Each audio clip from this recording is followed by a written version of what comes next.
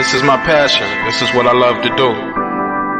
But some days, sometimes, I'm just like you, man. I hate this job. Damn, I hate this job. Damn, I hate this job. Damn, I hate my job. Damn, I hate this job. I'm just like you. Damn, I hate this job.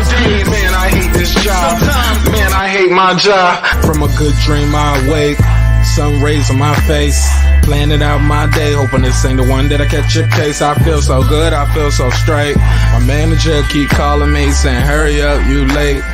Hurry up, you lay off. Y'all, man, I hate this job. Man, I hate this job. Been trying to play it cool, but it's hard to play it off. I've been hanging on to this bullshit, cause my car still ain't paid off. I know I'm on my way up, my boy just got laid off, so y'all, man, I hate this job. Man, I hate this job. These hoes is so ratchet. These niggas is so sneaky. Y'all don't even really pay enough for y'all to only pay bi-weekly. I'm trying to double up my cash, take this job, shove it up your ass. Yo, man, I hate this job. Sometimes I wanna say, walk in and slap my boss. This shit is getting hard. Damn, I hate this job. Gotta make it out of this struggle, bruh. And I don't really mean to take it out on you. You just a customer, but damn, I hate this job.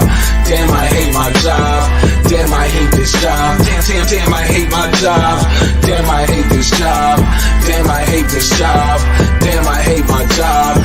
Damn, I hate this job. We're the reason why your stockholders always stay afloat. Yet I'm asking, are they hiring? Like everywhere I go, schedule will say 9, but I think it's fine if I clock in at 9:04. I work 40 hours a week plus overtime just to be bro. So y'all, man, I hate this job. Hate that I applied. So much has transpired since the day that I was high.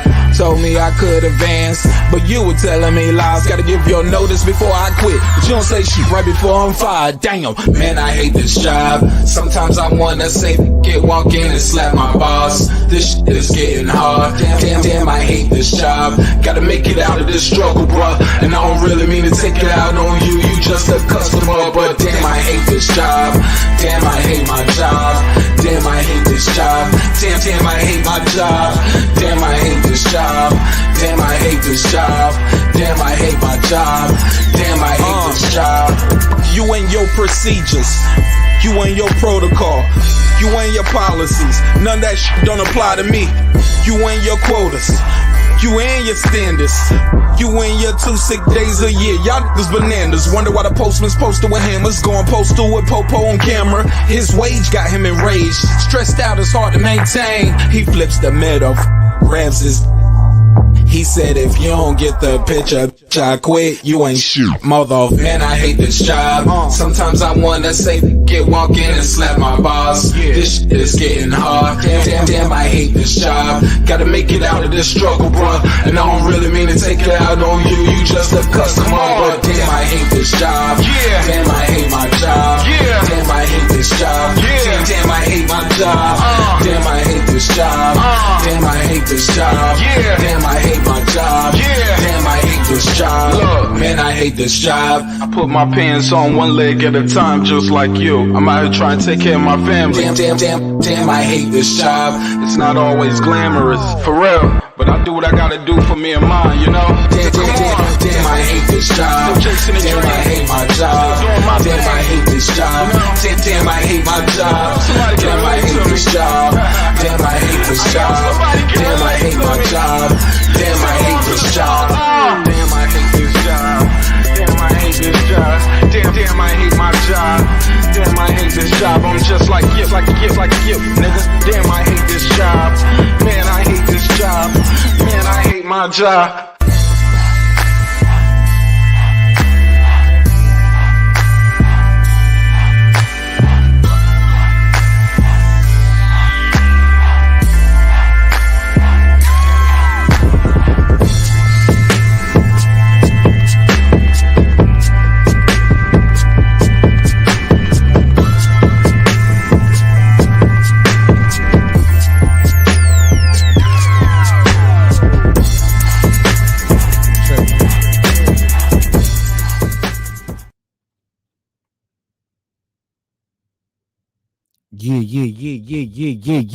Yeah. What's popping? Let's run it. Let's run it. Let's run it. We ain't gonna be here long. I promise we ain't gonna be here long. But while we're here, we're gonna have a good time. Let's get it going. Let's get it going. Let's get it going. Y'all let me know your area code right now in the chat. Let me know your area code. Subscribers only in the chat. Hell yeah. Let's get it. This that squad side.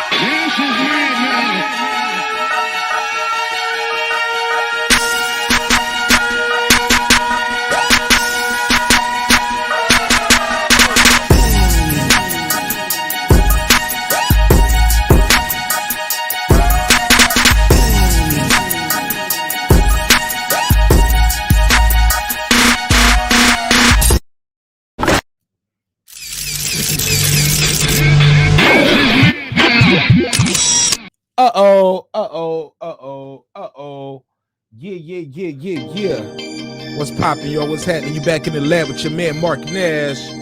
He is I am he. Another great episode of Breaking the Beats.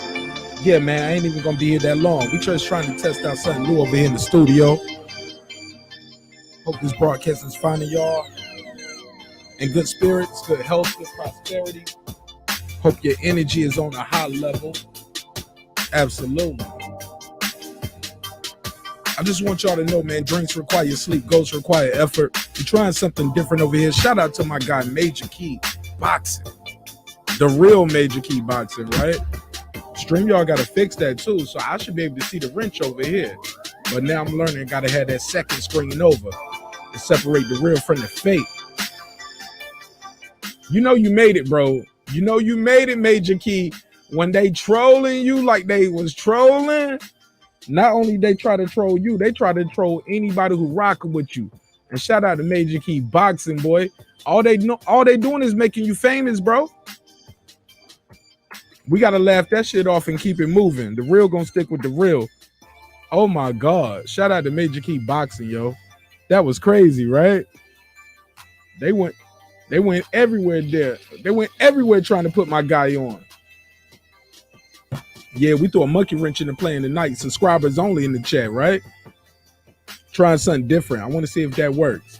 Have some fun with that. Want to chop it up with me, man? You can't just be in here typing in random shit. Nah, you ain't fucking with us. I won't fuck with you neither. Haha. But look, on some real shit though. Yeah, man. Okay, so we're gonna see how that works. See, cause I ain't used to big whoever this is right here. White privilege. All right, yeah. Okay, so y'all ready to get right into the topic? If y'all ready to get right into the topic, type your area code in, because we got a couple topics on the docket. I'm gonna just have some fun with this real quick, real briefly, and we can get into the end of the night and we can go through the rest of the shit. But I definitely wanted to touch on the topics real quick, and I dropped the phone line out there, so if you want to call in and voice your opinion, that's cool too. Real quick, like I said, we ain't gonna be here all day. 678-381-1938. 678-381-1938. Let me make sure the screen up. I got a video to show y'all too. This video is coming from out of Alabama. No surprise, right? Alabama. Well, we got a city councilman calling the city councilwoman more or less a house nigga in front of God and country. Of course, people are asking for him to resign. He is refusing to resign. And that's cool too. Do your thing, because look, if he resigns, shit, they'll just set up a GoFundMe for him. He'll write a book and be a millionaire in a week. Patricia, what up, baby? Queen P, what up? Canada, what up? Major Key, my first post was about people trolling me. What you say? What you say? Let me put it over. He said, I'm here, bro. I'm here. The real Major Key. Yeah, man. And I had to give Major Key an apology. Like, I shouldn't even had a fraction of thought in my mind that he would do that. Like, nah, nigga, I'll just come to Atlanta and fight you. That's what he told me on the phone. Said, nigga, we got a problem like that, bro. I ain't gonna do nothing like that. Man, you could just box, homie. This me. I was like, respect. But nah, he ain't say that. But in a major way, though, he's a good dude, man. And I told him, Queen P, I told him, I said, you know you made it You know you made it when they troll you. Queen P, pull up real quick. I need your comments on these topics real quick. Because we ain't going to be here long. But we trying something new right now with the chat. The chat is subscribers only. You can't even talk to me in the chat unless you've been a subscriber for at least 15 minutes. So you can't subscribe for 1 minute, do your bullshit and get out of here. Nah, you got to stick around for a minute. You got to give me my 15 minutes of fame if you want my time. I can't even see you in the chat unless you have been a subscriber for at least 15 minutes. At least 15 minutes. So we're going to have some fun with that tonight, briefly, of course. And yeah, we're going to chop it up. Queen P, what up? Hello. How you feel? I'm good. How are you? I'm good. Just doing a little quick random topic, just popping up real quick. I was talking to Sir Senior about that issue in Alabama. really? Previously in one of your live. I was talking to him because I put in the chat, did anyone hear about this previously? And he said he heard about it. Oh yeah, let's talk about. Can I run the tape? You know we got to run the tape. We got to take it to the crowd. We got to show Go for it. I saw it. We got to show the tape because he did. If I'm not mistaken, he stood up and everything, right? Yes, he did. He was Super Bowl with his shit. Super They Bowl. claim it was a setup though, supposedly to try to make the mayor look bad. Because the mayor is technically he's the first black mayor, but he is a Republican though, right? I don't know if he's a Republican. I thought the mayor, mayor. because technically the mayor is supposed to be, but I just know I saw the little R beside his name, and I thought that's what that meant. He might be, but I thought the mayor was kind of like going to a black church, you know, non-denomination. Like, man, we just want the donations. That's what I thought too, but then again, I have no idea. Unless it's like Supreme Court, unless it's like in Congress or House of Representatives, maybe they're supposed to not have a political party, but I don't know. All right, well, let's run this tape real quick. I want to show this to people what we're talking about here. I gotta show them what we're talking about. So let me switch the layout real quick, and basically. We got to talk about her reaction too. Do you know she ran out the room crying, allegedly. That's what they said. She was so hurt. No, she did. She left the room and ran she came out back crying. Yep, and she came back and she was still hurt. But yeah, sister, we're gonna talk about it. Okay. Cause I can get it. You can be so mad that cause look, either I gotta run out the room crying, or I'm gonna run over there and put hands and feet on you crying. Cause I remember being a little kid when you be so mad, you almost could cry. You so mad. Yo, I threw everybody off with this like 1 in the morning on a Monday, right? Yeah, this is random, right? But I was on another show. You know, I be in the room sometimes. I be lurking. I ain't always got to let my presence known, but I'm involved in different things on YouTube. I don't just follow boxing or sports or just relationship talk or just hip hop talk. I don't put myself or my audience in those boxes, right? So when I was just roaming around listening, I couldn't believe how they roasted the dude. I was like, you guys are worse sometimes. And I'm talking about you guys. These were black people that were killing the guy. And to the point where you never really got to hear what he was saying. He didn't even get a bar out. Like, and they just was killing him. Coon this and that. And I'm like, damn, man. Like, can we have a difference of opinion? You don't even know what the brother was about to say. Y'all was just calling him an Uncle Tom, which is the wrong term to use anyway. Uncle Tom, Coon. Like, I'm like, golly. Now, granted, he might be on some bullshit. But let him make himself the fool real quick. Let him embarrass himself further. Let him speak. Like, what's the point? And that's what I love. I was like, man, I'm so proud of what we doing over here and the work we doing. Because even to our own detriment, sometimes we let people speak. You get what I'm saying? We let them get their bars off. We let them spit their game, talk your shit. You can call in, you can beam in, and we don't stop you. Yeah, Pittsburgh. Oh, yeah. It's a subscriber party tonight. They can't even talk to us tonight unless they already subbed. You get what I'm saying? We having a different kind of conversation. But And shout out to Patricia, man. Queen P in the building. Queen P in the building. So let's play this clip and let's break this down.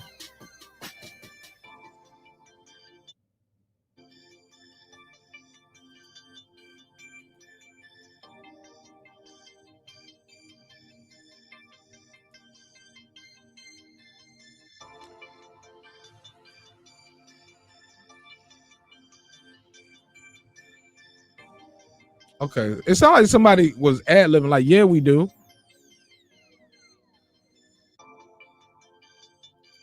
Somebody's like, now you want to dress what I got to say. That's her, right? Somebody's like, yeah, we do. You might have to replay it because the volume is low. So Oh. I don't know if people can hear it. Okay, maybe not. It's no volume. Oh, y'all don't hear no volume at all? No, we hear your music. I cut the music off. Let's reset it. Let's reset it. We got to get it right now. We got to get it right. We got to give it to the people. This is crazy. This is crazy. This dude is wilding. This dude. Okay, I probably didn't click the audio. I'm sorry.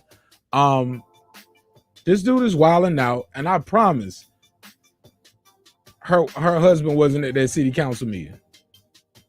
This dude is too brave. He's feeling like, oh, he can't be touched. He can't be touched. Are you kidding me, bro? Are you fucking kidding me? Listening to this shit. Let me. Y'all tell me if y'all can hear this now. Oh, and I think one of the rules is I think I gotta have myself on the screen. That's one of the get arounds to this shit too. So check 1 2 1 2. Y'all hear me, right? All right. So let me make sure. I'm lights on camera action. If y'all just tuning in, smash the like button. But if you are just tuning in and you're not a subscriber, you gotta subscribe to talk to us in the chat. You gotta be a part of the crew. You gotta pay us for the pleasure. That's how we're gonna eliminate some of that bullshit too. You feel me? Can't even talk to us. You can't even talk to us, yo. If you ain't part of the game. All right. But shout out to you, D-Ray. Right. Hell yeah, D-Ray. They can't even talk to us in the chat tonight. But if you got a fake account, try that. Let me know if that worked for you. Let me know how that worked for you. We'll see. I'm still trying to figure it out, but we're gonna learn. I'm gonna learn you, boy. That's what the old folks used to say. So let me click play over here, and I want y'all to hear this bullshit, racist shit this clown ass nigga talking about. Clown motherfucker right here, bro. Play this shit. I mean, I know I'm black. Do we have a house nigger in here? Yeah. Okay. Do we? Hey, Yeah. do we? Would she please stand up? Y'all are seeing this, right? Cameras.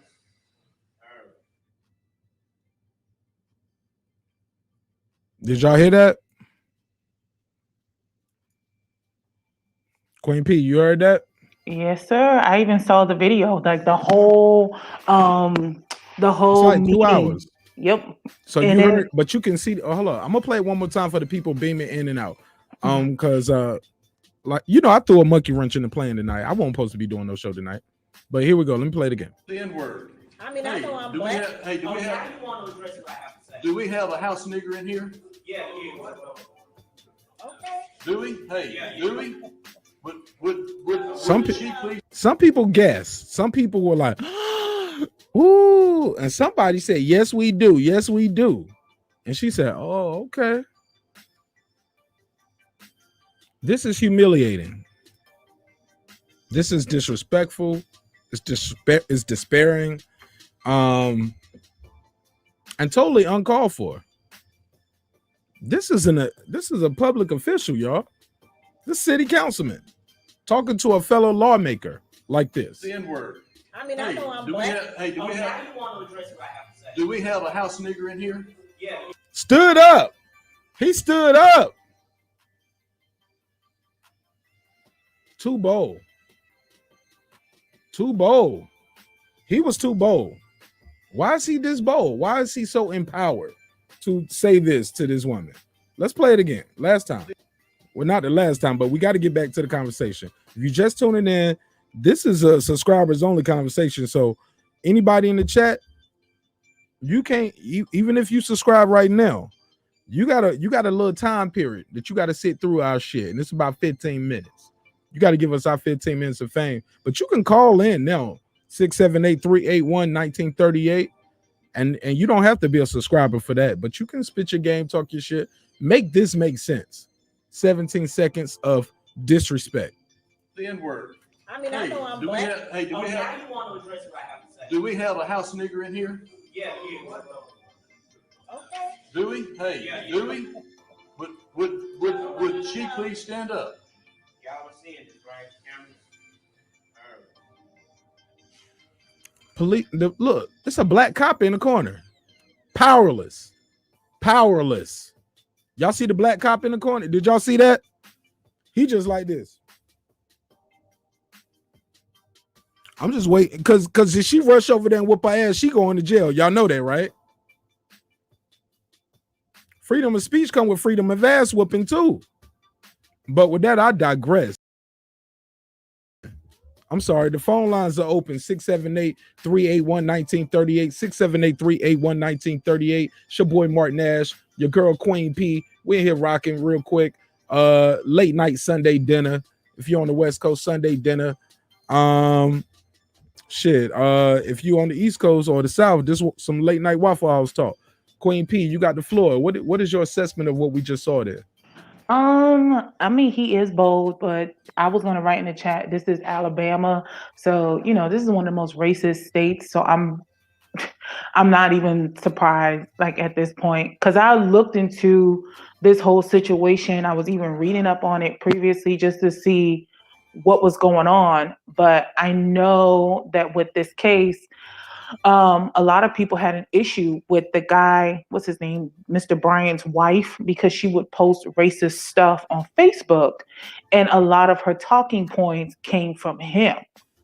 And then he doesn't say anything to his wife. And one of the things was that the wife was expressing an issue against that mayor because she was like, we don't even know where he lives and that he can afford different places.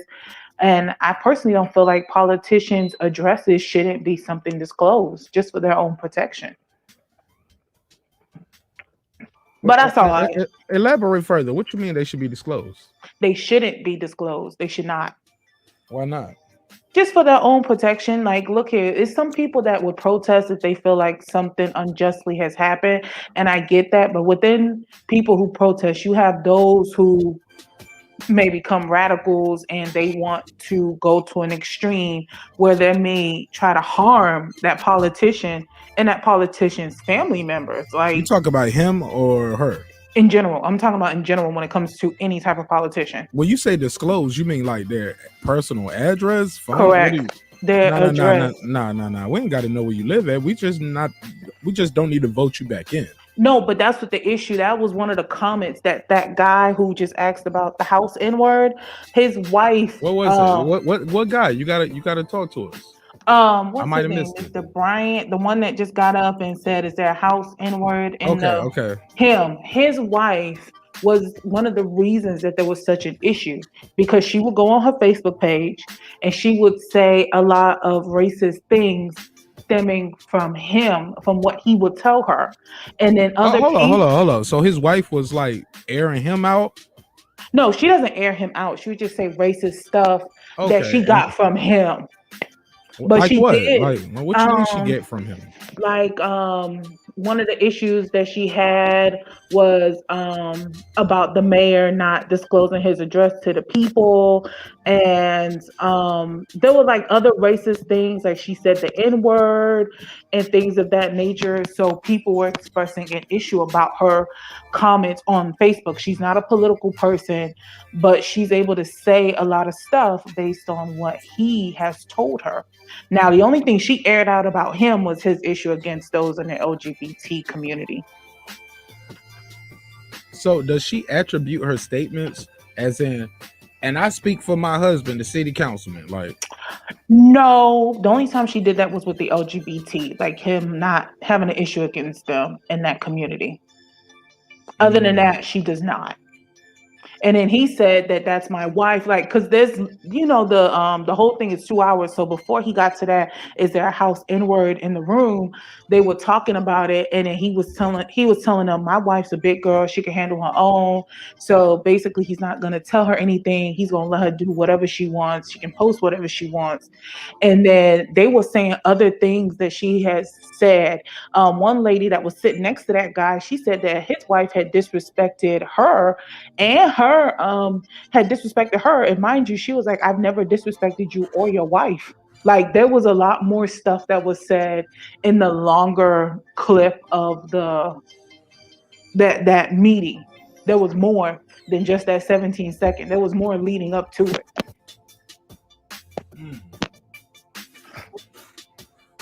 But go ahead. I will say this, now that I was reading up on it, it's being reported that that lady who was crying and walked out the room, she's supposedly working with that guy, because anytime the mayor has proposed to try to pass things, they would block him from doing so. So at one point when he was trying to pass, because he has power. He has power there. yeah. Hey, look, YouTube is blocking my thumbnail. Huh? The thumbnail is not the thumbnail that's supposed. Do y'all see the thumbnail? Did y'all see the Uncle Ruckus and the picture of did y'all see the thumbnail? Because right now y'all just see Marq Nash. Yeah, that's all it showed. Yeah, that's some bullshit. That ain't the thumbnail. Can you see what's on the screen? No, it just shows Marq Nash. It never showed anything else. I mean, oh man, who in the chat see the thumbnail? The thumbnail is half Uncle Ruckus, and the other picture. Oh yeah. Now I'm looking at you. Is Steven holding is holding on? What's the dude from Candyland name? Like, yo. I can see it. I can see it here, but like on your YouTube, like when it says subscribers only, it just shows your name. So I don't know if you had a different thumbnail than that, but it ain't showing that on there. But in the live, then yeah, it is showing the Uncle Ruckus and the other guy.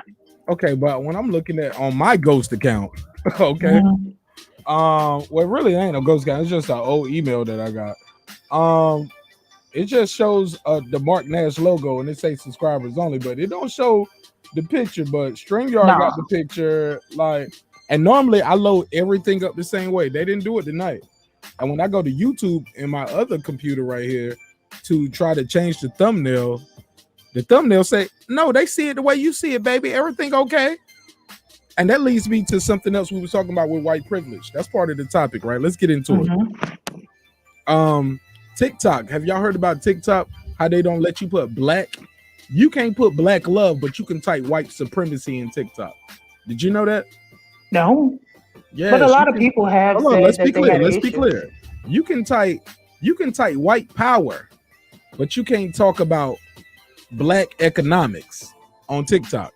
On your and we talking about your monetization, because I'm not a TikToker, but this was a big thing that was been going on for a couple of weeks. TikTok has replied and said, basically, we have a problem in our algorithm that's causing that. We have worked on it and fixed it. But since that one popular TikToker, I guess there was, or do we call them TikTokers? I don't even know what to call them.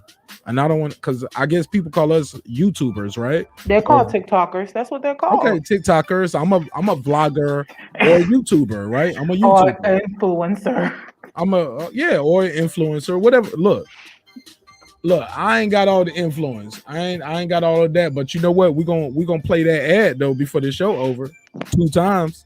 So somebody has paid me to do influencing, and it is what it is. Plus, I'm supporting my homie. It's an independent business, a black woman who has a business. You know what I'm saying? So I'm killing mad birds with mad stones. I get to take care of my family. Come on, man. And it's 25 seconds. Are you kidding me? Let's support each other. Let's get it. And I'll play your ad too if you got a business. Let's get it. Holler at me. Email it is in the description. But look, so long story less long, I was talking to other TikTokers in the space, talking to them about doing YouTube, because you know YouTube is longer videos too, right? And the essence of it, like a lot of times the longer your video, the better you can do, because you know it's you can drop more ads in. Plus, you can sell time. You can do a lot of things with your time. But also, what comes with that is you got to have some content. And some of the TikTokers that I have talked to, they it's very short the way their platform is set up. But even still, they are having problems with their monetization. And they were telling me about what's going on over here with the same story, which is TikTok has an algorithm that blocks black love, but white supremacy, fine. Also, we had a story on the docket from, like I was saying, I was in this room and they were calling this brother coon, this, that, and the third. And I'm like, y'all didn't even let the man speak. You get what I'm saying? Sometimes you got to let people speak to hear what side of the fence they land on. And I'm like, damn, are we too hard on each other just because we have a disagreement?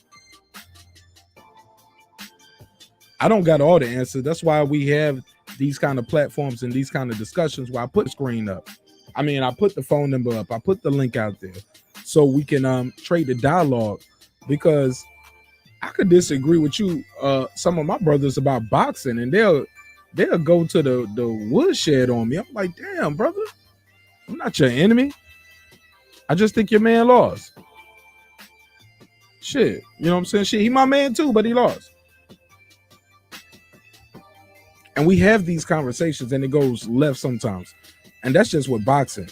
But also, even with politics, we can have a difference of opinion about little things. And now, oh man, he working for the man, or he an agent. We just disagree, my brother. But if I disagree with you and my Uncle Ruckus, I ain't talking about me. I'm just saying, like I said, I was listening in that room, in that chat, in that session. And this is a whole nother platform. I'm involved in different groups. And I was amazed to hear the black people shred this brother. And I was like, damn, nigga. I know it's cold in that water, but keep swimming. The person they were dragging, that was the mayor in Alabama? No. This is just like the guy. Thanks, Patricia. Queen P is in the building. Just in case you didn't know, it's your boy Marq Nash. Your girl Queen P is up here. Talk to him, Queen. Oh, hello. I was just trying to figure out who they were dragging, because I know some people did have an issue with that guy. I mean, he didn't. Oh, absolutely. He didn't get in easily. Like, look, he had to fight to get that title as mayor, because even when he was campaigning, he had a tent, and they were trying to get him arrested, but they couldn't, because that mayor is actually a lawyer, so he was able to get out of that. I believe. Hey, Patricia. Mm-hmm. Queen P. I believe we have an adverse opinion in the chat. Oh, what? Kendrick? Who's Kendrick? I look, sometimes, like I said, people got me last week with the trolling shit, because I just be so engulfed in my conversation. I literally be looking at a different screen over here. I'm multitasking, but I'm also having a good conversation. Man, I don't be over there reading everything in the chat. That's why I get behind, especially if I got somebody up here like yourself. My bad. But I was gonna say, did you hear about that governor though? Chop it up. But look, the number is on the screen. You can call in or you can beam in. But that's gonna be my new thing too. I'm not gonna be going back and forth with the chat.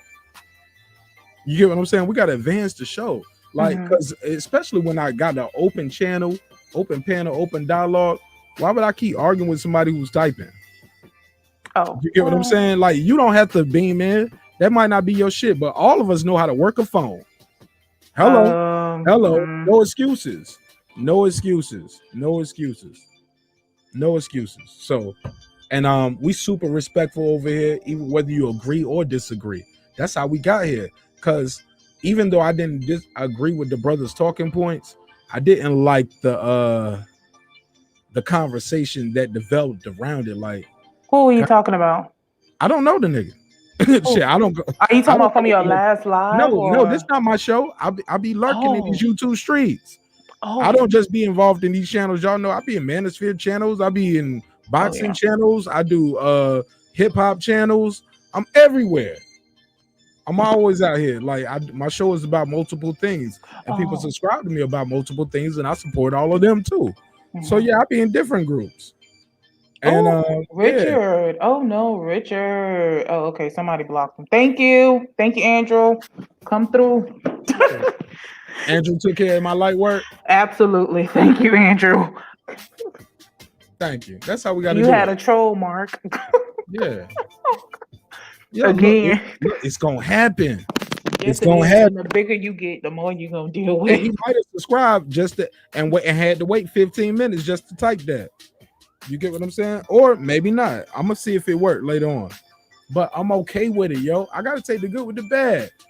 Motherfuckers Sadly. pulling up just to show some dick to a nigga, man. But maybe they were showing it to y'all ladies. We had 3 ladies on the platform, and sometimes a lot of these platforms be so testosterone driven No, what you that if they you just talking be about? hating. Nah, if you talking about Fridays on, nah, they showed everybody. Okay, everybody had them eyeball emojis, and I was wondering what was going on. And then I looked and I saw the twerking. Even girl on the mic saw it, and then other people in the chat was saying they saw the penis first. I was like, what? Shout out the girl behind the mic. There was a penis Girl, picture? Oh, she's absolutely. getting hot. What the hell is? Thank you, Andrew. Oh Lord, this dude is over here coming up with different pages. I Yeah, love Mark, it. you're gonna have I a troll love it. I tonight. love it though. I fucking Uh, love it. You gotta love it, right? yeah, I guess Andrew Charles gonna be working today. That means they're watching the show. Yeah. But that's what the real moderators are for, right? Mm-hmm. And that's why I was like, you don't need a whole bunch of wrenches. You just need a few people that fuck with you. They gonna handle the rest. What's the point of having all those wrenches and people got wrenches and they just come in, salute, and then they gone? I'm like, nigga, you don't watch the show.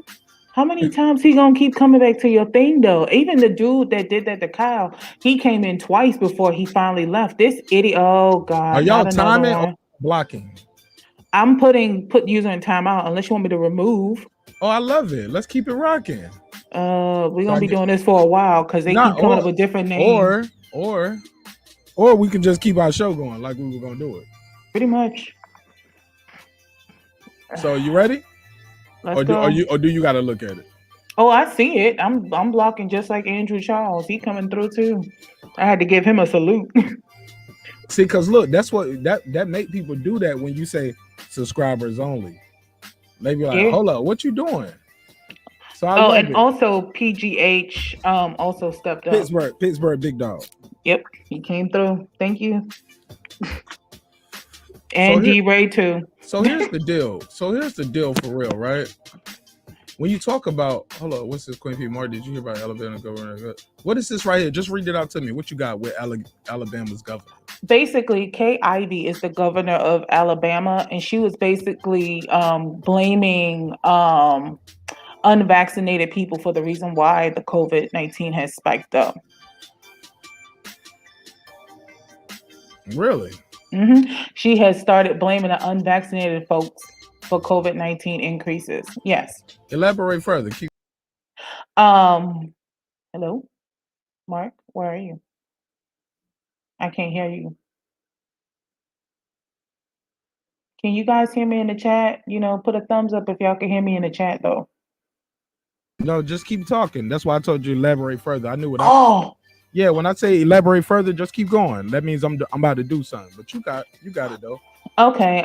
Basically, Alabama Republican. She is a Republican. She said on Thursday, she said the unvaccinated folks are the reason for the rise in COVID-19 in her state, which was a remarkable plea at the time when many GOP leaders are refusing to urge people to get vaccinated, even as the COVID-19 cases surge in many parts of the country.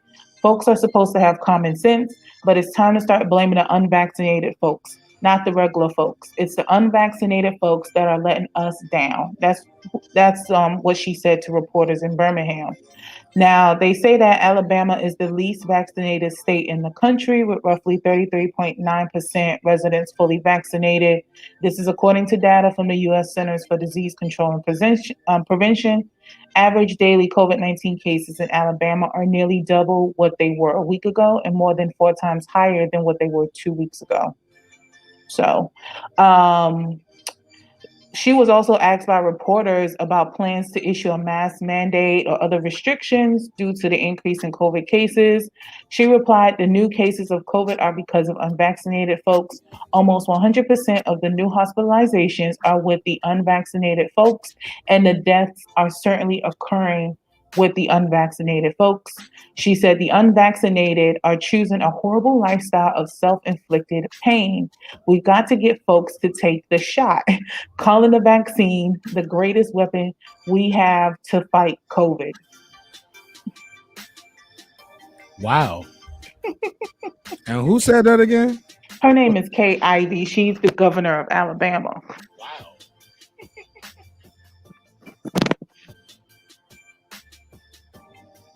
Okay. So what you can do is what I'm figuring out too. When you see that, instead of just blocking them, I think you can just click report hate speech, and that'll get it out of there too quicker. It'll take all of this shit away. So try that next time. Not just the block. Try that report the hate speech. So it's a way around everything, right?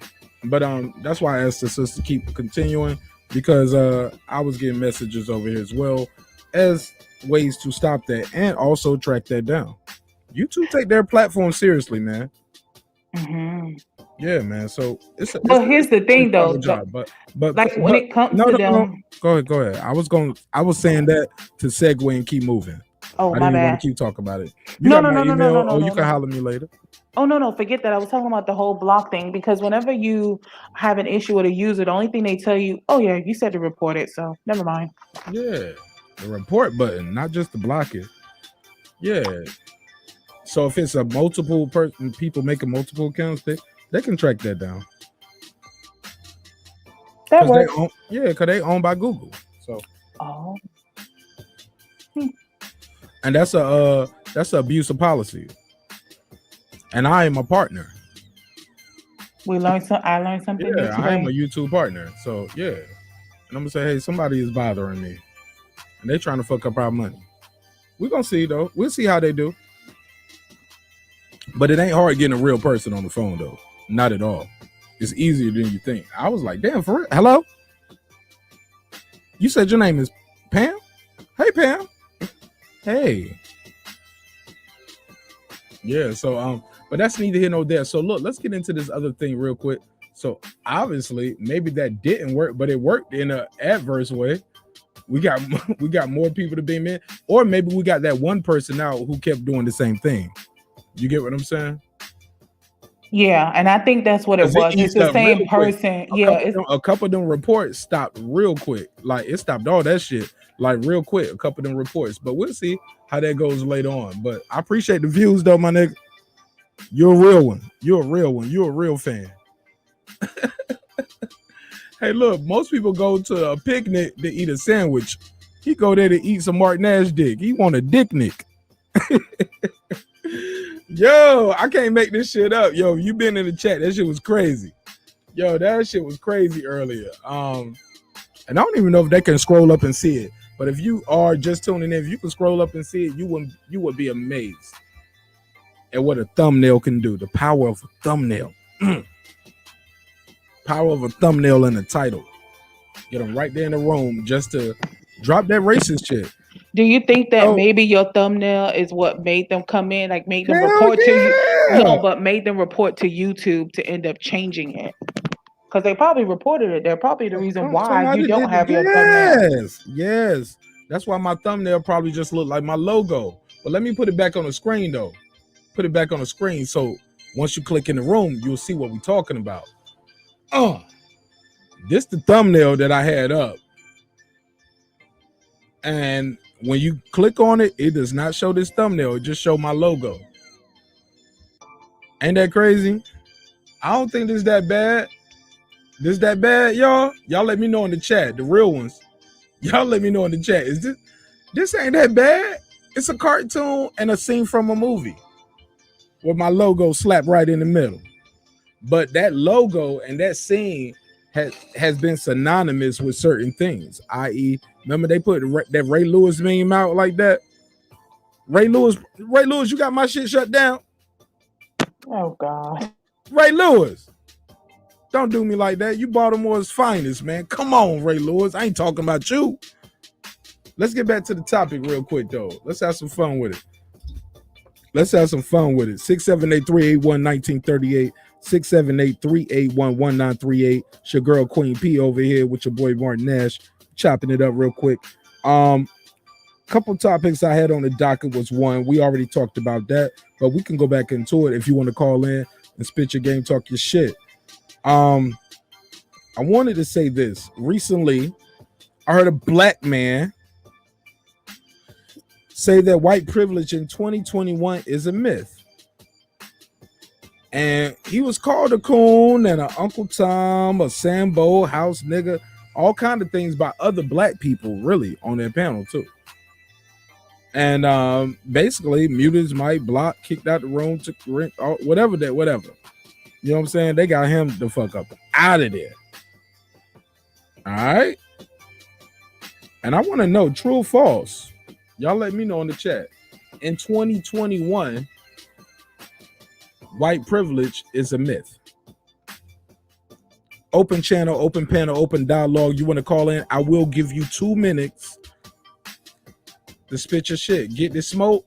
I see you backstage, but we had some trolls, so I need you to unmute your mic and start talking. I do know your voice. What up? What up? All right, go ahead, man. Spit your game, talk your shit. Keep going. Oh, man. I just came in. Hold on. Say today's date so I know that today ain't troll. Oh, geez. Proof of life. It's 11:03 on the. All right. That's enough. Bro, they got videos of people. When you tell them behind the scenes, show their face now. Oh, they got a video for that. Oh, I know. Yeah, I know. Yeah, bro. We know who they are. We know. Listen, these kids are bored out here, man. Like COVID. But they love me though. I'm their new daddy. They need to send me some Father's Day next year. I want all my gifts sent to my PO box. Oh, and I'm a real one. I check my PO box. If you one of those dudes who like, well, I'm gonna check on catching this meal, nigga. I'm gonna be that one. Do it. Nah, man. Because I live in Atlanta. You know I can keep that thing on me, right? Yeah, man. I'm good on the cyber orphans. You can't get rid of them. They're like a case crap. Like, nah, I'm good. Go away. Don't send me nothing. Just ignore me totally. Anyway. All right, man. So look, we having a little racial conversation going on over here. Some people don't like it. I like a little racial talk, man. Am I wrong for that? I like to hear what people think about it. It's like the never ending story. Well, it's y'all fault that I got this kind of content. And we got this conversation on the dock. I'm setting the table for you. I'm gonna give you the segue. And I'm gonna give you your clock. Look, man, we got this topic on the docket where I heard a black man being called Uncle Tom, a coon, all kind of shit. Cause he was like, yo, in 2021, white privilege, bro, that shit don't exist, yo. I went to a good school. You know what I'm saying? And I came from nothing. I was a single mom with mad kids. Some of my brothers and sisters did good too. Some of them didn't. But he was like, yo, you get what you want out of life. And he said it's a myth. And it's something people use as a crutch to fall on. What do you think? The Boxing Lounge, I'm subscribed to y'all channel. And I'll be leaving comments. I got the bell lit over there for y'all because I rock with y'all. And I appreciate y'all rocking with me as well. Go ahead, bro. You got the floor. Nice. Thank you. Make sure, man, look, I'm about to hit this button. When I hit this button, it's going to mute your mic. So unmute your mic. And you got 2 minutes uninterrupted flow. Get your bars off. Let's go. Word up. All right. So there's a lot there. First off, I like the fact that you are addressing these topics as I think that they're part of the American fabric and have been really since America was founded, and we're still working through it. Right. So just as, you know, as a fellow American, I appreciate this kind of thing. I know YouTube is like a worldwide thing, so maybe the racism the topic may not be, might not be as front of mind. It may not be as much of a priority in your particular society, or maybe it works differently. But as far as Americans are concerned, this is a hot button issue, and we definitely need to work it through. The idea, I think this idea that white privilege doesn't exist is yet the next little salvo like strategy. They're basically using taking racism and playing politics with it. Right now, there's a lot of energy on the Republican side to say that racism doesn't exist. And there's a lot of energy on the Democrat side to say that racism not only exists, but it needs to be the primary focus of a lot of different policy moving forward. And because it's being played, because they're using it as a political football, there's all these, there's a bunch of talking points that are associated with it. But as I said, it's part of the American life and society, so we all have a viewpoint on it. But I would just say this, like Black people who are new to America may have a different perspective on this whole like white privilege thing and racism in America than people who are like American descendant of slaves. But you don't have to look any further to like the laws, like who is the head of corporations, to see that, you'll see white privilege is still like alive and well and kicking. Hey, look. You see, can you see the wrap it up on the screen when I was? Yeah, that's why I stopped. Hey, I had look, one more like cool. real fast point, but I wrapped it up. So hey, no, you cool. See, you know what was supposed to be there? It's supposed to be this, and my it's supposed to be this when people go over the line. It's supposed to say shut the fuck up. Oh, and Mrs. Nash was like, "Baby, that's too much. That's too much." I don't blame her. I was like, you let them talk for 2 minutes, and then how you gonna tell them they still welcome to the conversation after that? I was like, that's a joke. It's almost like we let you talk for 2 minutes uninterrupted, and now it's time. The fuck. You get what I'm saying? Like now it's. But she was like, "Don't." She was like, "Don't do that. Don't do that. Keep that one in the tuck for when you really need it, baby." We're boxing fans over here, though. We need these 3-minute rounds. Anyway, that's I can't give 3 people 3 minutes, man. They came to see me, bro. Sometimes, you know what I'm saying? Nah, and just one last like, thing. who is this guy? I was just going to say just one last thing. And real talk. Some people be new listeners, and if they don't see me on the screen, they don't know if I'm you. You get what I'm saying? Yeah. They don't know who is who and what is what. If it is that, and they don't see me on the screen, so I got it's a lot going on behind the scenes. It's a new show, bro. Cool, man. So you mind if I drop like one last thing? Hell yeah. So you want to go over? You want another 2 minutes? Yeah, no, not another 2 minutes. Just a real fast thing. Just economists have studied since 2000 that racial discrimination has cost the American economy $16 trillion. So for anybody, whoa, say that again. Right. So economists study the phenomena of racial discrimination, really systemic racism, because it goes on in a bunch of different ways, like voting rights, and there's like just a bunch of different institutions that American society is comprised of. And they looked at the economic impact of those outcomes, those race-based outcomes, those racialized outcomes, and they came to the conclusion that racial discrimination has been a $16 trillion drag on the economy. And then I guess the study wrapped up in like 2019, and they looked at it for 2000. So they looked at basically 18 years of data showing this thing that people are saying doesn't exist is actually costing the economy $16 trillion. Let's just look when you say costing the economy, that Queen P, GTS. Sometimes when we say causing the economy, people might get confused. And they might be like, that's for rich people. But when you say it's hurting the country, that might resonate. Oh yeah, it's hurting the country. Yes, definitely. That resonates better for people who live in certain demographics. Hurt my country. Yeah. Versus, there you go. You're exactly right. Yeah, you get what I'm saying. I get you. Yeah, better but message. Go ahead. Yeah, exactly. Easier to understand too, right? Better marketing. Stop racism. It's hurting the country. Versus it costs the economy $12 trillion. They were like, man, that's Bill Gates. That's rich folks. Oh no, we're doing good over here. No, it hurts the economy.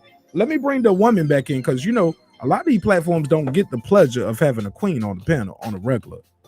So once we got one, we gotta treat her like a queen. Queen P, what do you say to what the Boxing Lounge Get This Smoke was talking about, where he says racism in its essence is costing the economy trillions of dollars? Is this hold on? Is that annually? Is that up to date? Like, or like, what is that number? Is that every year? Like, it was a $16 trillion number, and they looked at, I want to say it was 15 years. I'm not entirely sure. I know that they wrapped up the study in like 2019. So almost $1 trillion a year. Yeah, like basically like that. Yeah, a little bit more than $1 trillion a year. Get the fuck out of here. Hey, go ahead, Queen P. What do you think of that? That was something new to me. I didn't know about the cost of racism. Now, the earlier conversation you had about that man where he was saying that he doesn't feel like white privilege is an issue now. He's not the only one to say that. Somebody else feels the same way, and that was Cash Doll. She's also said she's never had that experience before herself. My issue that I have with some people who say that is just because you may have never had that experience yet, they would dismiss other people who have expressed that they've had the experience of dealing with white privilege. That's the only thing I personally don't like. Like, if you never experienced it, or maybe it wasn't blatant or obvious, you know, but don't dismiss somebody else who may have said, yes, I've experienced, you know, issues with white privilege or this, that, and the third. Now, the cost, I didn't know. That's a new one to me.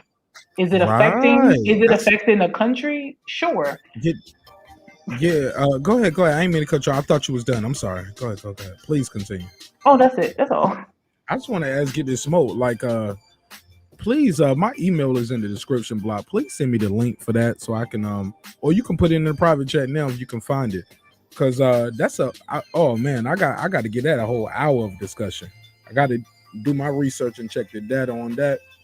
And want to talk about that more, because that's a whole shit. That's a 2-hour episode right there, where we need to get to the bottom of this, and we need to start finding solutions to that problem. Shit, we can do a week on. Like, wow, people don't understand. Man, you can write a book about that. The price of racism, the cost of racism. Like, wow, that's insane. Almost $1 trillion a year. Yeah, he put it in there, and I also found an article too that I added. I love that shit. So the article that you put in is about the study that I put up. So you'll see the study. The article is basically a summarization of the study. I love it. We fact checking. Like, we got multiple sources. Like, that's what I always tell people. If you've ever been to college, they're gonna tell you to do what when you write that paper. Cite your sources. You got to have a whole page of citing sometimes. You know what I'm saying?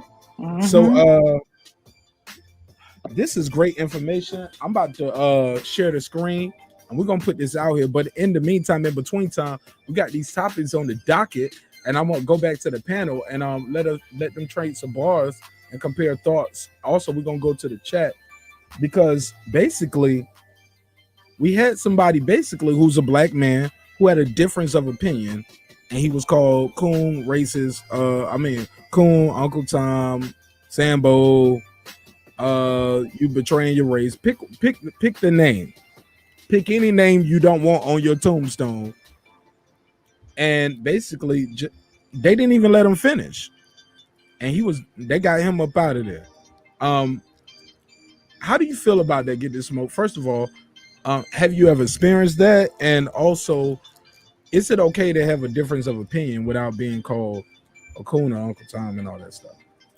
All right. I know it goes against the thumbnail, but we haven't got to that part yet. We're gonna get to that too. Right. How you deal with the opposition in civil discourse, I think, says a lot, right, about the person.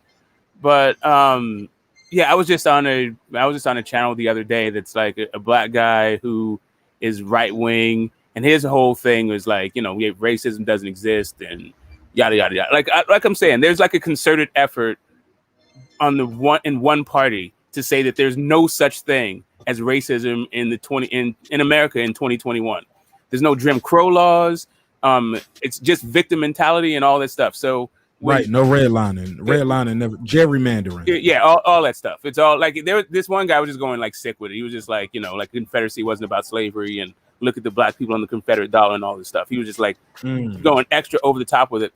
But when I was trying to have a discussion with him, he wasn't like allowing me to speak. He, called me a communist and, beta and all this other weird stuff. And I'm just like trying to talk about like critical race theory and what it is and what it wasn't, right?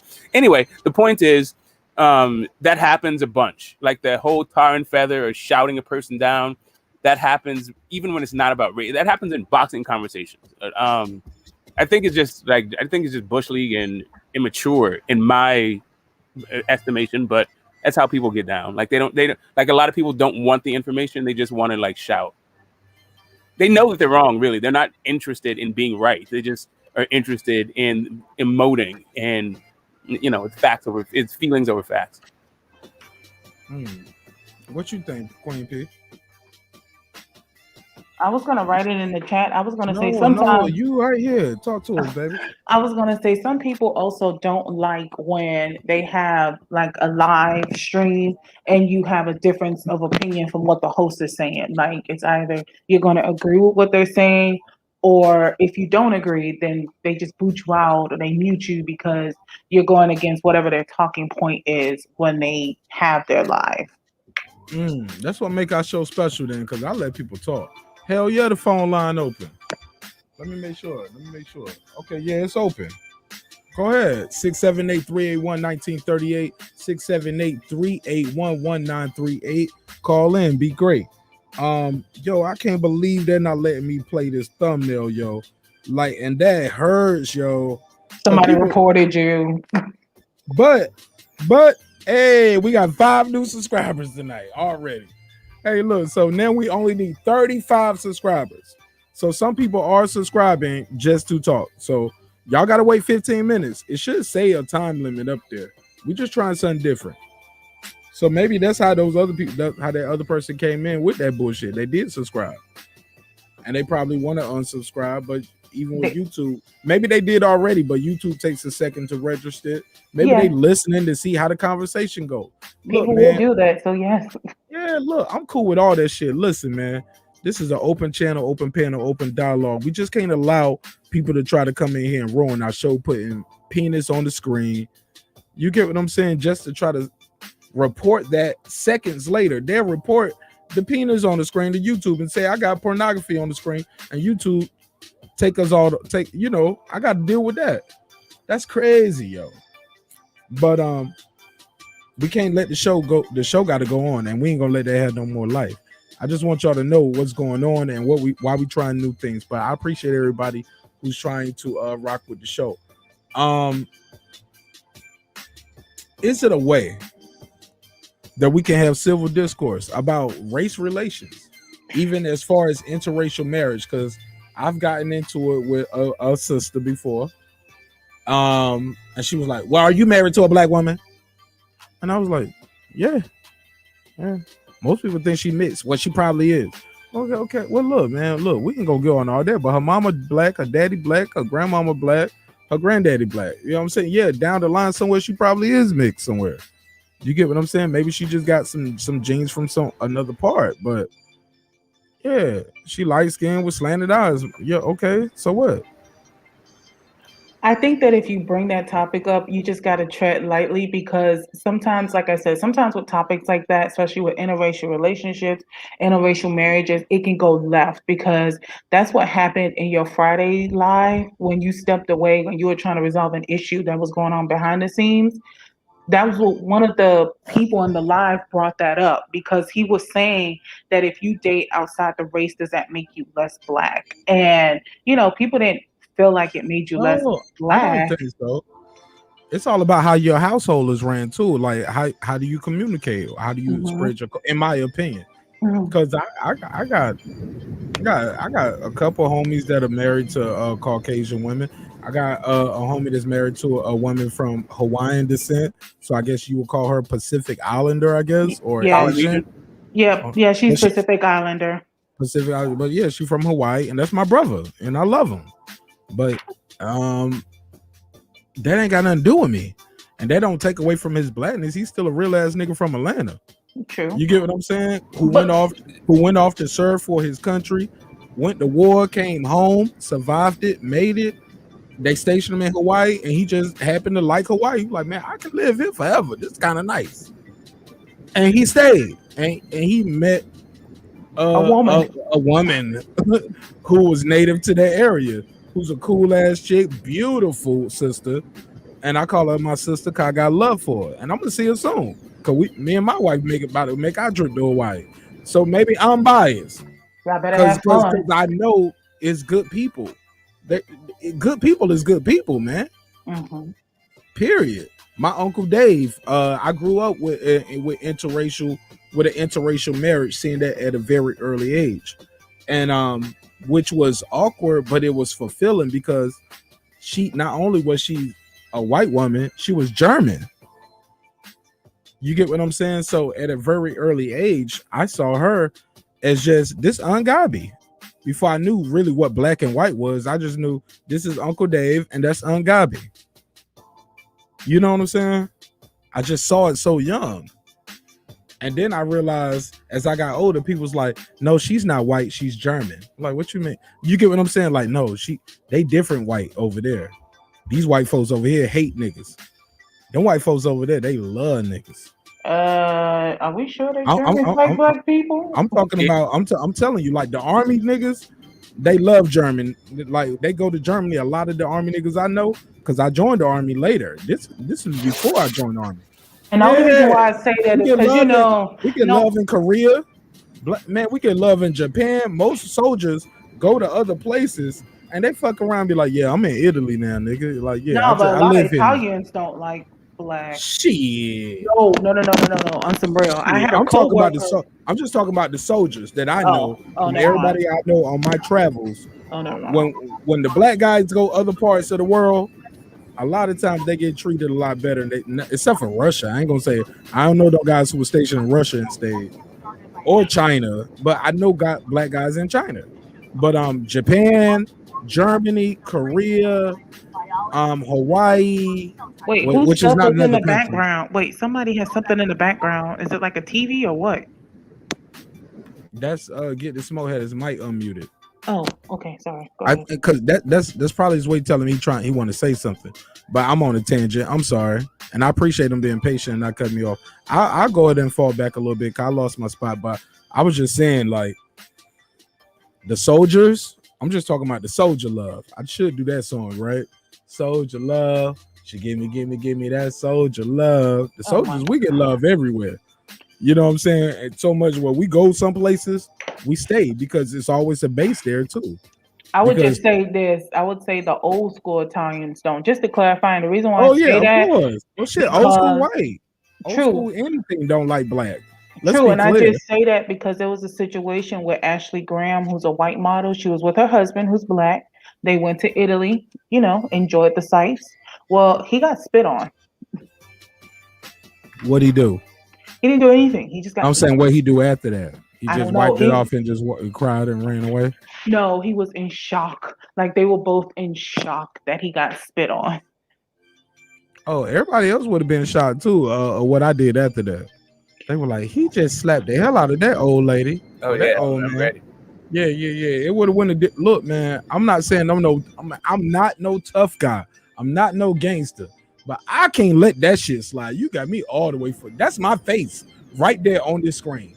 It's not even that. It's trained, no, nigga, right? I am who I said I was, bro. I can't let that slide. The camera gonna end with me being knocked out cold, and y'all put that on YouTube. But then ain't gonna be like I just wiped it off and walked away. You got me all the way fucked up, homie. He was more shocked than anything else. Oh, she gonna be shocked too. Everybody gonna be shocked. It's gonna be shocking, awe, and amazement everywhere. She just spit on this man. He walking down the red carpet. Oh man, Interpol. Ain't that what they call it? Man, y'all better call Interpol. They about to revoke my visa right now. I'm about to grand opening, grand closing. I ain't gonna be here long. This ain't about to fly. Or give me something to throw. Or I'm gonna look at my girl funny. I'm like, bitch, you gonna let her do that? You better get her before I get her. I'm gonna look right at my wife like, get her, bitch. Like I'm sick of my pit bull on him. Get him. You got me fucked up. My name is my name, my nigga. You got me fucked up. So he walking down the red carpet, black man with his white wife, and somebody just spit on him. Was this a woman or old lady? Was it? It was a man. It was a man who Was the spit on person him. having a seizure or something? So he No. spit on him by accident. I'm gonna put the article in the private chat. But yeah, no, they were just walking together, and an Italian man spat on him, and it was all for him being black. Nothing else. That man didn't do anything to provoke got him no to get spit security? on. No, they So- were by themselves. Oh, see, but they just walking down the street. Yeah. Oh, but they got it on footage though. Who holding the camera? Is this? Well, I don't know if security? it was on footage. Nah, she didn't say it was on footage. It was just her husband was spat on, and so they were shocked. So this ain't nothing that was on the news. This is her telling the story. Correct. Oh, she would have been telling the story a lot different, baby. GTS. Because she was also talking about She the would've been experience like- that she he would've been had. like- Look, she would have been like, I broke my heels, my nails, because we were running so fast because I thought he told my wife got rules of engagement. Oh God. I already told my wife rules of engagement a long time ago. If the shit get real, get the fuck out of there. You just take off running, cause I'm gonna be all right. Either they gonna scrape me off the scene, or I'm gonna do what I'm gonna do real quick, and I'm gonna be gone. Pick me up around the block, cause I'm gonna be out of here. I'm about to bust this move on this nigga and anybody around, but I'm gonna get out of here. I don't want to have to look for you and worry about you. When I tell you go to the car and get the fuck up out of here, move fast. Be gone right then. Well, at least she knows. Oh, she got rules of engagement, man. I'm gonna look at her like, and she gonna be. You gonna see her grabbing her keys, getting the fuck up out of there. So what else is she gonna do? Oh, she got the strap too. What you mean? I'm strapped and my lady strapped. You told her to leave, and you like, No. I'm saying it. I'm gonna handle it. How I'm gonna handle it. It's rules of engagement for every situation. I can't give you all the code words. I can't give all the code words on air. It's like you don't tell the people. Your dog don't say attack and just attack. No, you have a code word. We got code words. This the code word for go in your bra and get that deuce out. This the code word for meet me around the block. Why you bullshit? Hey, D-Ray just called in. What's up, D-Ray? Hey, man, I wish my conversation worked that well, bro. I still got to argue with her while I try to go get the thing, man. I'm like, bro, just move. Go get the thing. She better have it on her. No, I'm talking about me getting the thing, bro. No, she better have it on her. If you ain't got it on her, she better have hers too. Like, cause sometimes they can sneak it there. You can sneak the small ones in with them titties. Better get you a girl with a C cup at least. C cup minimum. For the stash game. All I'm saying, yeah. But what I'm saying is, I don't need her at that moment. I just need her to get the hell out the way, bro. Get the fuck out the way. Get the fuck out the way. Yeah. A lot of dudes they be wanting the girl to hold them back and pull them and put on the show. I don't want my girl to see me get knocked out. I don't want her to see me catch this body. I don't want her to see it be a witness to nothing. Pick me up around the corner, cause I know what I'm about to do. I'm gonna live by it and die by it. I'm gonna live by it and die by it. But I don't want you to be right here for it.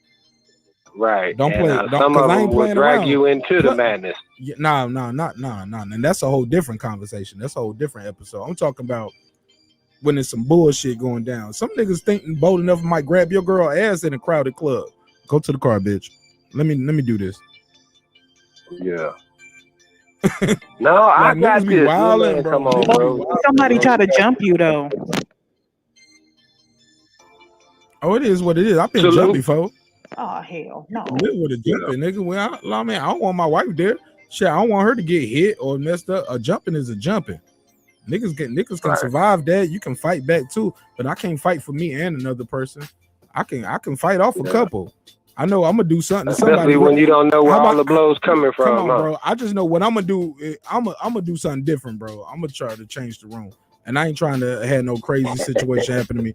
But I'm gonna change the whole temperature of the room with a single move, and everybody gonna get to running. How about that? Without saying too Absolutely. much, everybody gonna get to running. That works. So it is what it is. So I ain't with that jumping. Jumping who? For what? Oh man, it's about to go different, bro. Cause I can survive that, but I'm gonna get one. I'm gonna get two. Yeah. Or I'm gonna air this motherfucker man, out on some Troy Ave shit, nigga.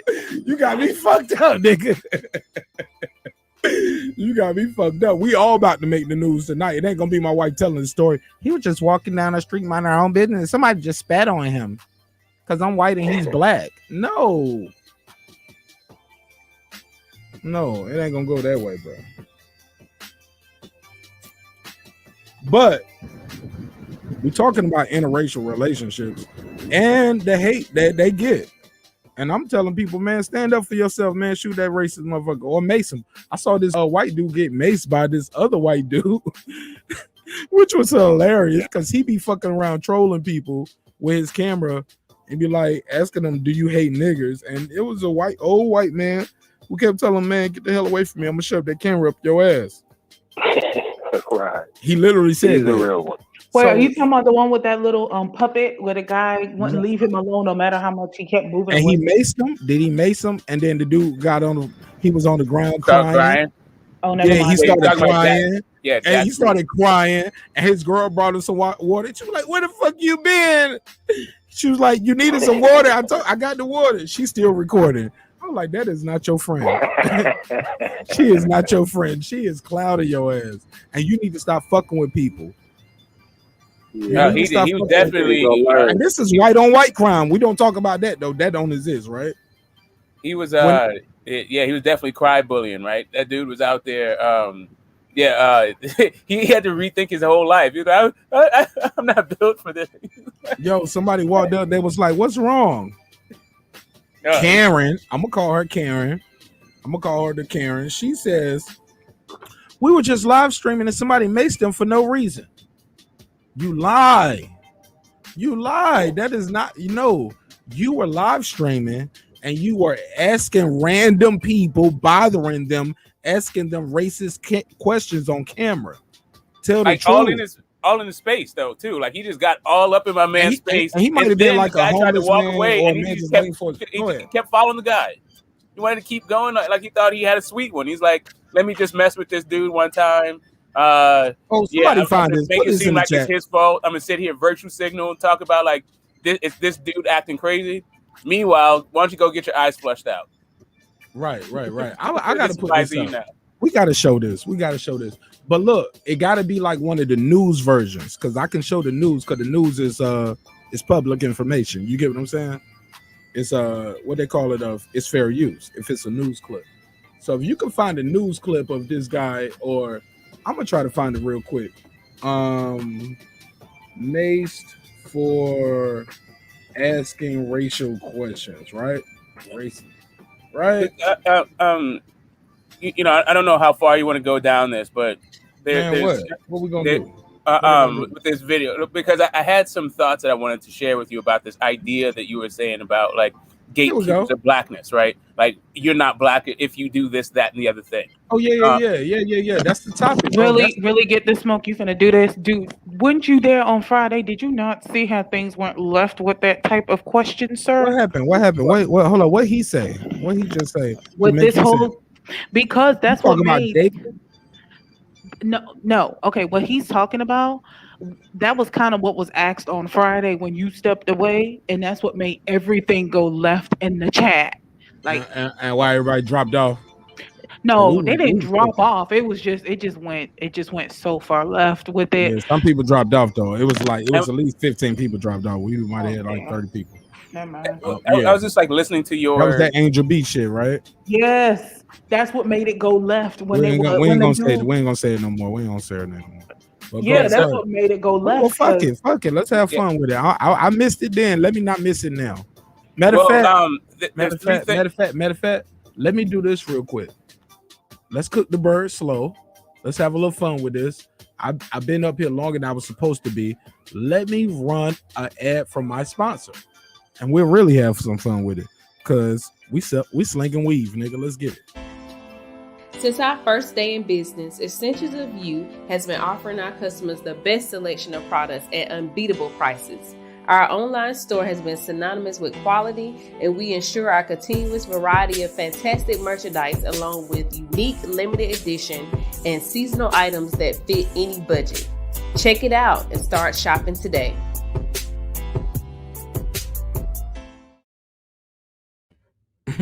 I'm a real one. Go ahead, bro. Get your bars off.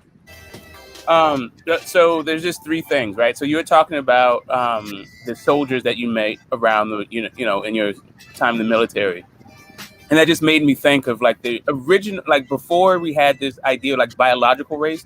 The idea of race was like different kinds of people. So soldiers would be their own actual race of people, right? Like in the classic terms of race before we got the biological thing. You're talking about class, right? Right. So then we got like the biological part of it that I think people touch on when they say whether or not like you're in an interracial relationship, whether that means you're really down for your community, that kind of thing. The biological comes up there, but I think that's more about culture. And then the idea of like Black being a culture is a completely different thing, right? So all of these like these terms and the way that these terms get used get caught up. And people think that, first off, like most people, I mean, I feel like people are coming to a realization that the idea of biological race is some bullshit. This is just some straight bullshit. Like, there's no like inherent characteristics of a race that doesn't exist in some other group of people that you wouldn't classify as part of that race, right? Anyway, I maybe that's confusing, but my point is, most scientists, most geneticists don't use race because it's just not a good way to group people. It's too messy. It doesn't make any sense. It doesn't make any sense scientifically. There's no utility scientifically, right? So then there's the idea of this culture, and yeah, you can get some like, the culture warriors, culture purists that say, you have to do this XYZ thing in order to be a part of the community. But I think those communities are even very specific, right? Like if you have to, it's hard to say that you're like they break down to like, are you saying that you're pro-Black, but you have like this interracial relationship? Can you be pro-Black and have an interracial relationship? Or I'm pretty sure that just having an interracial relationship doesn't equal you're not Black at all. But maybe that does for some people. But these sort of purity tests, they just sort of come up as, Hold on. Brother, I'm listening to you and you're saying a lot, but we're jumping around a little too much. Okay, and cool. I want you to slow down if you can. I don't know if you just naturally talk fast, and that's cool too. But let us speak on some of those, because you touched on a lot of topics right there. And I want to unpack some of that. Can we do that? Yeah, go ahead. Let's take it from the top right there.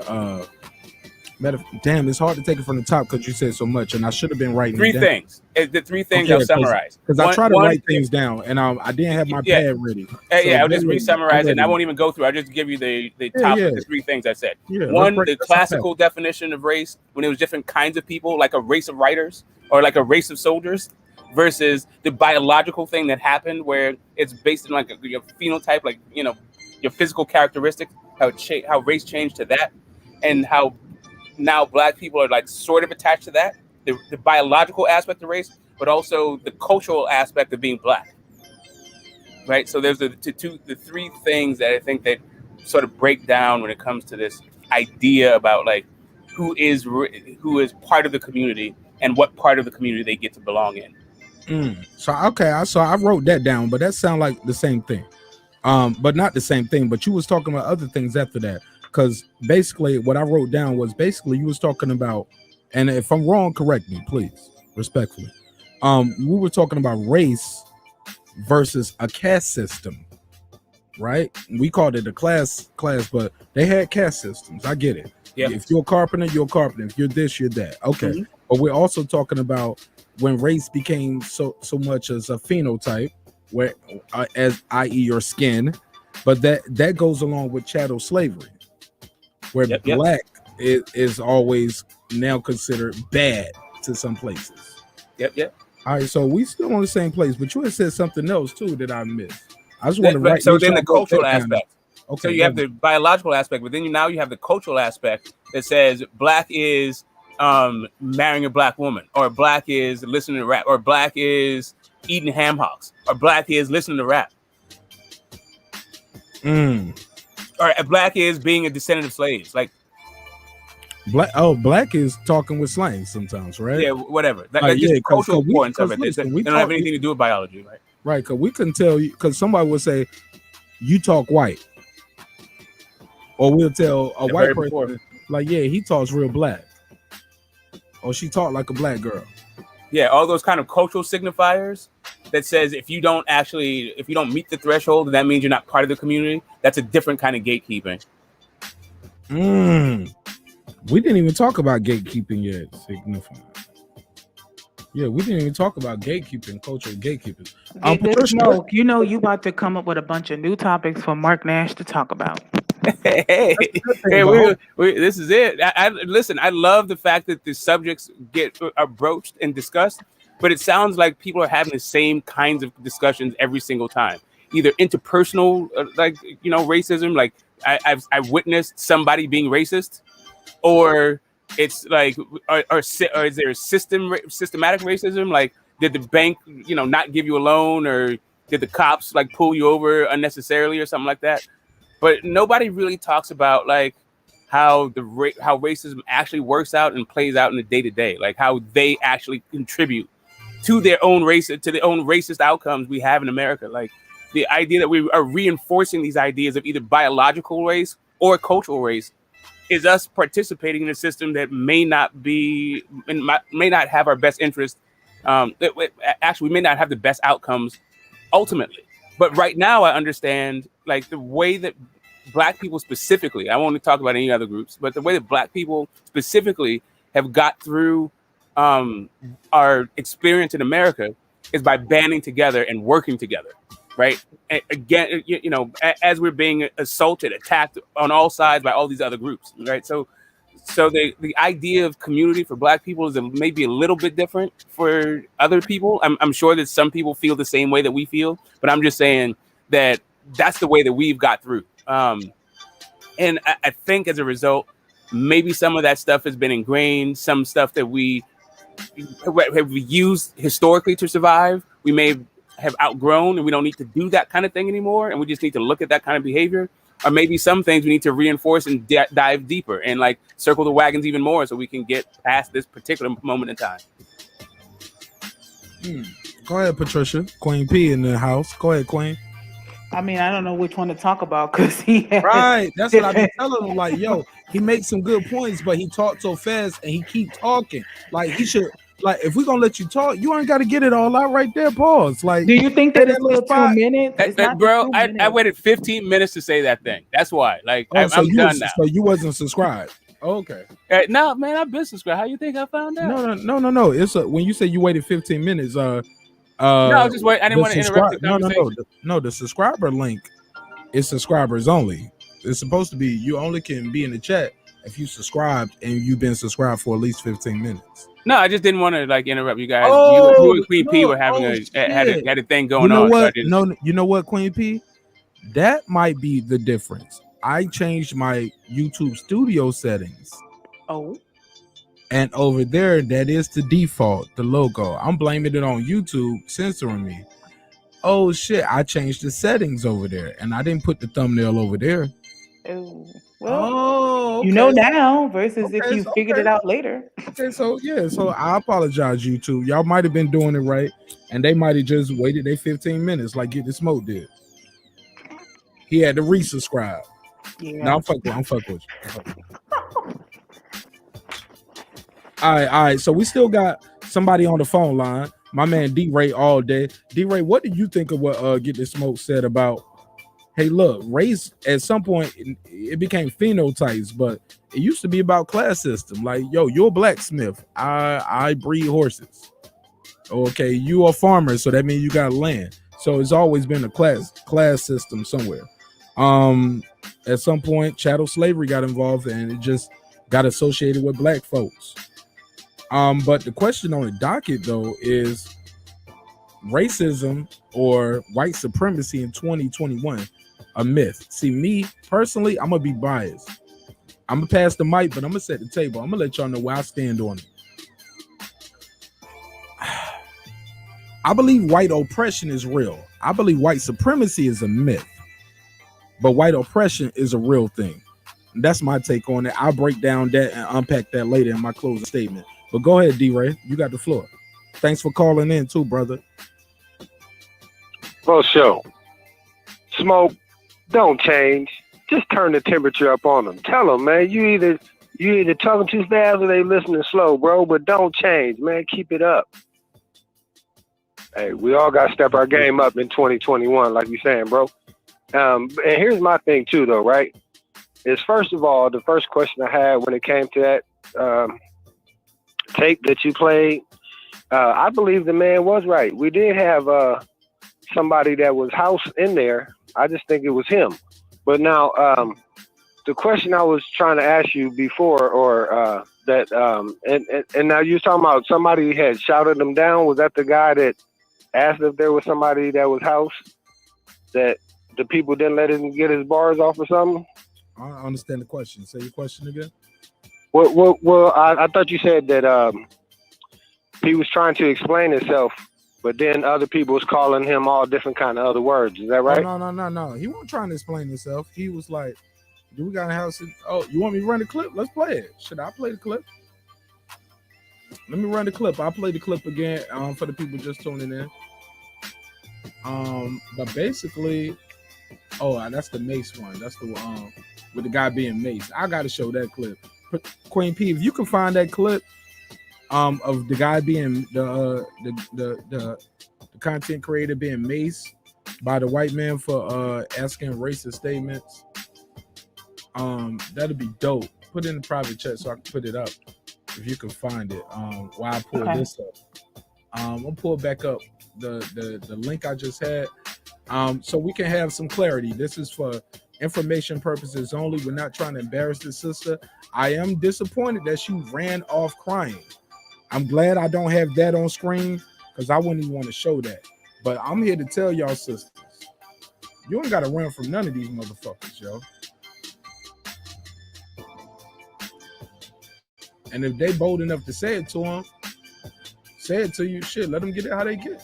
I mean, you get what you ask for, and sometimes you get it for you ask for. I ain't promoting no kind of violence at all, but don't let nobody bully you, yo. I'll just say that. How about that, right? That's fair enough, right?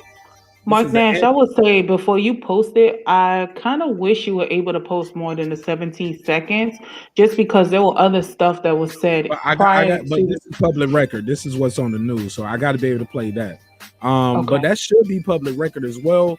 But if I had a time, because these are public officials and these are recorded minutes, so this is public record.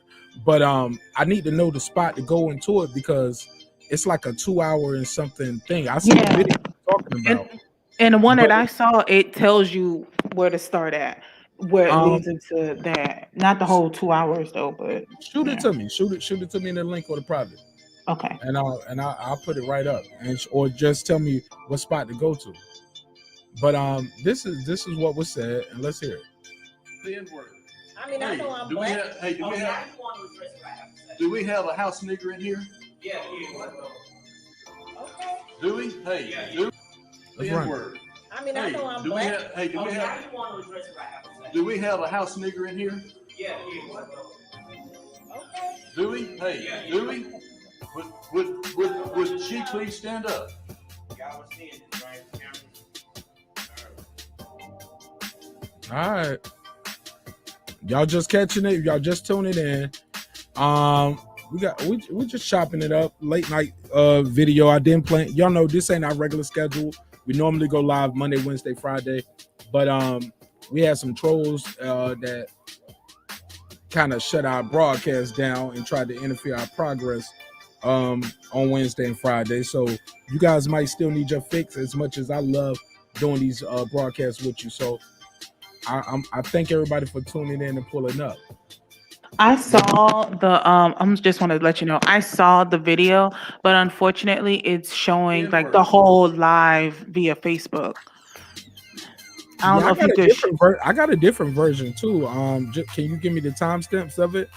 Okay. Or you send me that one in the Facebook. Put that in the private chat. Let me see if I can pull that out. I'm cool with it.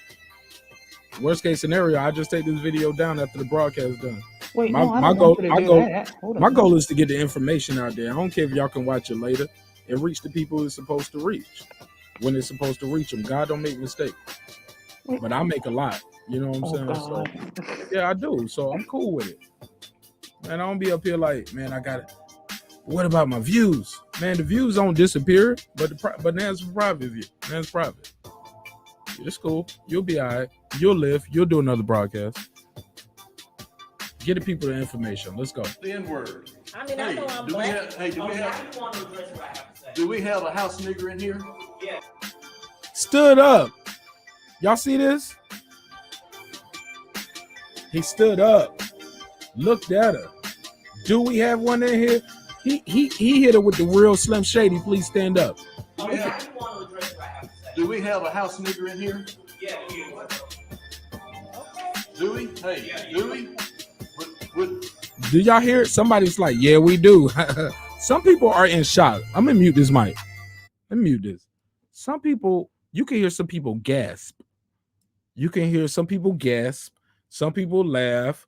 Some people like, yeah, we do. Some people say, oh no. Listen closely. The N-word. I mean, I know I'm black. Do we have a house nigger in here? Yeah. Oh, somebody said, yeah, you. Okay. Let me be okay. I stand corrected. Somebody said, yeah, you. Have a house nigger in here? Yeah. Okay. Do we? Hey, do we? Would she please stand up? Y'all was seeing this, right? Cameras. The N-word. Black cop over there in the corner. Let that black lady rush his ass and start laying hands and feet on him. She going to jail. She going to jail for going over there and putting hands and feet on his ass for disrespecting and playing with him. You can't make this shit up. Only in America, man. That is truly white privilege, yo. Or maybe that's freedom of speech. Who knows? I'll let y'all tell me. Am I tripping? I think that's crazy. And he still got his office. It ain't no rules. It's no rules for it. Yeah, you know what? You can have freedom of speech, but as a public elected official, we should have a code of conduct. When we catch you slipping like this, you automatically should lose your job. You broke public trust. You get what I'm saying? Like a cop, like same thing with cops. Like you violated public trust when we catch you saying nigga on camera. Like we can't trust you no more. You're supposed to lose your job. With the judge, you're a judge, you say nigger, like man, you're supposed to lose your job. Like you're not quoting nobody. You're not doing no direct quote. You on here, you playing around with hate speech, man. In Alabama. I can't make this shit up. Somebody jump in, man, whatever they feel like. I digress right now. I gotta digress. You can't make this shit up. Girl behind the mic, what up, Queen? Peace. Yeah, we late night cooking. We did a quick pop-up episode. We don't even supposed to be here right now. I but think God I is found great. something. Oh, sorry, Mark. I was just saying God is great. God don't make no mistakes. And this broadcast is gonna reach the people it was supposed to reach, for better or for worse. But go ahead, sis. You got it. Oh, that's all. I was going to tell you I found something. I'm going to put it in the private chat. I saw the Facebook one, but I couldn't try to figure out where the timeline was so that you won't have to be stuck watching the whole 2 hours of it. But hey, girl behind the mic. Hey, boo. All right, so what we got right here? What we playing here? This is from CNN, and it's saying that he's refusing to resign. Yeah, that's what that. Yeah, and his wife is saying that now she's in fear of her life.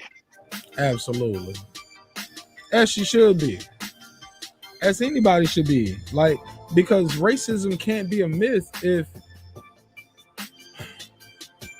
So this is all in people's mind. You said this to trigger and target people. You just didn't think it would make national news. Probably not. You guys been living like this for a long time. And he shouldn't be an elected official. D-Ray, talk to me, and then we're gonna open the phone lines back up. Go ahead, D-Ray, you got the floor. My brother. Yeah. Yeah, can you hear me? Yeah, could you hear the broadcast, bro? Yeah, I can hear you. I can just hear you and the music. Okay, okay, so you didn't hear him calling the black lady the N-word? No, but I had heard it before though. Right. Before I Can called. you hear now? Listen.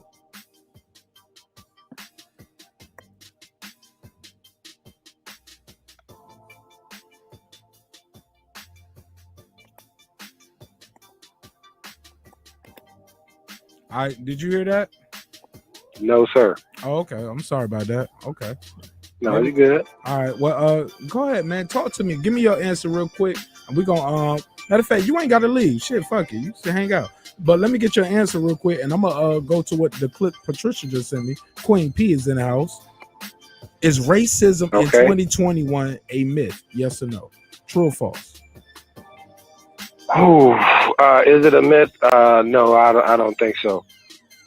But you know, the one thing, man, that you had me thinking about with this is, and it's a little bit off topic, but a little bit like the same. But I'm gonna say it, and then I'm gonna be quiet for a minute. Oh yeah, but did you know? Just hang out. Yeah. But did you know in the NFL they had a code of conduct last year where if you said that word, they could give you a penalty?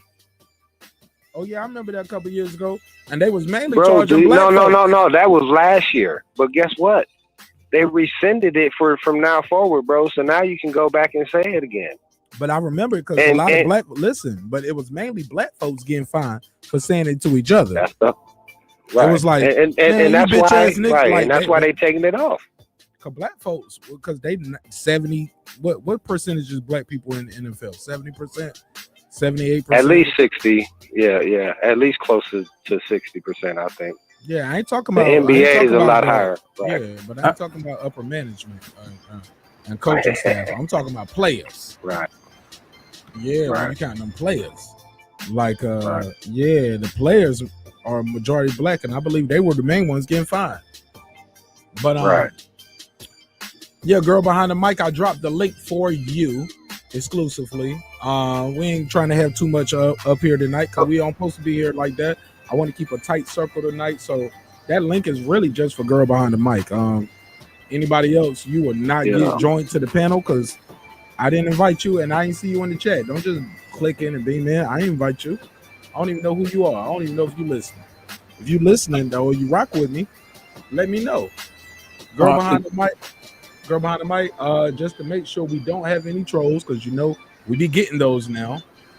Let me put something on the screen.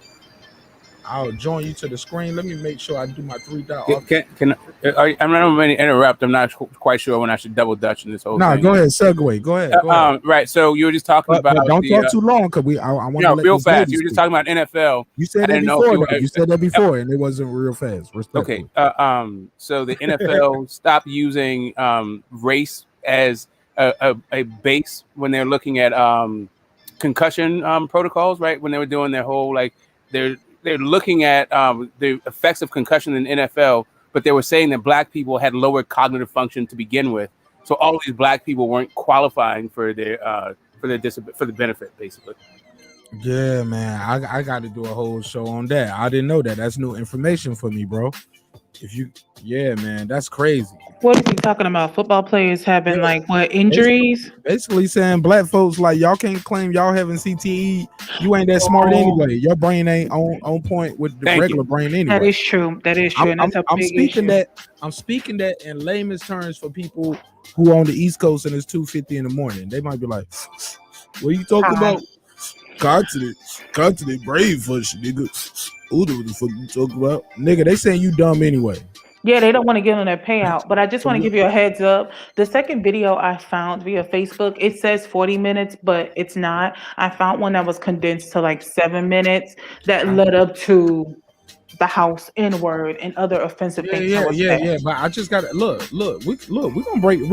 This is a pop-up show, and maybe we can do that on the for tomorrow. Okay. I don't want to mess the flow up too much without being able to go right to the spot. I gotta know where we're going to. No, this one goes straight to it. So, but I can't let 7 minutes run though. It ain't 7 minutes, is it? The second one is 7 minutes and 50. Yeah, that's still a little too long. I can't do 7 minutes. Yeah, I can't do that. Not even. I saw 40, and I was like, I don't want to give you the 40-minute one. Yeah, even with the 7, they got to be quick drops for for me to be able to say, hey, look, this is, you know what I'm saying, for what we doing. Okay. Respectfully. No, it's yeah, okay. Yeah, I'm still learning with this thing. But girl behind the mic, what's popping, Queen? How you? Good, yo, family. Queen P, Hey, Marq bro. Nash, how y'all doing? Chat, everybody, greetings. Yeah, I went back to listen to the conversation, and I mean, sir is the epitome of white privilege. I'm like, Who? sir, the Sir man that Senior? stood up. The politician that Oh, I stood up. thought you was talking about Sir Senior who be on my show. I was like, him. leave him alone. No, he's not even white. No, sir from Alabama. No, he's all the way we're out not of gonna pocket. call him sir. He don't. Get that No, respect. he doesn't even deserve that. Yeah, let's not give him that respect. Yeah, he's out of Sir pocket. is sir because of his initials, CER. But yeah, that's my guy. Like, no, not Sir Senior. She's not talking about Sir Senior. Don't be trying to screenshot this and start some more YouTube beef with y'all trolling asses. Right. Go ahead, Queen. You got the floor. Go ahead, sis. Yeah, no, that clip is just like nerve-wracking. I mean, I don't understand what it is that really got in his blood system to even utter those words. And when I read several articles about it, when it came out, they're trying to say he was trying to make a point. But my point is, what point were you trying to make? You know, you could have made the point without all of that. And then the sad part is he's not trying to retract. That's just where I'm like, so you were intentionally wanting to say this, huh? He was waiting on his moment to say this, if you ask me. And he does need to lose his job. Like, I mean, there's no ifs, ands, or buts about it.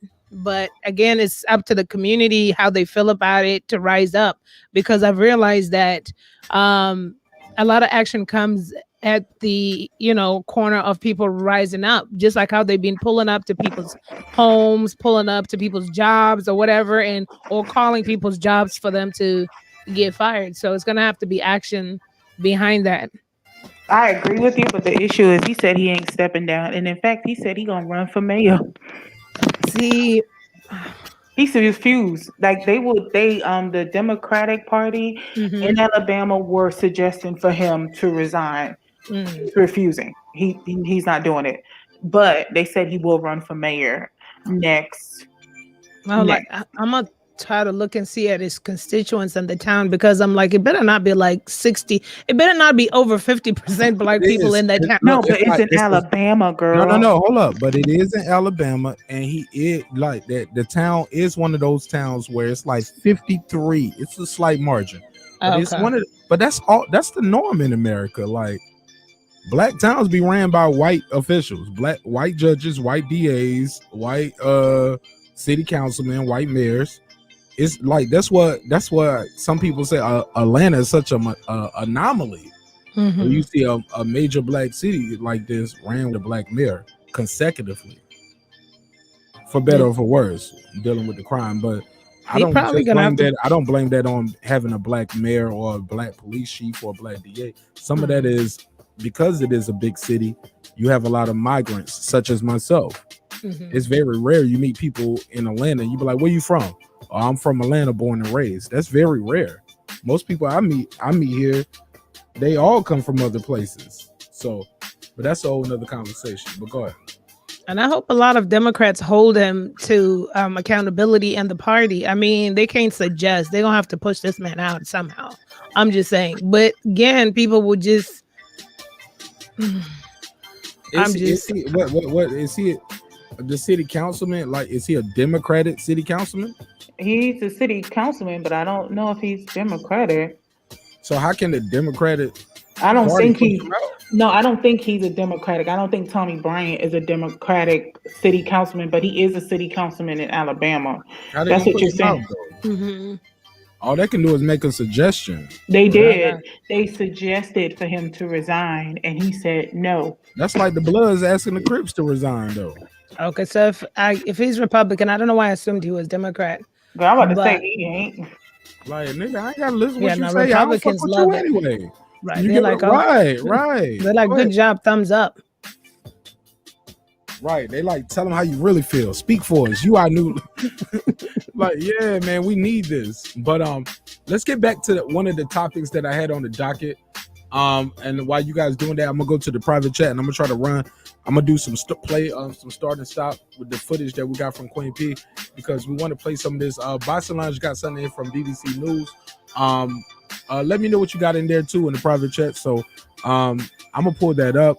But I want to get a girl behind the mic on some of these topics. We were talking about that city council woman running out, crying out the room. The question on the docket for the day as well is racism. White privilege in 2021. Is that a myth? Is that true or false?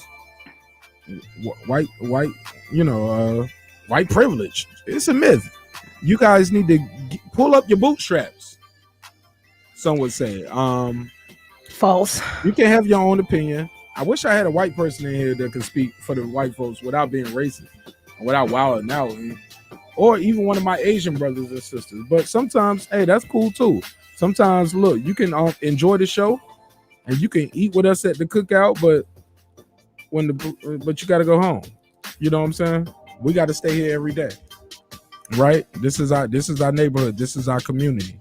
So sometimes you can't sit at the table with us. That's okay, but you're welcome to listen in, and I respect that too. But I'm always trying to listen to what other people have to say.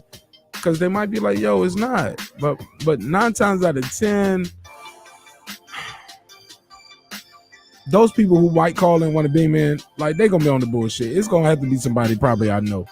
You know what I'm saying? Because I know my Asian brother can tell me he don't felt it. Yeah, but he's Asian though. He's not Anglo-Saxon. But he's Asian. Yeah, he may have had his own experience with racism, but is it going to be the same as maybe an Anglo-Saxon? No, it don't have to be the same. But he can probably tell us, yeah, that's true, or that's false, in my opinion, because it's an opinion-based show. We don't have all the answers. All of us are expressing our opinion from our experiences.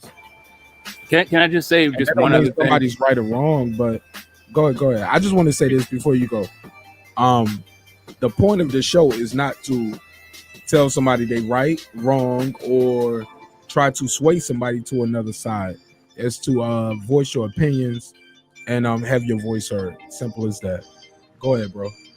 And this is just about immigrants. Like the part of the immigrant experience coming to the United States historically has been you get here, and in order to be accepted and as part of the power structure, your normal mainstream American, right, there's this process where you have to like kind of dump on black people.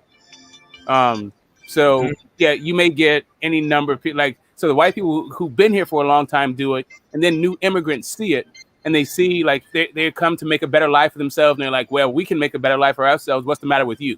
Right. So that's like another popular refrain. And even black people come and say the same thing. And maybe this person who's saying that there's like racism doesn't exist just sounds like some immigrant stuff to me. But what do you mean? What do you mean immigrants dumping on black people? Can you expound on that? Yeah. So right. So I mean, if you go back 100 years, right, it would be like the fact that like white was just considered Anglo-Saxons, and Irish were Celts, or Jews were like, Jews, Irish, and Germans weren't even considered white. They were like Iberians or Celts or like Hebrews, right? Or Jacobins or whatever. Be careful with the words you're using. Just let them speak though. Let them speak. Please let them speak. Right. So So Germans, Irish, Germans, Irish, Jews weren't considered white, right? But then throughout this process, you'll start to see, like, even if you go, like, the race riots of 1919, you'll start to see that these different groups start dumping on black people, and they start getting accepted as part of being white in America, whereas before they weren't, right? So this is part of the process of becoming part of the dominant paradigm, like the part of the power structure in America, is to dump on black people.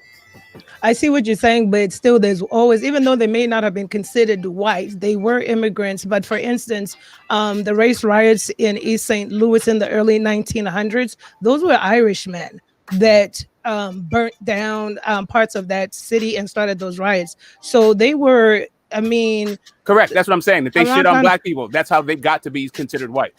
Yeah, it's interesting, and I don't want to be disrespectful, but when I look at an Irishman, I see a white person, Caucasian from the Caucasus Mountains of Europe.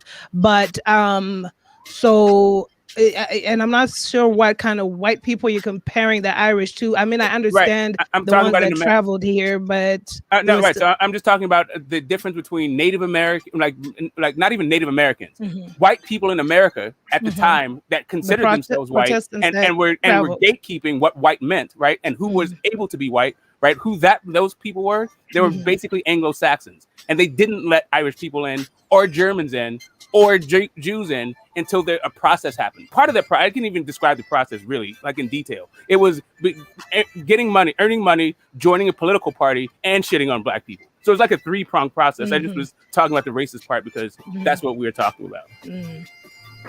Yeah, I mean, but part of this other thing is part of the other thing is that there's a class issue between the have and the have-nots, and before they made slavery to be racialized, they had white people in these same sort of like permanent underclass situations. But then white and black people rose up together, and the power structure was like, okay, let's make this thing racial so we can now divide the people who don't have. Anyway, I'm getting into the weeds now. But the point being is that there's a process to becoming part of the dominant power structure in America, and that process involves dumping on black people. Right. I see what you're saying. But even if the process part was dumping on black people have been dumped on regardless. Inception, since the creation of this nation. So I mean, like I said, I'm not trying to minimize people's struggles. I understand how Irish immigrants moved out here, how Italian immigrants moved out here, but I could almost bet through history it wasn't as tough as Black America had it. So I understand what you're saying, but and like I said, I'm not trying to be funny, and it's not all based on skin complexion, but it's based on locale. Even though Italians migrated here, Irish migrated here, Polish migrated here, and they were immigrants, they were also resented by the few that were here, right? But at the end of it all, most of the Irish people and the Polish immigrants ended up getting farms. Thousands of acres, right? And these are farms they've held onto government programs. Because they were white. And so that's why I say I understand what you're saying. Where immigrants came, it was a threefold thing where it was always the black people being dumped on. But at the end of the day, to me, when I look at people from Europe, from the Caucasus Mountains, it's like all right there. And power. Now, when you separate power, I do believe there's an elite class that consists of the elite, and with the elite, it's strictly business, where they were the ones that pitted Irish migrants against Black workers, such as the great example of East St. Louis in the early 1900s, when Black America was doing the Great Migration, and majority Black Americans were settling further north, and majority settled in East St. Louis. And what happened there was their own people, because we were pawns at that. We were Blacks, and even I should say the Black ancestors in America, and even the Irish, they were pawns to the elite class. So we always have to make a distinguish the difference to that, because at that time the Irish were coming up with unions, and they were not going to work for anything less, but Black people were starving and hungry for money and this freedom of the new America. And when they migrated here,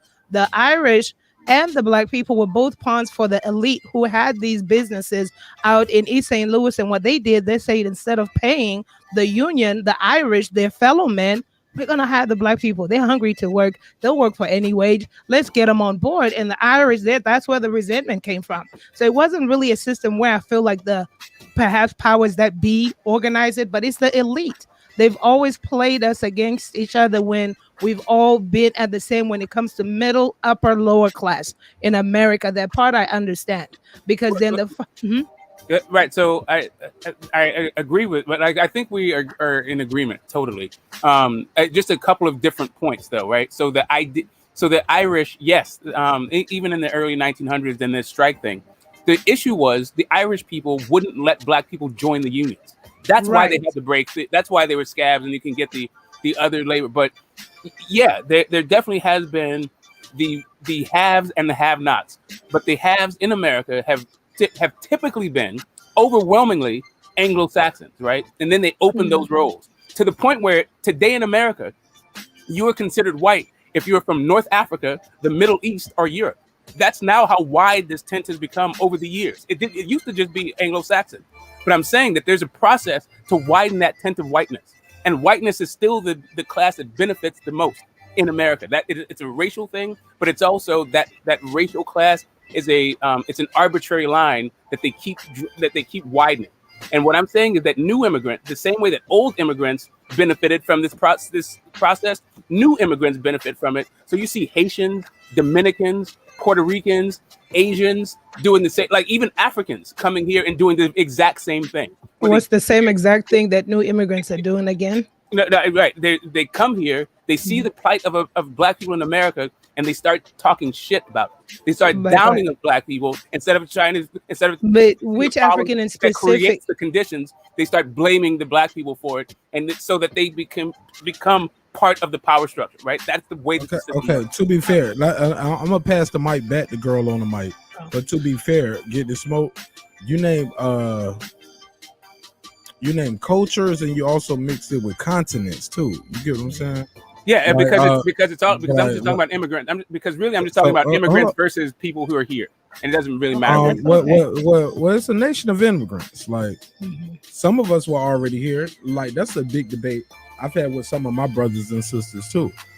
My melanated brothers. Let me. I was quiet for a minute. Let me say this. Some of my melanated brothers and sisters, they tell me, Nash, we didn't come over here on slave ships. We were already here. I agree. Some of us were already here. Like the story of Black people in America does not begin with a slave ship. I agree. But I disagree when we say slave ships don't exist. And economically, why would I bring people over here if it's people already here? Well, yeah, they just didn't work out. Brother, you got to let me cook. You got to let me do this. I know I ain't got my high energy up tonight. I ain't got my Funk Master Flex voice on, but bear with me. And we got the private chat for a reason. Because after me, I got to pass it to the girl on mic because you did speak. And you did say something fundamental that I wanted to touch on, and I'll pass it to her, and we can go right back to you. Respectfully, of course, right? So she did you said something as far as I lost my spot that quick. That's how quick it can happen, bro. That's why I'd be like, man, y'all, you got to mute your mic. And even with that, that kills me sometimes. I lose it if I don't write it. That's why I got my pen and paper here, and I'm mad at myself that I didn't write it down. But I thought you had passed the mic, and it was my turn. But with that, it threw me off that quick. So it's sorry, okay. I just wanted to it's okay. To address the and fact you still that you were gonna do talking it about the fact that I was saying different cultures. Yeah, he had a different cultures. And really, when I'm talking about immigrants, I just mean like first and second generation. I don't mean like in perpetuity that we're all immigrants. That's not what I mean. No, I mean first and second generation people. Like, okay, and the question I needed that, and I needed you to do that. And the question I have for saying you still gonna do it. Pardon me for saying you still gonna do it because I needed you to do that. Thank you. But go ahead, girl on the mic. And the question that I have for you is: so let's say the first generation, you said Haitian, Africans, and so forth. So for the first generation Africans, my question I'd like to ask you is what country specific? You say they come here and they talk bad about Black Americans. So which country in Africa specific? There isn't this. It doesn't even break down. It's not even that there's a country that doesn't do it. Well, I'm telling you that it doesn't matter what your origin country is. It literally is. It's about being acclimated, becoming assimilated or acculturated to the United States, regardless of where the hell you're from. You could be from Canada. And I agree with that. I agree with that. Yeah, I understand. I understand what you're saying, but it does matter because this is where the divisions happen when people further perpetuate and regurgitate narratives of Africans, Haitians, West Indies come here and look down on Black people. I always challenge people that put a group of ethnicities and nationality that which one did you talk to? I would like to hear, well, I spoke to Obeba from Nigeria who told me that he didn't like me because I'm Black American and that he said he's here to take my job and look down on me as a Black person. I respect that. I need so- specifics. So, girl, behind the mic- hold on. Get this More smoke. about this. Let me jump in because I got to get in on this, and I go right to you. So basically, and if I'm wrong, girl on the mic, correct me. Basically, you're saying put an address on that shit. Yeah. Like, are you talking about Nigerians? Don't put that on the whole continent. Don't say Africans. Africa is a continent. Like, are you talking about people from Nairobi, Zimbabwe, South Africa, Nigerians? Okay, when right. So, like I Asians, when said, you say Asians, you're not here. Hold up, brother. Please, like, don't do it again. As I told you what just happened, please don't do it again. All right. So you're not saying like, because I know I said I'm gonna go right back to girl on the mic real quick. Sister, you're basically saying put an address on it with the country. When you say Asians, that don't apply to you. So you're not saying, are you talking about Cambodia, China, Japan, Philippines? That's not your fight. You are a sister from the continent, correct?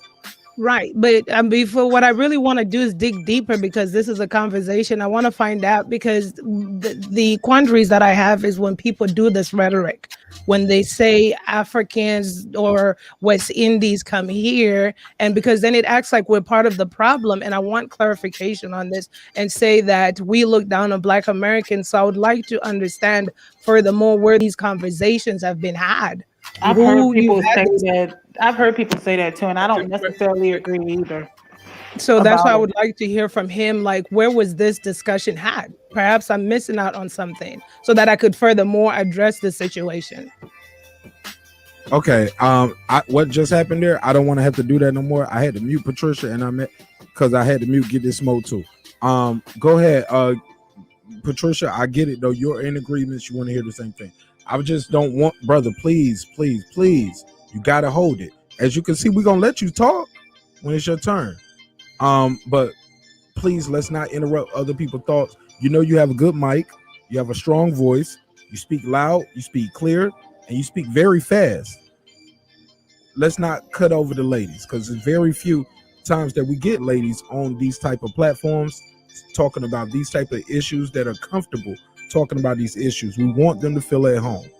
All right, especially when they are ladies from the continent, and we're talking about their things. So let's just have a little more decorum, just because they're ladies, if nothing else, right? Even if we do disagree respectfully, right? So you got the floor. Get the smoke. Go ahead, spit your game, talk your shit. Okay, so no. I said him. Okay, I was letting him speak now, because we he's been patient. Go ahead, bro. You got the floor. Cool. I just wanted to address what her question was, but everything else. And I thought that you were done speaking. Sorry, I'll just wait for you to call on me from now on. No. And I didn't mean that disrespectfully. It's just sometimes it's hard to get ladies on these type of panels. We got two up here, and even it was times we were just trying to get some things off, and I just didn't want you to cut me off, because I lost my point. After we let you speak, and and I see Punch drunk out there. Shout out to Punch. I don't know if that's the real Punch, but Punch, like, it's an open channel, open panel, open dialogue, and when you call in, you get 2 minutes uninterrupted. Nobody's gonna stop you. You can disagree with me or the host, or the co-host, or anybody up here. You can say whatever you want. 2 minutes uninterrupted. I will put a clock on the screen so you can actually see the time in real time. So yeah, man, because we were talking about shit like, you look, bro, I fuck with you. You're not my enemy. Let me say this, Punch, you are not my enemy, and I got love for you, my brother. I love your work you did on the Charlo fight. I loved it. I was so proud of you too. I was like, that's our guy. Like, he's one of us. He's not Kevin Iole. That's Punch. And they put the camera on you, held the mic. Got to ask, man, I'm proud of you, bro. You are not my enemy, yo. And this is a topic you can speak on, because you are a multicultural, multiracial person. If I'm not mistaken, you have multicultural, multiracial children. Like, why you can't speak on it? He said, I could say the truth, but this topic, people can't take the truth. Man, it is what it is. If they can't take it, they ain't a friend of the show. Punch, the reason why you're able to type in the chat right now, because the chat's supposed to be subscribers only. So if you subscribe to the show, you typing in the chat, man, you family, bro. Don't feel like that. I don't never want you to feel like that. Not you, bro.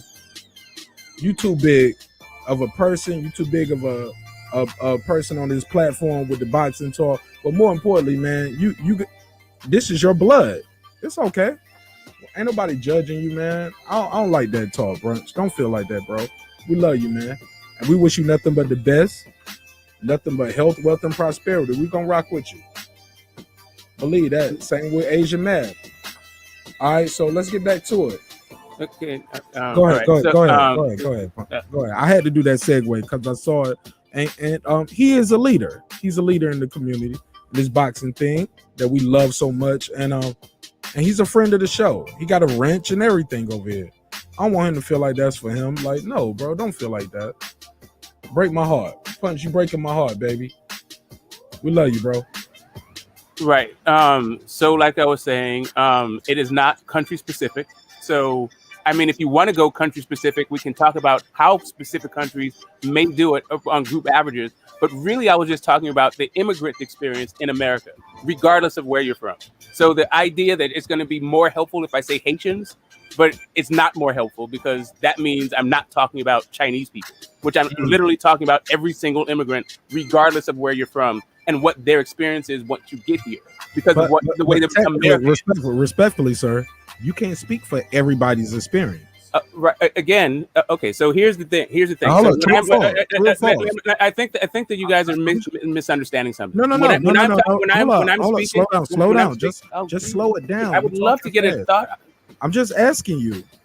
I'm trying to answer, but instead of letting me answer, you keep interrupting me and then going on at length. So the idea is that the reason why I'm talking about all immigrants is because I'm talking about empirical data about immigration. And also what the immigrant experience is. I'm not talking about because I talked to a Jamaican. So now I've extrapolated this whole thing from some anecdotal experience that I have. That's actually not what I'm doing. If you guys want to do that, that's a different issue. But I'd be saying more about just my own experiences, not about what the immigrant experience is. So what I'm talking about is just like systems. Like this is empirical data, it's studied. It's, I can pull up studies to show it. Like,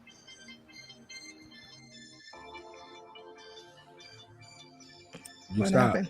I don't know. Maybe. No, I was done with the answer to the question. I was just trying to address the fact that I was not actually even discussing about the different kinds of immigrants that I've talked to and my own experience. I wasn't even speaking about that at all. I was just talking about the way that our immigration system works and the way that people become assimilated and acculturated in America over time. Yeah, but the way people have become assimilated and acculturated I think my data definitely counts, is that I think the challenges that I often face is because the words that were mentioned were first generation Africans, Haitians, look down on Black people. That can be rephrased, right? And that's why I wanted to say what specific country person, because I don't know what data that has surfaced that said West Indies or Africans or dark melanated immigrants come to America and look down on Black Americans. That just it behooves me when I hear such information, because as a first generation Black immigrant to America, that's never been the way my family, my cousins, people around the community ever felt about Black Americans. And I will always repeat this because it often reminds me of when I started to come to when we came out here. I was going to high school in America.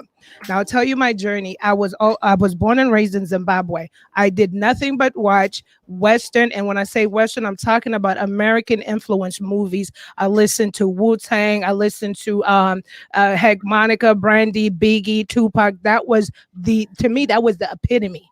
I was like Western. Most of us kids growing up around my age group, we were watching music videos, MTVs and so forth. We almost glorified Western Black culture. And so the first thing we did when we came to America, I was so excited, because for the first time I get to be around Black Americans. I was excited. And it was in Southern California. I remember that we started going to Redlands High School. And when I started going to Redlands High School, I'm excited. I'm like this little African girl. And I'm like, I'm here. Yes. Get into the culture. And the next thing I face is rejection. Oh, you talk funny. Where you from? You from Africa. I heard y'all don't like us. All this, everything started, and I'm like confused. I'm 16. I'm hurt, to be honest with you, because I will always remember those moments. And now I'm like, what do you mean we don't like you? I heard y'all Africans don't like us, and I'm like, shock. I'm literally in culture shock, and now I'm being rejected by the few Black people at that school that went there that I was trying to gravitate to. And then the white people think I talk funny. The Black people are like, we don't know who you are, what you are, where you came from, and then they're making all kinds of jokes about me, and I'm in the middle. I have no group to belong to. So for the rest of the years in high school, I'm a loner. Okay. And I'm not playing a violin. I'm just telling you how emotionally distraughting it can be. So now I'm confused. I'm like, okay, I don't get it. I stopped talking because my accent was really thick. They made fun of me, and I can't fit in anywhere. And I just graduated out of high school, still searching, still trying to figure out where I am in this American spectrum. And it hurt my feelings as a little girl at 16, because I will always tell Black Americans this. I looked up and still looked up, and the world does, because Black American culture and Black American tradition is world, is global. There's power there. So that's why it's still kind of like is an interesting point for me when people say first generation Africans, or I can't speak for West Indies. I can't speak for others. I can speak for this Zimbabwean girl that, say that we come here and we look down. Never. I looked up. I was rejected. But however, I got over that. I moved to the Midwest, predominantly Black American city, and I was received. So it makes a difference there, right? And my life experiences have been nothing but wonderful. And that's all I need people to understand. So don't have a preconceived notion that all Africans, or I like I said, I can't speak for other races. I could speak for this Zimbabwean girl that I've always admired Black American culture. People I hung around everywhere I've gone globally. It's about when Aaliyah was out, the boots, the checkered shirts, the Brett was out, all that. The culture itself is rich. It's admirable. Don't forget to tell him about the voodoo too. That's as well. Yeah, the other, I mean, what you're saying, and shout out to your experience and you sharing it with us, because I think what you're talking about is completely important to the Pan-African experience, so that us as Black people in the diaspora can have these kind of conversations and get closer. But that's actually a separate issue of what I'm talking about when it comes to what it takes to be part of the power structure in America. It's a separate issue. But it's the same issue, because you're assuming there's one thing. Hey, girl behind the mic. He was very patient. We got to self-author. If you disagree, you got to self-author it a little bit, though. Just to be respectfully, right? Let the man speak. It's real fast. The idea, the culture that gets imported around the world is not actually reflective of all Black people. That's the other thing. Like this idea that that Black America is a monolith that you can encapsulate and then beam it around the world. Like that's not even. That's part of the disconnect, I think, that is being fostered between us. Is that we need to be Tim boots and rap music and baggy jeans and stuff. Like that's part of it. Yeah, some people are that, but that's not all we are, right? That's not all American culture is. Not Black American culture specifically. No, I was just talking about how I looked up to Black American culture. So that's why it's almost an insult for people to say African people look down on Black Americans. And never would I have said Black America is just entertainment, but that's all that was available to us. But because I've had firsthand experience of traveling within the nation of America itself, I've realized that it's not just entertainment. That was from a 16-year-old, 17-year-old, 18-year-old. And that's the when older you came here? That's when I came here at 16. But the older I got, and traveled the country, I realized that's my idea at 16 was grand. What the TV, listen, we had Oprah. That's the only thing, and probably Martin.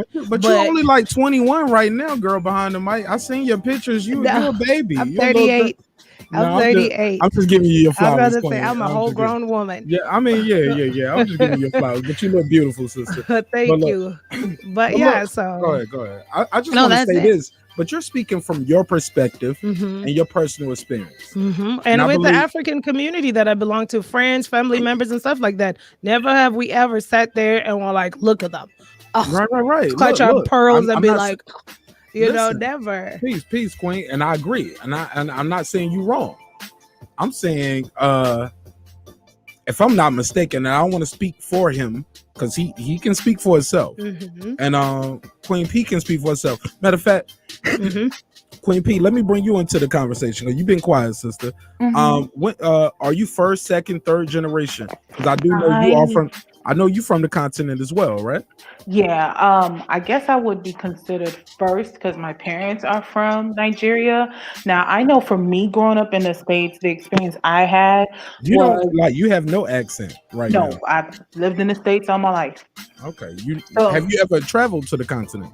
unfortunately, no, because I was in school, and if nothing else, my parents put the stress about school. Do I want to go? Absolutely.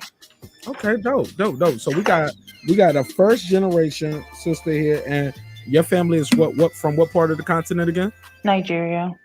And the queen girl behind the mic, check her out. She got a dope channel. I put the link out there. She does a lot of dream interpretation. She got some funny videos too of her cooking noodles. She got a little comedy too. I didn't even know she had that in her. I was so proud when I saw your videos on your other channel. Proud of you, sis. But what you say you are an immigrant. Well, I say this. I say my parents are from Nigeria because I was talking to the girl behind the mic. oh, never mind. Yeah, Sorry. we already established. I am. You first generation. Your family was born here. Your family from the other. I'm talking to Queen P now. Oh, girl behind the mic is different. She is an immigrant. She was not born here. She can't be the president. Nope. See the difference right there? See how quick that changed? Unless if I got connections, ask Obama. How what? No, I'm just kidding. Oh shit! Oh shit! Where my drops at? I'm supposed to have my drops queued up. I wasn't expecting you to say. I knew you had some comedy in you, but y'all know this is a hip hop political sports show with a comedy twist. So we should let some jokes fly because life is serious enough. That's my theme over here, right? But I'm gonna go back to the chat in a minute because I see the red dots over there, so I haven't read them yet. But I'm gonna click on them and check them. But I just want to segue and move the conversation forward. Wait, can I say something a little bit though? You just did. You did. You cut me off. But go ahead. Oh, I'm sorry. Oh my. No, bad. I'm fucking with you. These are jokes. Go ahead. What I was gonna say was just me being born in the States. I know the experience I had was that people automatically didn't like me because they assumed that my family did voodoo. Mind you, we're all Catholic, and your family really did do voodoo? No, we're all Catholic. All of us. And no matter how many times I said I didn't, they didn't believe me. And they would, ostracize me. They were mean and they were rude growing up. That's the experience I had from Black Americans. And it sucks because it's like, I'm a Black person.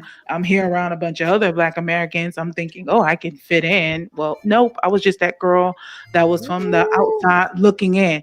Now, I would say this in regards to Get This Smoke. What I don't like that people do is just because some Africans may look down on African Americans for whatever reason, that doesn't mean every African from different countries go around looking down on African American, Black Americans. That's the thing that kind of bothers me because I've heard people say that, and because of that, they're like, "Oh well, I don't like you because you're from an African country, and I heard y'all look down on us." You may have had that experience with some Africans, whether it's whatever country they're particularly from, but it doesn't mean every African person has looked down on Black Americans. Right. So, I want to clear this up because I want to make sure there's no confusion. I am literally not talking about my own personal experience. And I understand that there's even like culturally, that whole idea, like the African booty scratcher. Like, I get it that there are forces that that are trying to keep us apart. And that's what I'm talking about. I'm talking about the fact that Black people are what we're taught about African people, and what all immigrants are taught about what it takes to actually make it in America. And that's really all I'm talking about. I'm saying that for the American culture, Black people have historically been a permanent underclass. We still are the underclass, right? So in order to get over, right, we live in a capitalist society. There has to be an underclass in order for capitalist society to actually succeed. We have been that thing. So that's all I'm speaking to. I'm not talking about whether or not Zimbabweans, or Nigerians, or Cameroonians, or Ghanaians, or any other person is like more accepting or exclusionary or exclusive or more hostile toward the native Black people here. That's not even what that's not what I'm talking about at all. I put a study in the back for you guys, for both you guys to look at, so you can understand what I'm talking about. I'm talking about Okay, I'm gonna check it out right now. I'm up in the live chat talking about. I'm just telling, like, I'm talking about group averages, not my own specific experiences. Because specifically, for my own experience, I've experienced both things. I've experienced Black people looking down on African people, like, you know, American descendant of slaves. I'll put it that way. I've seen American descendant of slaves look down on African immigrants, and I've seen African immigrants look down on American descendant of slaves. But that is personal experience, though. Hold on. Stop. You started off with saying I'm not speaking from personal experience. That was literally personal experience. Correct. I started off, and then I made a specific thing. Like, if you want me to talk about my own personal experience, no. I just want to keep your conversation, pass it around a little bit. Because that's why I ended it on that thing. Like, like I said, very specific, right? Absolutely, yes, sir. Look, I want to go back to the chat real quick because Jean says something interesting here, and I'll read what he said here. And I got to be careful with this because we don't know sometimes if these are trolls or not. At this point, do y'all see a wrench beside him? I can't see that. Does he have a wrench? Yep. All right, this the real. All right, listen. All right, got to be clear. Let's take it from. He had a couple hot takes in here, and he has a large following here, so we appreciate him pulling up, taking the time out of his busy day. But some people might agree, some people might disagree with what he had to say. I'm about 50-50. So I'm gonna give him the time because that's still my nigga. Hey, y'all see how I did that together? Hey, y'all see how I put that together? Bars, nigga. I ain't even trying. I'm up here talking in rhyme like Cassidy. But look, on some real shit. He said some things a bit. I'm about 50-50 with on some of it. He said, "Thank you, brother. Got love for you too." Truth is this: people that came from third world countries and continents to America and achieve more or just as much as Black America, look at African America's outcry as excuses. Right. See, that's what I'm saying. Hold on, man. See, you did it again. And it's okay because you don't know how I flow yet. Like, these are dramatic pauses, man. I'm cooking, man. I'm setting the table, baby. I'm moving my shoulders right now. You can't see me, but I'm moving my shoulders. Let me show you. I'm moving my shoulders, man. We're cooking it up. I just had to take one ear off over here, so my bucket don't look the same right here. You know what I'm saying? Shout out to Dr. Hampton, who donated these new headphones to my studio to help me with the show. Dr. Hampton, he's a friend of the show. Look at me, right? I got friends in high places. We need a judge, though. We need a good judge to watch the show. Not a lawyer. We need a good judge. But okay, so he had another dope hot take. Somebody said he hit down there like crack. Okay, that was something else. Where's the one that I was like, yo, that was a good one? He said, they understand the struggle. They just won't subscribe to the struggle. They just have no time to dwell in the struggle. They just left the struggle. They're here to survive, yo. With that, I'm gonna take liberty with that statement, and I'm gonna say, Patricia, you and I, we were born here. Mm-hmm. Get the smoke. Or you were born here, right? Oh yeah. Are you an immigrant or do you come from? Oh no, man. My grandfather fought in World War II. His grandfather fought in the Civil War. Right. So no first, second, and third immigrant. All right, okay. They're all Black Americans. All right, here we go. So, is it possible that we take advantage? We take for granted. Excuse me. We don't take advantage. We take for granted. I remember telling. I remember having a GM telling me one day. He said, "Look, your store manager about to go on vacation for a week. You the assistant manager. You can take advantage of the opportunity, or you can take the opportunity for granted." Instantly, it didn't trigger to me what he was saying, but I found out later what he meant. Basically, we're gonna be watching you on camera. We're gonna be watching everybody like a hawk. You can use this opportunity to your advantage, or you can take the opportunity for granted.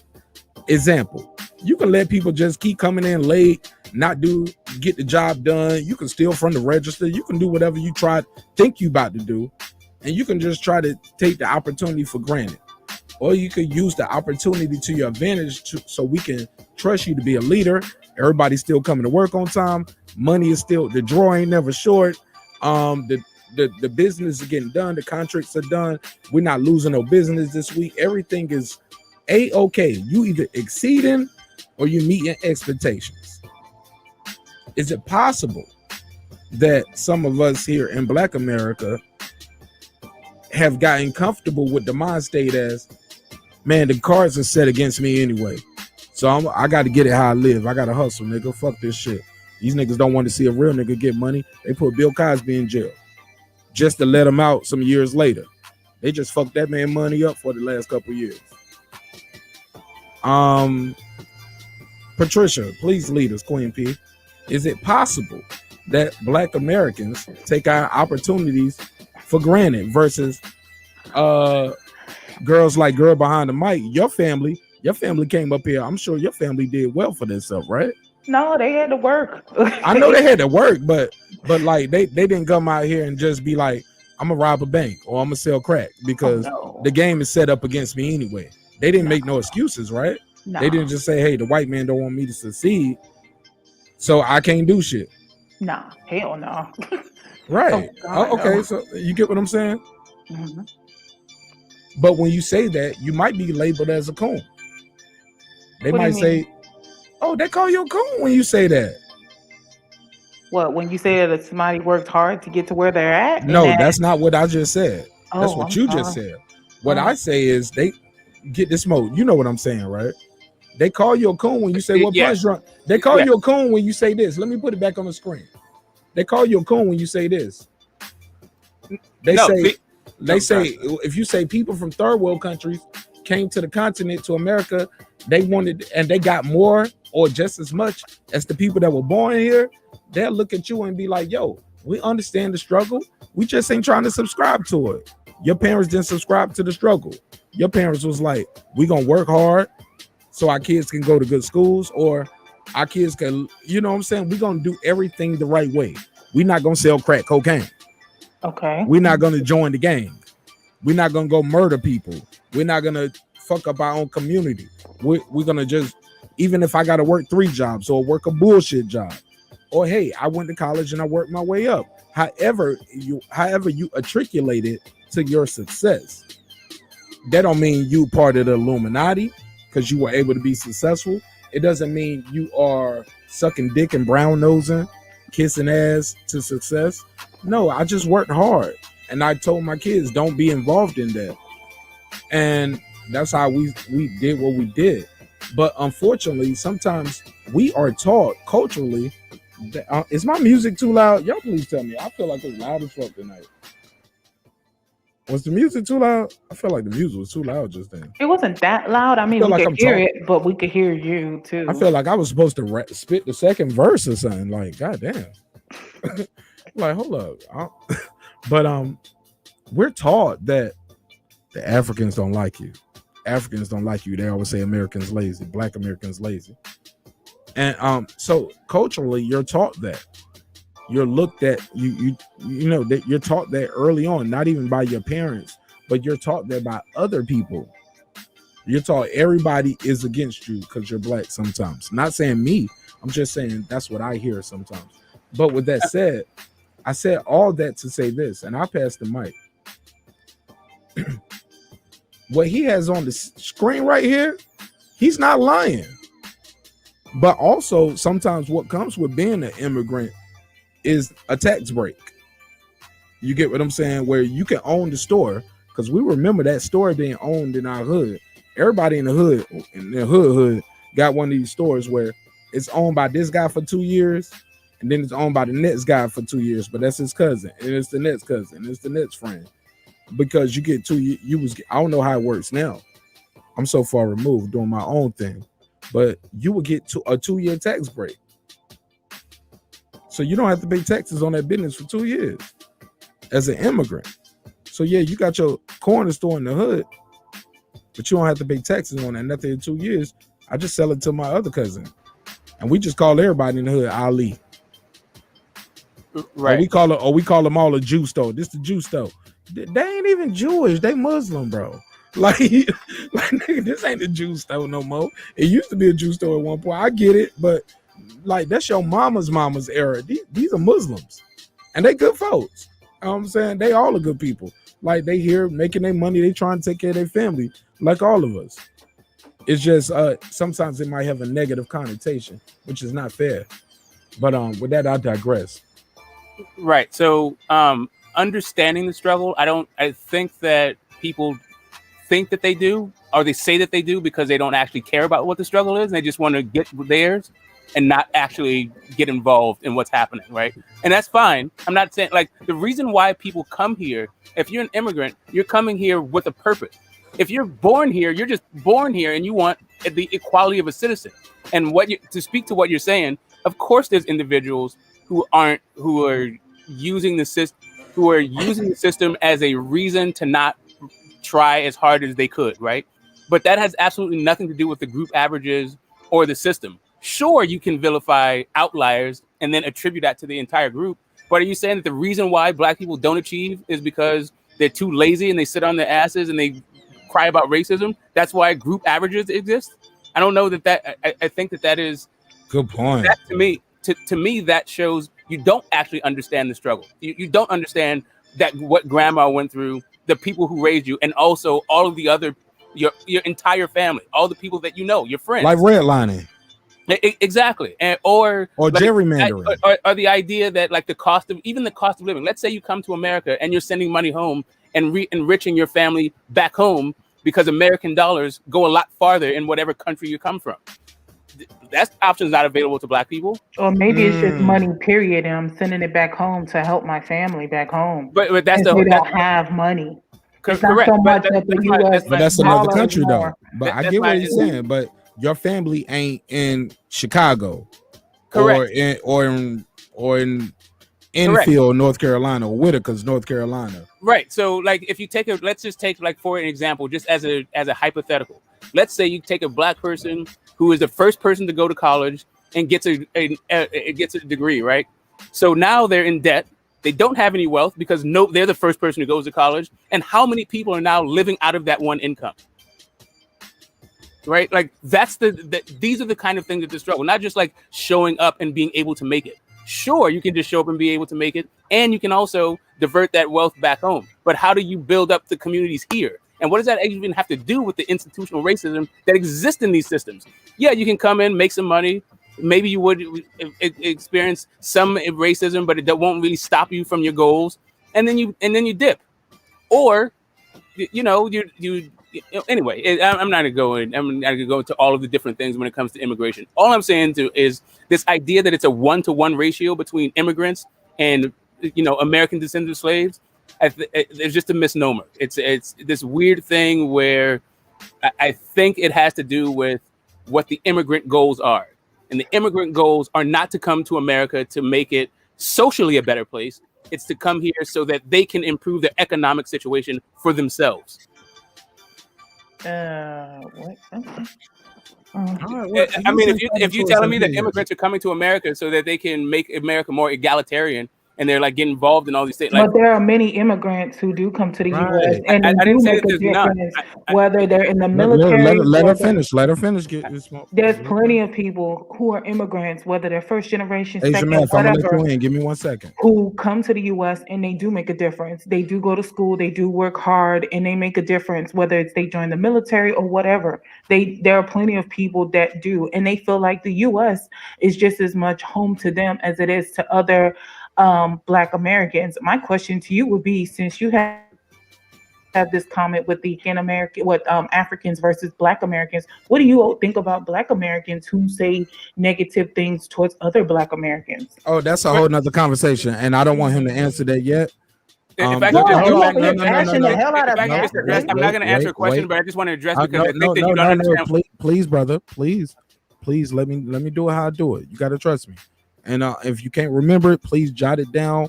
But somebody else just beamed in, and I want to let him speak on what he's been listening to. Okay, and this is the OG, this big homie. This King Asian Math. King Asian Math, how you feel? Oh, as usual, 56 sitting on 56 mil, and it wasn't imported from the Caribbean islands, Africa, or the West Indies, any of that place. I got it from the mug right here, as they call the U.S. soil, our indigenous land. I just want to put in a little bit what I heard. Get this hold on. I'm gonna give you the clock, and you got 2 minutes uninterrupted. You're gonna be able to speak anything you want to say. To disagree with anybody, nobody's gonna cut you off, and so we're not gonna kick you out the stream. We just put you in the background, or we're gonna mute your mic, okay? Just let the man have his 2 minutes, okay? That's all we asking, y'all. That's all we asking. All right, for everybody, and don't get offended and leave the show. Let the man have his 2 minutes. All right, go ahead. As soon as I click this timer, it's gonna mute your mic. So unmute your mic, okay? All right. Go ahead.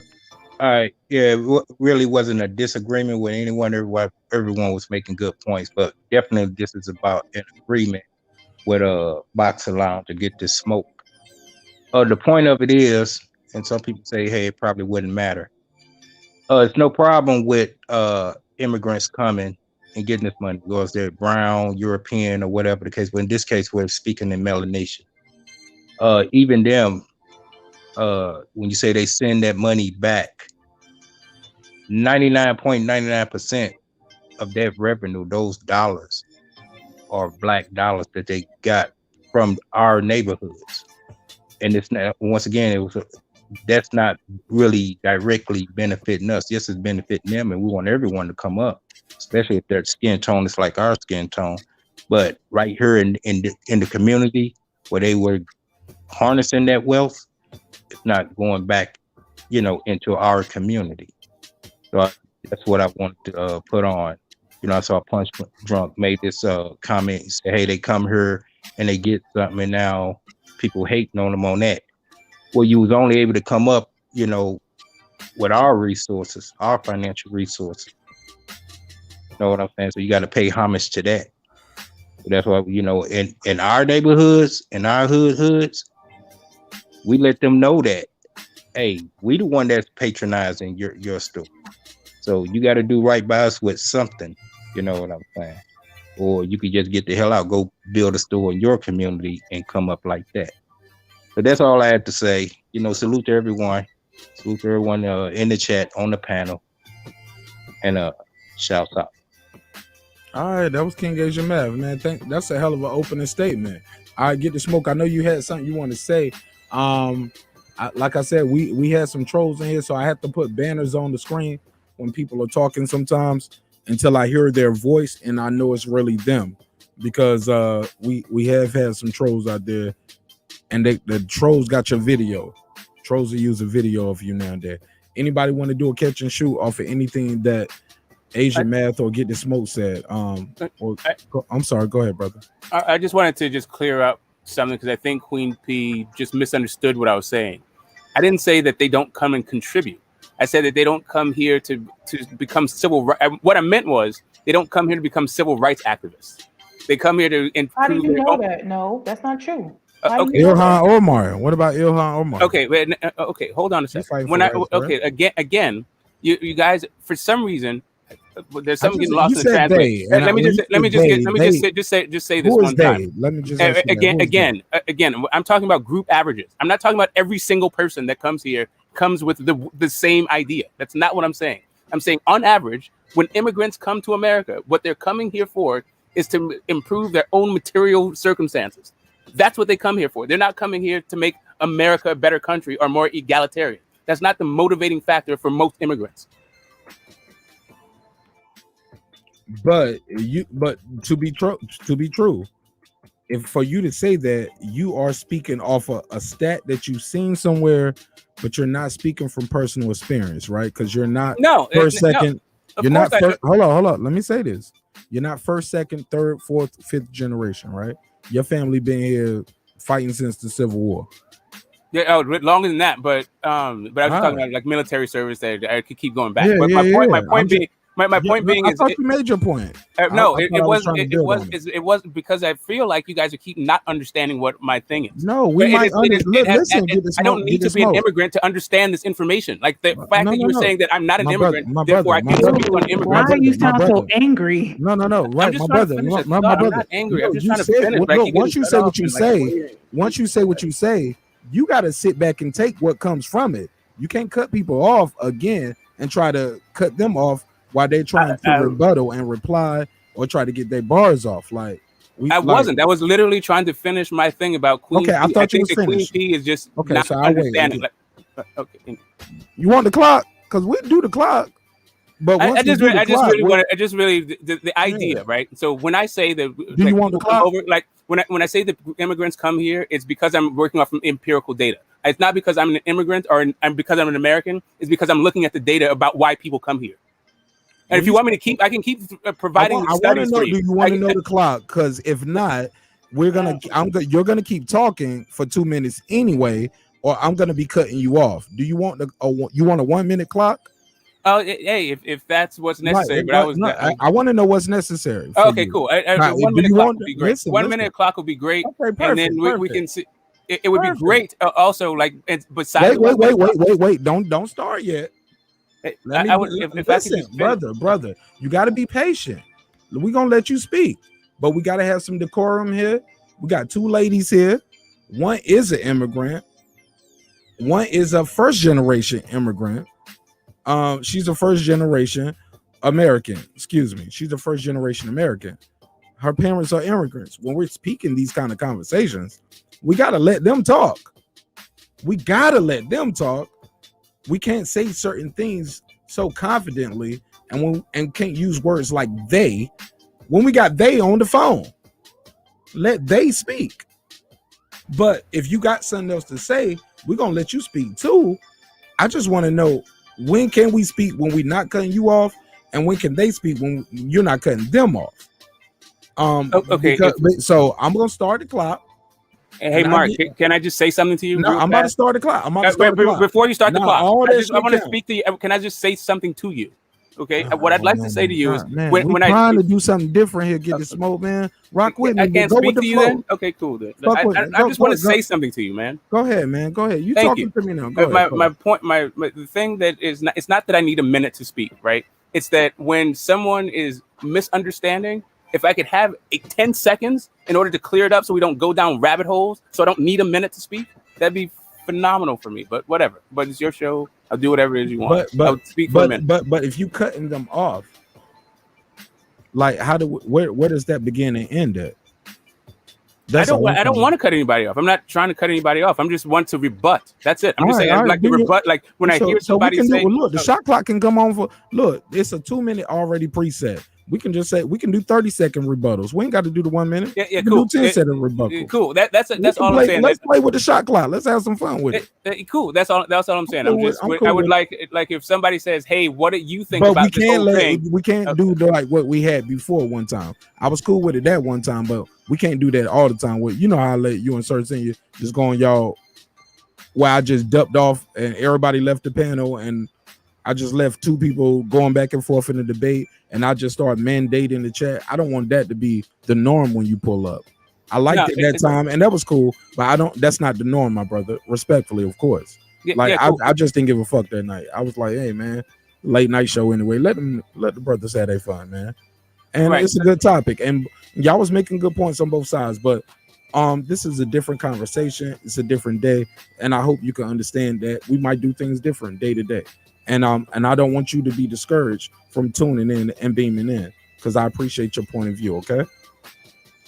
Sure. The issue that I have is absolutely not rebutting or not interrupting. I have no issue with like waiting my turn to speak or anything like that.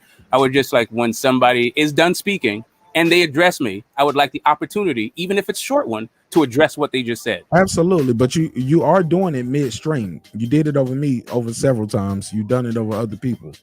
Like, respectfully, of course, it's been done. That's fine, but you do understand what I'm saying, right? Like I cannot interrupt. I can stay on mute, not interrupt. I understand what you're saying completely, rebut, right? My brother, but you got to understand what I'm saying. I understand even what you're saying. I don't agree with what you're saying, but I understand it. the playback never lies. In the words of King I get you. even now, right? Even now, the playback never lies. So we're gonna hit the shot clock, and you can reply to what the sister was saying. All right, and let you get your bars off. I want you to be able to speak freely, comfortably, without interruptions. But all I'm asking for you is the same thing, and I shouldn't have to put the shot clock on for them to speak. You get what I'm saying? But go ahead, man. You got the floor. Just once I start the shot clock, unmute your mic.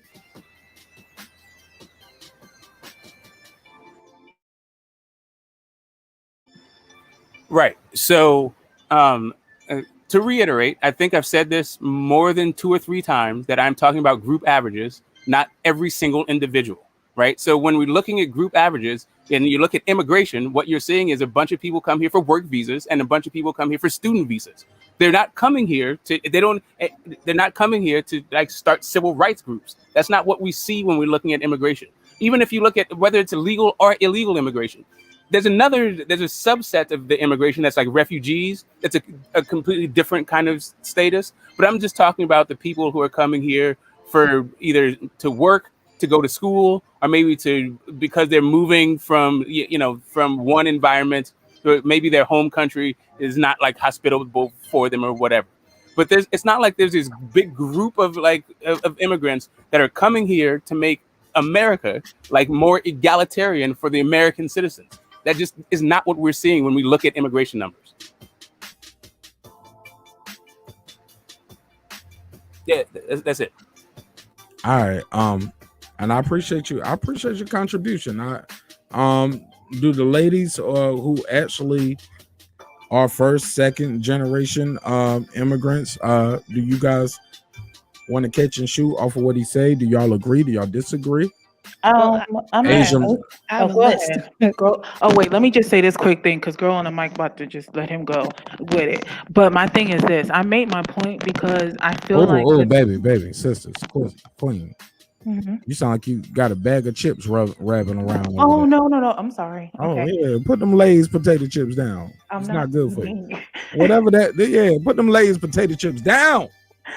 I'll put the microphone away from my mouth. She listening to the chat over there, eating some snacks and shit. Go ahead, Queen P. You got the floor, sis. Go ahead. My thing is, he sounds angry, even though he claims he's not. And let's not make personal attacks because he made no personal attacks on no, you guys. but when he was saying what he was saying, it came off like he had some pressure, and I'm like, Queen P, dude, why?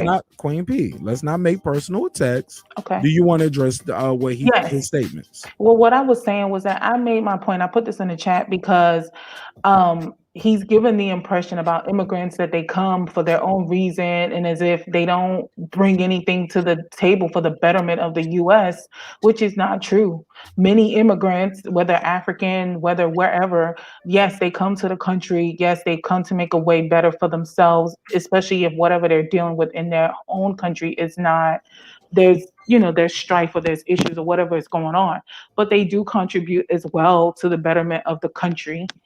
And I think that should be considered. It's not just, they came to work and get money or get an education and then leave. No, many people stay. They feel like this is their home. They see it as home just as much as the Black American does. Oh, and if I'm wrong, then I guess I'm wrong. All right, girl behind the mic, you got the floor. All right. So real quick, just to clear up some things here. I'm going to start off real quick with the journey itself real quick. So anybody knows about USCIS, that's the United States Center for Immigration Services. I suggest that people look that up before we start talking about immigration. Africa as a continent, visas are marginalized. If you Google and search how many visas. Slow down a little bit. Okay. Say that name again. Yes. So people need to Google. Yes. Say that USCIS, your Homeland Security.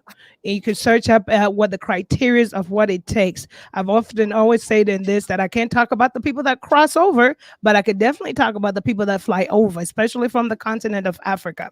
There's a lot that's required to come to America, especially from Just to get on the Africa. plane. Just to get on the plane. Especially from Africa. Africa, the continent itself, America gives out very few visas. I would like for y'all to Google it. We could throw numbers, but it's better to do research so people can understand the entire immigration process in its hand, because this is where I'm going. I heard someone say, yeah, they come to our hood and they set up shop and make a profit.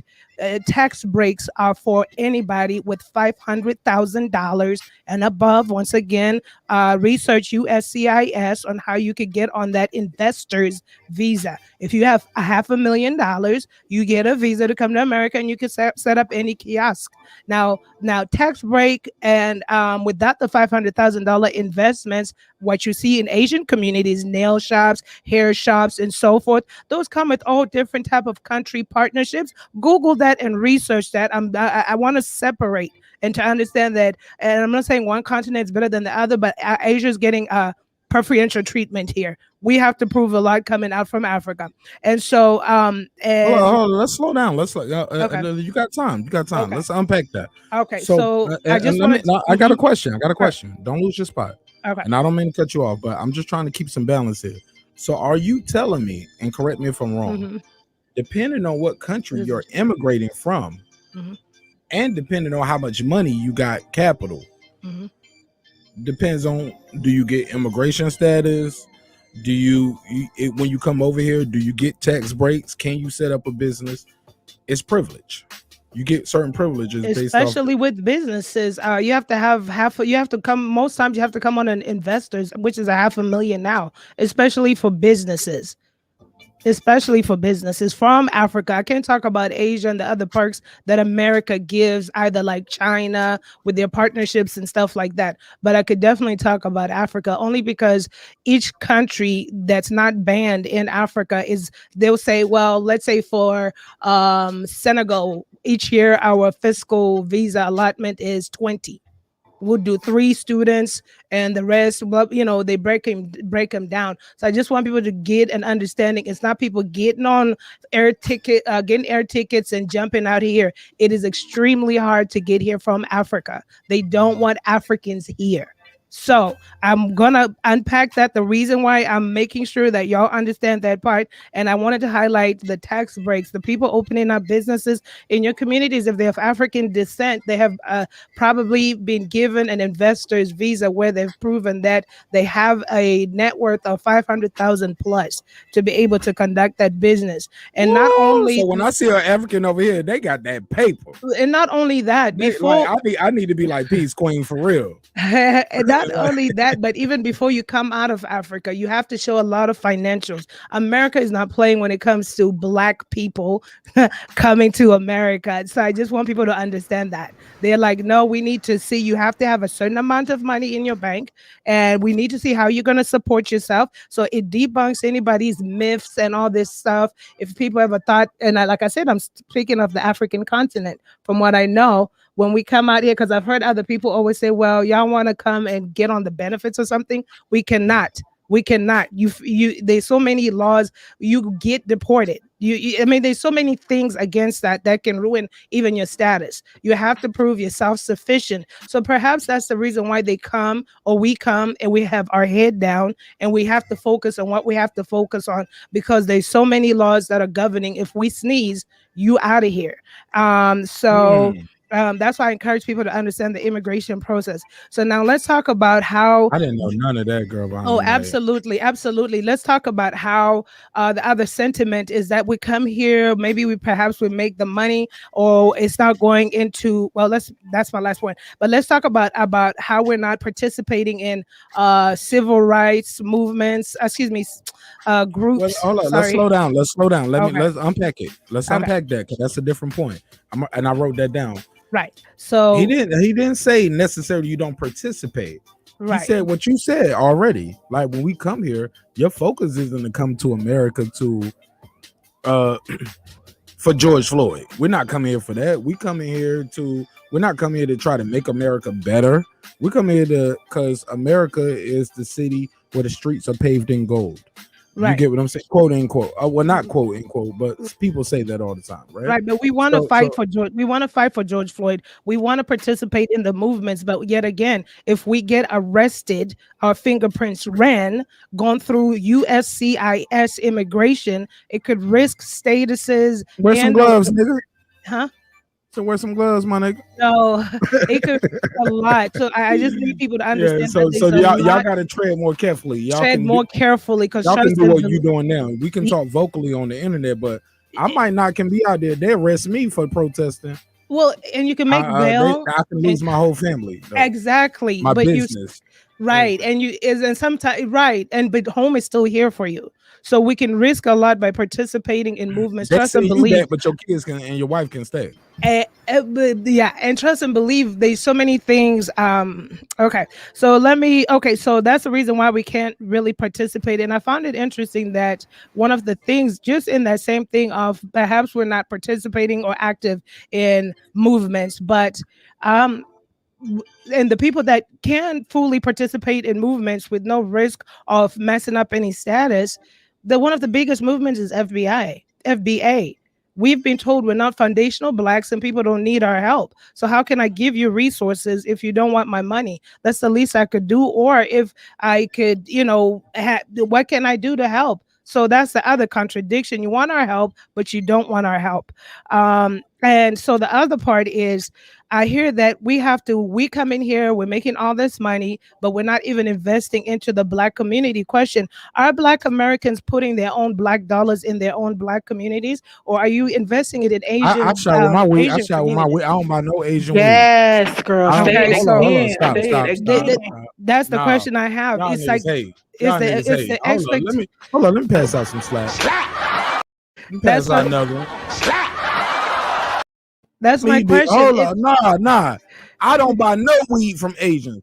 All my weed money go to the my hood. But who is it who is in predominantly black neighborhoods? But then once again, I'm met with this expectation of what we're supposed to do. They don't even spend money. Black immigrants don't spend money in our neighborhoods. I am trying to be a part of. But I ain't gonna lie. Some of them African stores sell things that we're not accustomed to or we're not used to seeing. Like y'all ain't got the Sun Kiss. Y'all got some orange soda. Right. Like that's a different brand. Right. Like you get what I'm saying? And you might sometimes have to pay more for certain things that you might like. Damn, y'all charging this much for some onions, nigga? Like, right. Like, or we already go into it with the stigma. Right. They don't like me anyway. I'm gonna go to Kroger. I'm gonna go to Kroger. I'm gonna go to Publix. I'm gonna go to Walmart. We don't go to the African store. That for too, for the fried veggies and fruit. Why is that? I don't know, but that too. But the thing is, like, I feel like there's not a lot of more African stores than every state you go to. Because I've been to a lot of states, and I'll see where the chain or predominantly African stores are, where there's really predominantly high African communities. But every other places I've been, it's always nail shops, hair shops, Asian ran businesses in black communities. But I find it interesting that we still Asians run the chicken wing spot here. They do that too. So that's the thing. It's Asians run American deli. Every American deli I go to, I see Asian folks. And that's what I'm saying though. But why is the expectation? They got the best chicken wings and Right, but nobody's looking at the Asian people saying how come they ain't investing in movements in black. They owe the black American community more than anything because they've harvested off the black community. Yes, it's $1 billion industry. And to top this off, Google it because I don't want to do research because it's easy. Hold up, what's $1 billion industry? The Jordans they make, the hair, Jordans or the chicken wings? Just the hair. And just the nails, and then Google the China to America relationships, and you all will barf if you find out that some of these investors are coming at nothing at all, just country relationships. Now, look, Africa is not the bad one out here. I'm just saying, let's understand all immigration before we then point to like Africa. It's the least of the people immigrating. There's more denials and visas. There's a lot of African countries that have been barred from coming into America because they don't want any more black people here. We're all marginalized. That's why I always say it's a global thing. This blackness, it's a global thing. Now, the other thing is, what could I have done? I think, hold on real quick. I think, get this smoke. Okay. Agree with you on that. That's the thing y'all agree on. Right. That we hate our blackness. I guess we kind of disagree on why the people from the continent come here. You guys don't. When I say No, you not guys, even that. hold Not on, even that. hold on. I'll let you finish. I might be paraphrasing you wrong, and I'm sorry, but I just want her to continue. But you did say that earlier, more or less. But Right, go and land your plane, and I'll let him get back in because he's trying to speak. Absolutely. And so I dropped in the link there where it said that we don't contribute to the economy. There's an article 2020 outdated, but you get to see the contributions of Black American immigrants to the American community, right? Which we can do a contribution to. That is what you see through our taxes, right? Okay. And like I said, we are not able to, most of us that listen, I'm all like Black power, but it's like most of the people I know are the same way. But if we attach ourselves, do you know on the paperwork, immigration, and all that other stuff, they ask you if you belong to an organization, who is the organization? There's a lot of like things that are attached to our move here. We already talked on that. We touched on that. It's a lot. It's a lot, and we're gonna get back to it. Let me let King Asia Math get in because he is on a different time scale too. And he actually told me in the private chat. He's like, "Hey man, it's past her 2 minutes, bro. I gotta get something in." Respectfully, of course. Respectfully. Go ahead, Agent Math. You got your time, brother. Go ahead, get your game up. Oh no, I was just just so everything could be just equally yoked on camera. Absolutely. Unmute your mic. Go ahead. No, I wasn't. Once again, just back to the point of was in our community. I don't want to deflect to the Asians and the Jews and all that. We just talking about melanated people. In my community, I can't speak for all. We hold them all. The Asians, the Pakistanians, and all to all one accord. You're going to invest in this community, or else go make the money in your community. Point blank. Simple as that. So, but I didn't want to speak on none of the other races. I'm just speaking on the ones that resembles me, that resembles my complexion, and you'll hold them to that accord. Hey, you got to invest back into this community because they're not making the euro dollars. They're not going out into the suburbs making that money. They're coming up off of our dollars. So that's all I'm saying. Regardless of how we want to slice and dice and agree and disagree. Like I say, in the high 90 percentile, most of that money is coming from our pockets. And we have no problem with patronizing and contributing, but it got to be an even kill. Go ahead, Smoke. I'm sorry. No, just like, the landing gear is down. You're going to say, well, we do this with the taxes and all that. That's going to them euros. It's filtering through them. Go to the tax. That's the IRS. We're talking about directly in our hood. Like you say, when you go get the dime bag, it's hitting that cat's pocket. You know what I'm saying? I was just joking. I don't buy no dime bags. Well, again, that was the metaphor. So a person could get the point still. That dollar is going into. I buy ounces, Nick. No, I'm joking. It's going into her or his pocket. You know what I'm saying? For them to do what they supposed to do with it. That's all I was saying. And once again, I have no problem with a person coming from a third world country, especially look like me, because I know they had it way worse than what I had. I came up with water. Sometimes the water might have been rusty, but nevertheless, I had water. A lot of them don't have modernized plumbing, electricity, and all the stuff that they can't even afford roaches some of the time. So I understand their struggle. But when you come here, we have a struggle of our own, a struggle that's been historically documented. And we're not just going to sweep that under the rug, just with we had it worse than y'all, so we can get this and all that. No, we all got to come here and form a coalition and come up together. That's all I was saying. Togetherness, unity. I like how he ended that. Go ahead, get this, Smoke. You got the floor. All right. Cool. This is a great discussion. Firstly, I'm glad to be a part of it. But I just wanted to, I feel like we got into the weeds and there's just been a lot of misunderstanding about what is being said. I agree, brother. I agree, but go ahead. Yeah. So this thing started off with a person saying that white privilege doesn't exist anymore. And what do we think about those kinds of comments? And one of the things that struck me about that comment is it seems like, and I understand that there's a difference in experience between Black people who come to America and Black people who are the descendants of slaves. And what I hear, this is an anecdotal thing for me, right? When I hear stuff like that, what it makes me think of is that you are a recent immigrant, that you are, for whatever reason, not necessarily plugged into the struggle like somebody who is an American descendant of slaves. So maybe that is the genesis of that particular person's reason for saying that there is no white privilege. I could be wrong, but it's just the thing that this is where I went with it. I was just talking about, in general, a general rule of thumb about what it takes to be part of the power structure in America. How do you become part of the mainstream power base? And there is a process to that. And nobody is exempt. I wasn't trying to single out or have exempt Africans, because Africans are also part of it. To what extent they're part of it, I'm not saying that they're driving it. I'm not saying that they're 99% or 1%. I'm just saying that is a general thing about immigrants and what it takes to actually, quote unquote, make it in America. You have to join a political party. Assimilate, right? Yes, exactly. You have to join a political party. You have to make a bunch of money, and you have to denigrate Black people. The thing about it is the Republican Party is pushing right now the fact that we are post-racial, that there is no such thing as systemic racism, that people are using racism as an excuse to not achieve.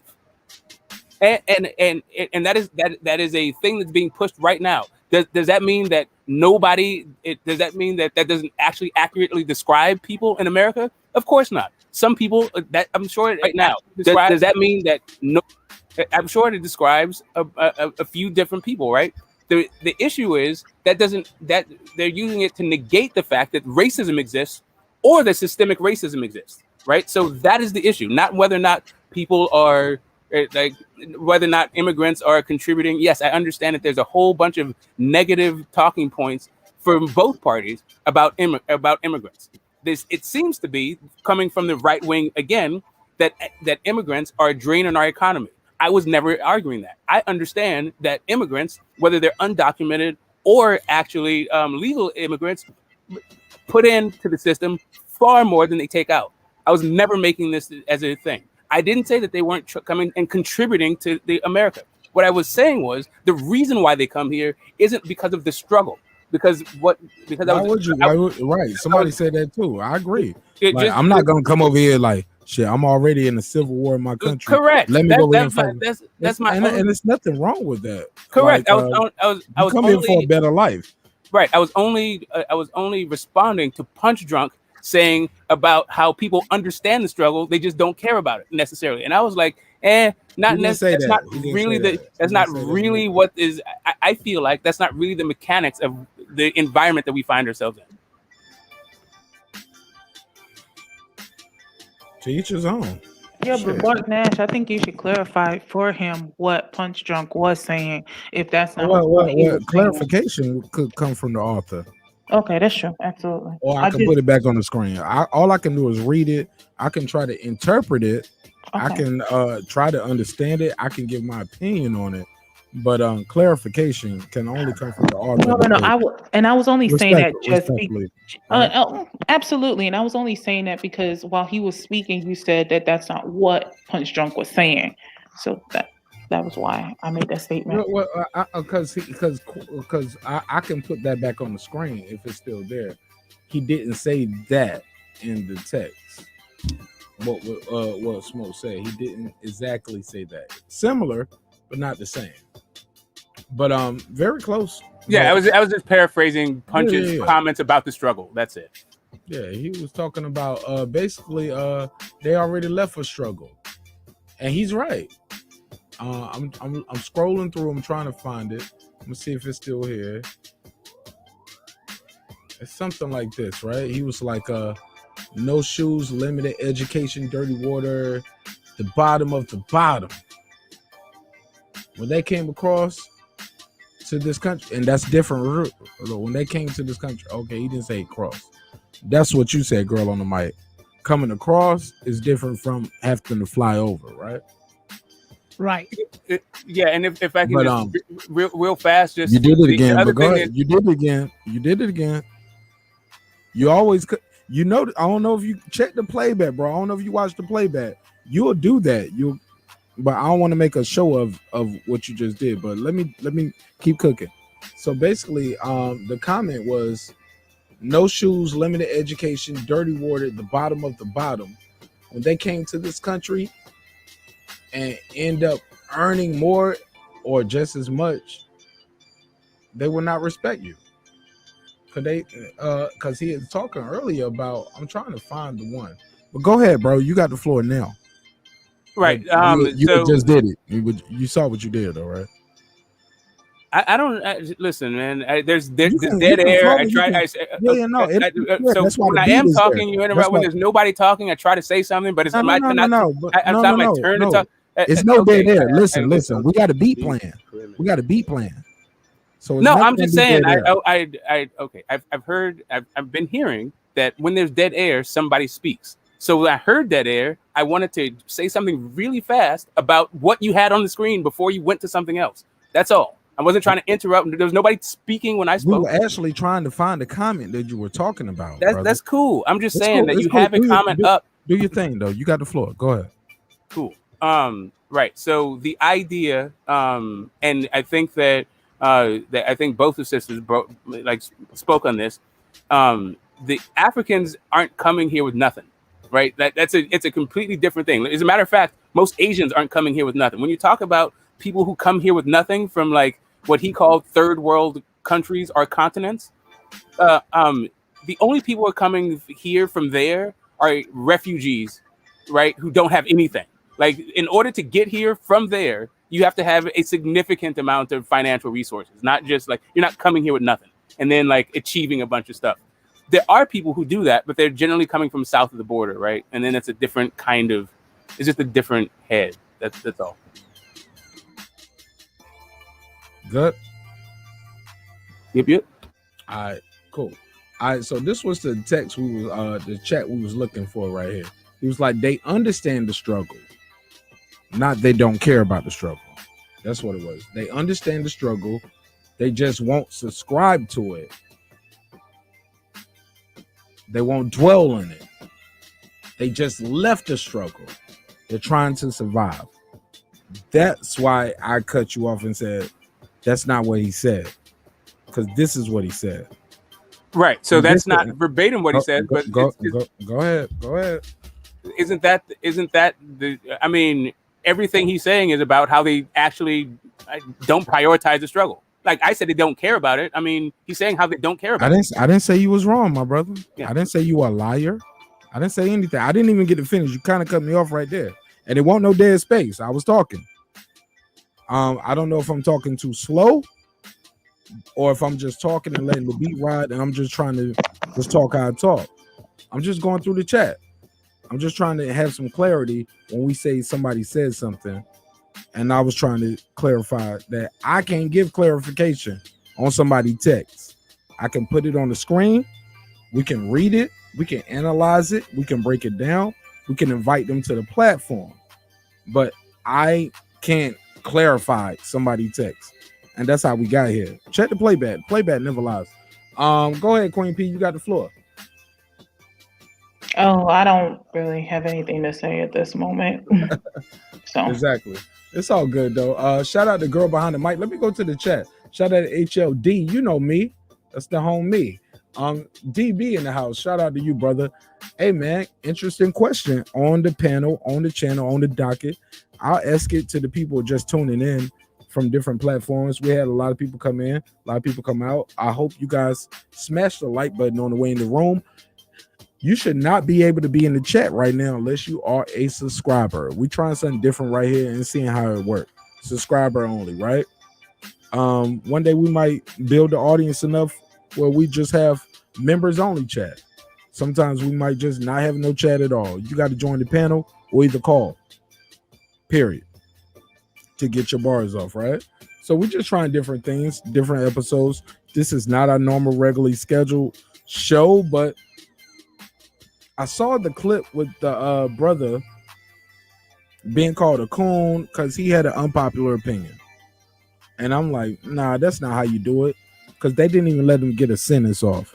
And I was like, damn, man, I'm glad I don't do my show that way. Also, we had a topic on the docket, and I'm like, yeah, I spit on it, and I'll let people get their bars off, but this is not what we got planned for Monday. We got a whole different show for Monday. So I just wanted people to be able to talk about that. It's a random Sunday night. Baby Nash went to bed early, so I was like, hey, I ain't got shit to do. Fuck it, let's have some fun for a couple hours, right? So that's where we at with it, man. The topic on the docket is white privilege, a myth, true or false. Somebody got the mic on you. Is white privilege a myth, true or false? Let's go to King Gage and Mav. Did you give me your take on that? And also, did you give me your take on the city councilman in Alabama calling the fellow lawmaker, basically, he called her a house nigga. Well, he didn't call her by name, but he did say, "Are you a house nigga? With a house? Would she please stand up?" He put some Eminem in it. He stood up his damn self. And all I was thinking was like, wow, she ran out the room crying. I don't know what transpired before that 17-second clip or after. If need be, we'll do a whole nother video about it. I probably won't dedicate another live to it. But I want to know what you guys think about. First of all, the black man saying, hey, white privilege don't exist. You get it how you live. If you smart, you qualify, you gonna get the job. Period. Dot. You gonna get the house if you got the money. Nothing stopping Jay-Z or Beyonce. They buying and living what they want to live. Some would say. What's your take? You got the floor. Spit your game, talk your shit. Yeah, first I like to say salute to DB and a perfect example of what. Shout out to DB. That's my guy. Even though he's more black than anything, he have another race association, but he also contributes to his community, which supports people that look like everyone that's on this panel. You know what I'm saying? So salute to him. That's a perfect example of back to the community, and that's all I was saying. Because most of those dollars coming from us. That's it. You know, if they were getting the dollars from DB is a person who is biracial but get money from the black community, but he also invested back in the black community. Exactly. That's all I was saying. Okay. He respects that, and that respects him, and then it makes a beautiful correlation. You know, I didn't even know that, but DB, the link is out there if you want to pull up. And if you want to promote your business, you're more than welcome to promote. The link is going to be out there, so people are going to see this on multiple platforms. It's a random show, so nobody's expecting us to be here tonight. But the link is going to be out there, so it's going to be blasted off to our little show. We only 40. We're only 40 people away from Actually, we less than 40 now. We almost at 2K, but also the YouTube group is growing. But we are also involved in about 50 different groups on Facebook. So the show goes out to about 50 different groups. Yeah, we cross promoting everywhere. We got people on Reddit, TikTok. Also, I drop the clips on Instagram. If you don't follow me on Instagram, follow me. I will follow you back. Subscribe to me on YouTube. I will subscribe to you back. I don't care if you have no subscribers or no videos. You subscribe to me, shoot me a comment and say, hey, I just subscribed.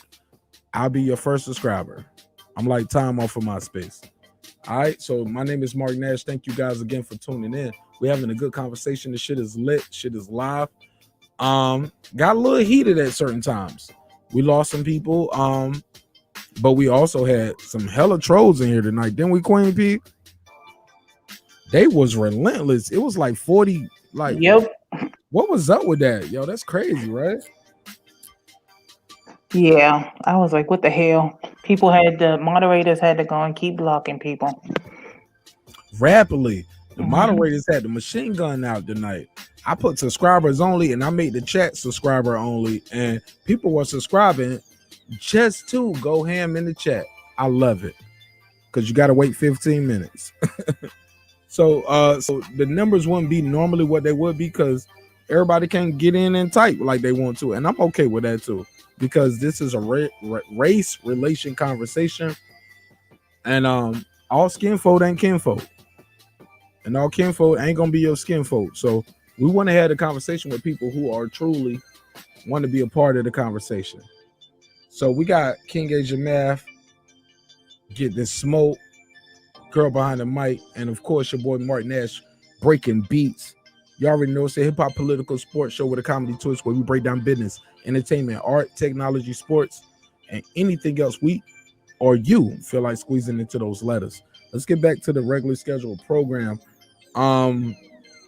If you just tuning in, we were talking about the shit that's going on in Alabama. They asking for this man resignation.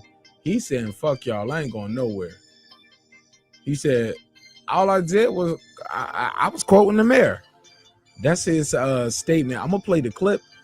I gotta put myself on the screen so we don't get no flag from it, because that's part of the thing. You gotta put yourself on the screen, right? So here we go. Let's do it. I'll play it again. The thing that bothers me about this the most, two ladies. Shout out to Queen P. Shout out to a girl behind the mic. Ladies, why did she run off screen and run out the room and crying and shit? Well, what happened? Oh, go ahead.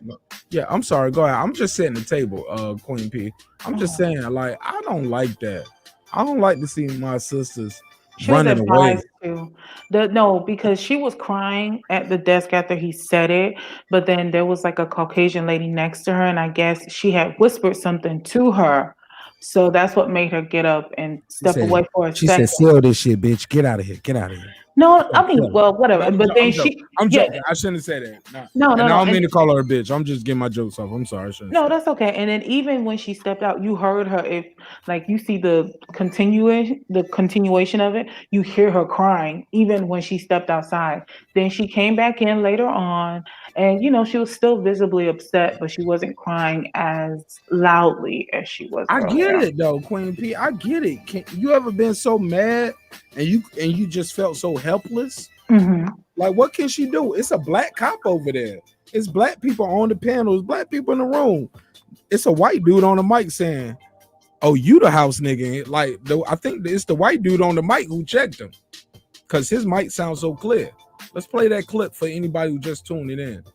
Once again, if you're watching it, the show is called Breaking the Beats, where we break down business, entertainment, art, technology, sports, and anything else you or I feel like squeezing into the title. It's your boy Marq Nash, man. Like, this is crazy. Let's play this clip, and I'll let y'all give me y'all take on it. The phone lines are open. The N-word. I mean, I know. Hold on, let's run it back. The N-word. I mean, I know I'm black. Do we have a house nigger in here? Yeah, you. Somebody say, "Yeah, you." Y'all heard that? Y'all can hear this, right? Yes, we can hear it. All right, cool. I had to drop the beat though. The N-word. I mean, I know I'm black. Do we have a house nigger in here? Yeah, you. Okay. Do we? Hey, do we? Would she please stand up? Y'all are seeing this, right, cameras? Somebody said, "Y'all seeing this, right, cameras?" That was the mayor who said that. Okay, so the mayor's in the room said that. That's not the white man at the podium. No, the white man. Oh, no, not that white man at the podium. Okay. He was just. Because he had the red hat on. I gave him too much credit. I thought he was a real one. So I ain't wrong. I stand corrected. He looked like what he is then. Okay. Oh yeah. I was shocked. If you listen to it, like I was about to say shout out to Duck Dynasty. No, the whole nine. No. Hell no. If you listen to it, no. Hell no. So he was there to empower the guy, like. Oh yeah, he's a supporter of that man. Like, he doesn't see that he's a racist. He doesn't see anything against his wife or even the former sheriff that was there. Oh no. They're his friends. But here's the deal, Queen. Like, they asking for this man resignation, right? Mm-hmm. He's refusing, and he said he'll run for mayor. But okay. Even if they ask for his resignation, they're gonna pay him money. If he's gonna be able to write a book, they'll give him a GoFundMe, the whole nine. And he still has support from that former sheriff too. He's still friends with that person. Because the black guy, that black cop that you mentioned that was in the back, when the guy was speaking, the guy that's on the podium, he had made the statement that that former sheriff, he was over here like counting how many black people are in the police department. How many blacks do we have? Like he wasn't no better either. Sorry. Nah, she caught my Duck Dynasty bar. I'm proud of you. I'm proud of you, sis. You staying with me. Yeah, sometimes the boat move fast. But look, they on some bullshit up in there. And he do got that Duck Dynasty look, right? He got that Duck Dynasty look. Yep. I'm just shocked that it's not more outrage. It was a couple gasps in the room. Somebody said, yeah, you are. Okay, that's one. Maybe that was the mayor who said, yeah, you are. You get what I'm saying? But this is insane. Don't you lose public trust when you can just, and he stood up. Is it a house nigga in here stand up? King Age Math 56 cent on 56 mil. My brother. Alabama, y'all got a black mayor. If y'all could vote a black mayor in, y'all could put enough power behind y'all dollar. And same way y'all got that black mayor in here, y'all need to get this white city councilman out of here. He does not have your best interest. What do you say, sir? I agree. I mean, no, okay, it wouldn't happen in my region, my proximity. I don't know. That's Alabama though. But no, I definitely don't agree with that. That's egregious, and I'm shocked. And this was, how long ago was this? That was this month. Oh yeah, it was recent. Oh, it was very recent. It was very, very recent. Yes, it's within the last month. I'm pretty sure. I think something like that. Yeah, I believe it's July 8th, July 15th, but it's been going viral now. No, I'm baffled that he was able to get that shit off. But anyway, I'm baffled, yo. I ain't gonna lie, Asian man. I'm slick disappointed at the system. Like that news clip should have went a different way. City councilwoman throws her high heel shoe and her wig at racist white city councilman. That's why I would have been happy if she would have threw her wig and her shoe at that motherfucker, yo. But maybe I'm wrong. I'm like, oh, like damn, man, that nonviolent shit from the 60s, we got to do. We got to always move nonviolent. But motherfuckers, like when we say white privilege don't exist, let's be clear. Do y'all see the charges and the sentences that are given to people who storm the state capitol? See, I'm supposed to save that for my final thought. That's a dramatic pause right there. Get this smoke, my nigga, my brother, my love. Beloved, it's just those are dramatic pauses. This is some bullshit, yo. Motherfuckers getting probation, house arrest, deferred judgment, still rights to travel, but you stormed the Capitol because shit didn't go your way. You got to be kidding me, man. Let's open the panel back up. Let's open the phone line back up. 678-381-1938. 678-381-1938. That's the number you can call if you want to voice your opinion. I'll open the panel back up, but that's where we at with it. Just finish up on Mark. Yes, to answer the question, yes, white privilege does exist, and that is a perfect example. I know that was recent, just looking at the footage. I just didn't know how recent it was, and it's shocking that it was done this month, this year. And no, I'm not the one to be to advocate physical violence, but abuse is abuse. There was clear verbal abuse that transpired up there. So if that action would have warranted a physical action on him, I would have been with that. But you know what though? It's a black cop in the corner. Her black ass going to jail. That black cop sat there and couldn't do nothing legally. He had to sit there and take it too. He couldn't walk towards the man and say, hey, sit down. You disrupting the policy. You disrupting this procedure, because technically you are.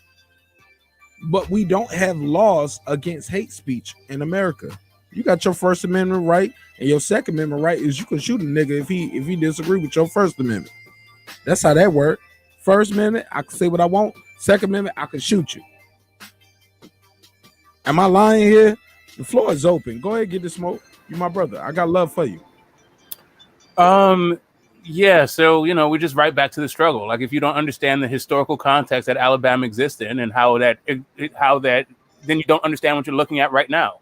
Like the idea that you're going to have all of this racial tension going on for years, lynching, disenfranchisement, just the brutalization of a community, then you don't actually understand what you're looking at. Like you can just go, like even in these communities, you'll see that corporal punishment amongst Black people is higher in places like Alabama, right? Like wherever you see these like racial tensions, that you're taught in any number of ways how Black people are marginalized, and they actually even do these sorts of actions so as a protective measure. Like you'll get beat so that you don't become a victim of the system, so you don't like deal drugs or get shot by a cop or something like that.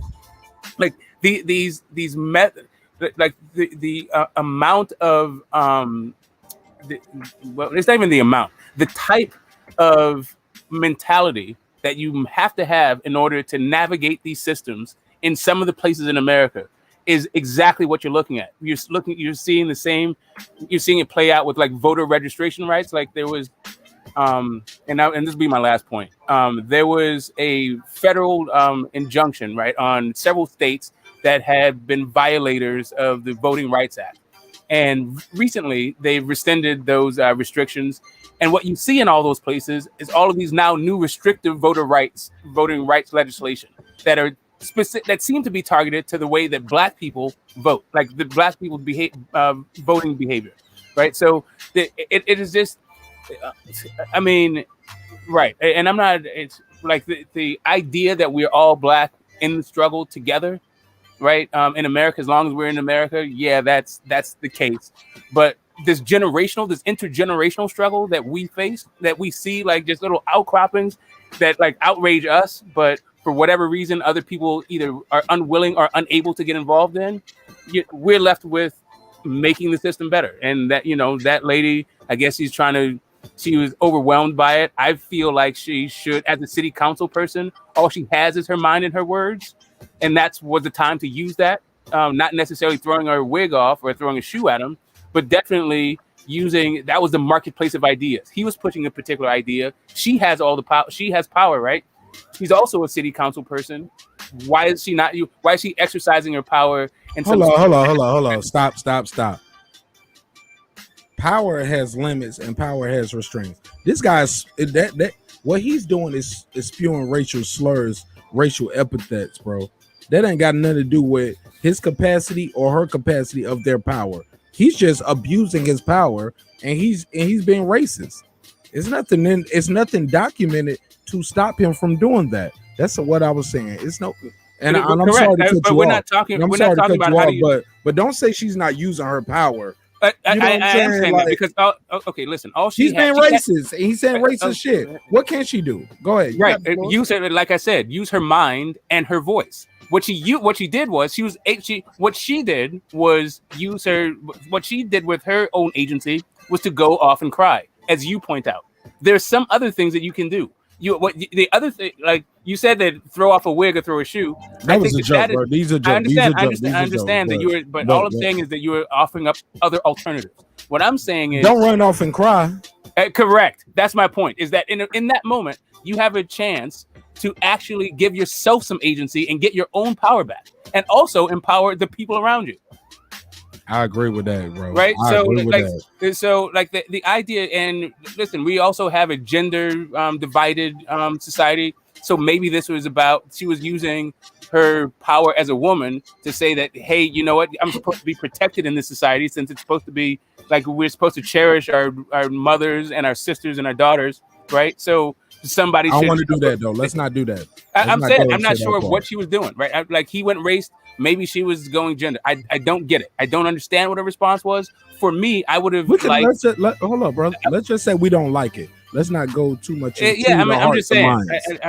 Listen, respect. So especially when we got two women up here who can do it. Right? We talk. Okay, so part of the things we talk about is white tears, right? We talk about white tears and white rage. We're looking at that guy's racism, right?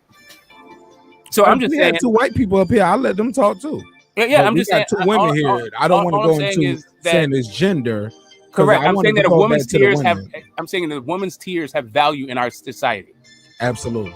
That's all I'm saying. So maybe that's what the power that she was using, like evoking in that moment. But I would have preferred that she used her like a different thing. And I prefer she used her high heel or a wig. Let's go to girl behind the mic and Queen P. Queen P, girl behind the mic. How do y'all feel about how the sister handled it? Do y'all agree like she with her running off crying that she might have galvanized the troops and say, hey, you're fucking with me as a woman. This ain't as a woman in power, as a woman in leadership. This ain't about you just being racist. You are being gender biased and racial biased because you wouldn't talk to a white woman this way and you wouldn't talk to a black man this way. Maybe, possibly. Well, I don't know because that guy called the mayor boy in another meeting that they had, and the mayor admitted to being offended by that. Girl behind the mic, you and Queen P, y'all can. If y'all cool with cutting each other off, that's cool. I just know. I just want you guys to be able to speak because we do appreciate women being a part of this conversation, especially when gender is summoned. Do you think girl behind the mic, the young lady could have handled it differently? Do you think she handled it right by running off and crying? Would you have ran off and cried? I'm gonna ask Queen P that too. Go ahead, but you got the floor.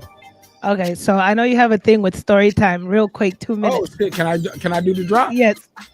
All right, hold up. Bear with me. Let me give it a drop. Everybody on the count of 3, we gonna give girl behind the mic our story time drop. All right, 1, 2, 3. Story time. All right, let's do it.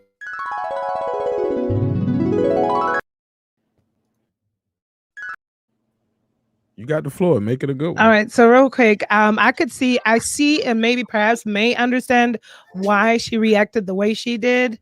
And I can only say that because it feels like I was in similar shoes with her. And I'll just explain it real quick. So I spent years before retiring at 35. I spent years doing corporate clinical work. And this one particular part, I was training a young lady, and and every space that I worked for this private, majority of the spaces that I worked for this privately owned healthcare company, I was the only Black in these spaces.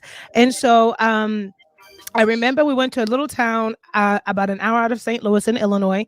And so I'm here training this young new hire, and the room is full of nothing but white old patients. And I walked to this lady and I'm explaining to her, and I'm training this girl right next to me. Her name was Megan. I'll still remember that. And so as I explained to the lady how to fill out her paperwork, most people track the movements on the form. She wasn't tracking. And so I said, do you have any questions for me? And she looked at me and she said, yeah, I have a question. Are you going to be doing my tests? So I was confused because people always have a lot of medical questions. And I said, well, I'm all over the place. Perhaps when I go back there, maybe I'll be back there, And so she says, oh, well, I don't want you to do my test. I'm prejudiced. So that was my first encounter. I paused. I was shocked. I was like, prejudiced to what? My navy blue scrubs, and my eyeballs started to water. And I'm like, oh my God, she means she doesn't want me to touch her. And immediately I also did the same thing because the first thing that's playing on my mind is my job. I'm going to lose my job. 2, I'm going to be the angry Black woman stereotype. 3, it's a room full of white people. This lady literally yelled at me. It was quiet. No one said anything. They all looked up and looked back at their paperwork. Megan just stood there. She touched her mouth, covered her mouth, and I literally went for the bathroom. And I called my spiritual mother and I said, explain to her. But at this time I was crying, and I'm the strongest person. Like, I will pop off if need be. But I literally was in tears because I was angry. I was angry because I knew I couldn't express myself the way I wanted to.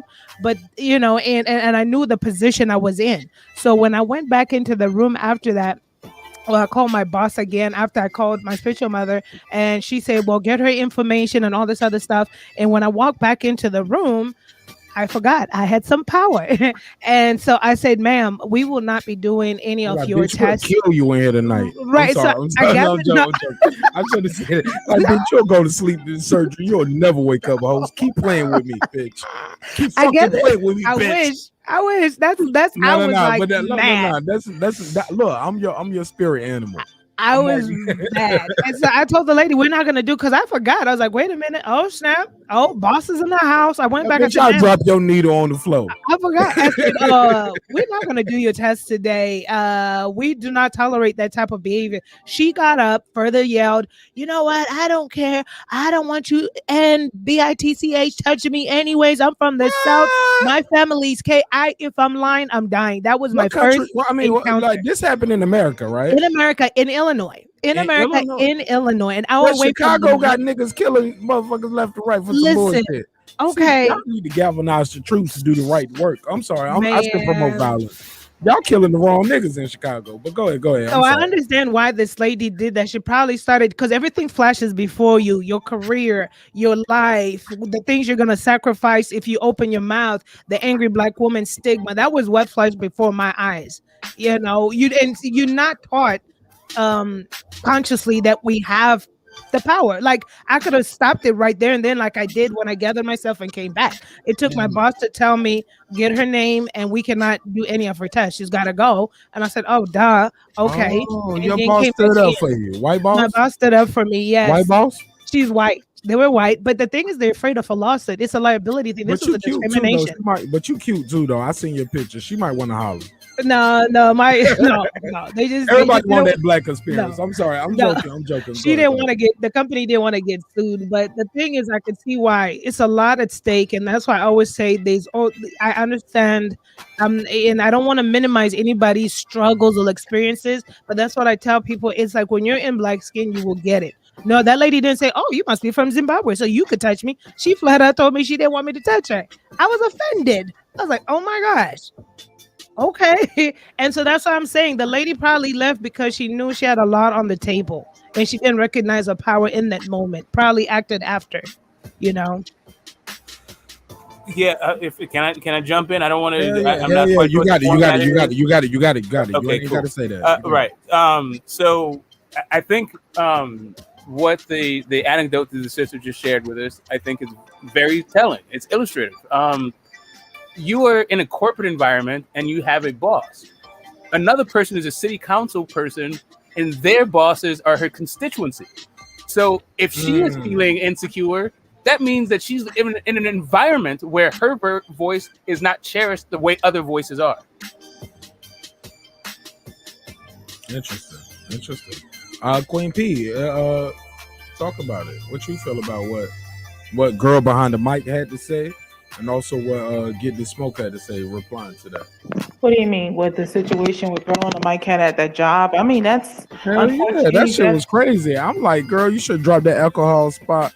Wipe your ass with that alcohol swab. Unfortunately, and that's then wipe your needle point. That's what I'm an asshole. Don't listen to me. You're gonna lose your license. Don't listen to me. I'm just saying, like, that's some fucked up shit. Like, I'm here to look, I was a combat medic. My wife is a nurse, if you don't know, right? A lot of my friends from the Army, they are medical professionals. I was in the infantry unit, but I also worked in garrison in the hospital unit. Man, we seen all kind of shit. And we saw that with some old veterans, like old Vietnam veterans. Yo, they motherfuckers be in there saying some weird shit because they senile now and they saying how they really feel. And he was like, if you want black, I'll suck your dick right now just to get a cup of water. I'm like, hey, I don't want you to suck my dick and I don't care if I'm black.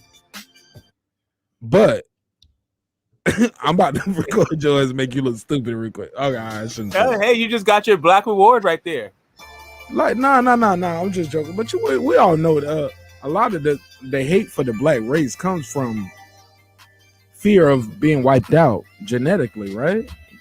Some of us, I don't know, we all can agree to that on this panel, but let's be clear.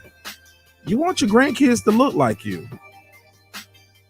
But if you have not been conditioned mentally to understand, hey, my grandkids might not look like me based off the way the world works. Like me, I'm okay with it. Some of us black people are okay with it because we come in so many shades and colors and things like that.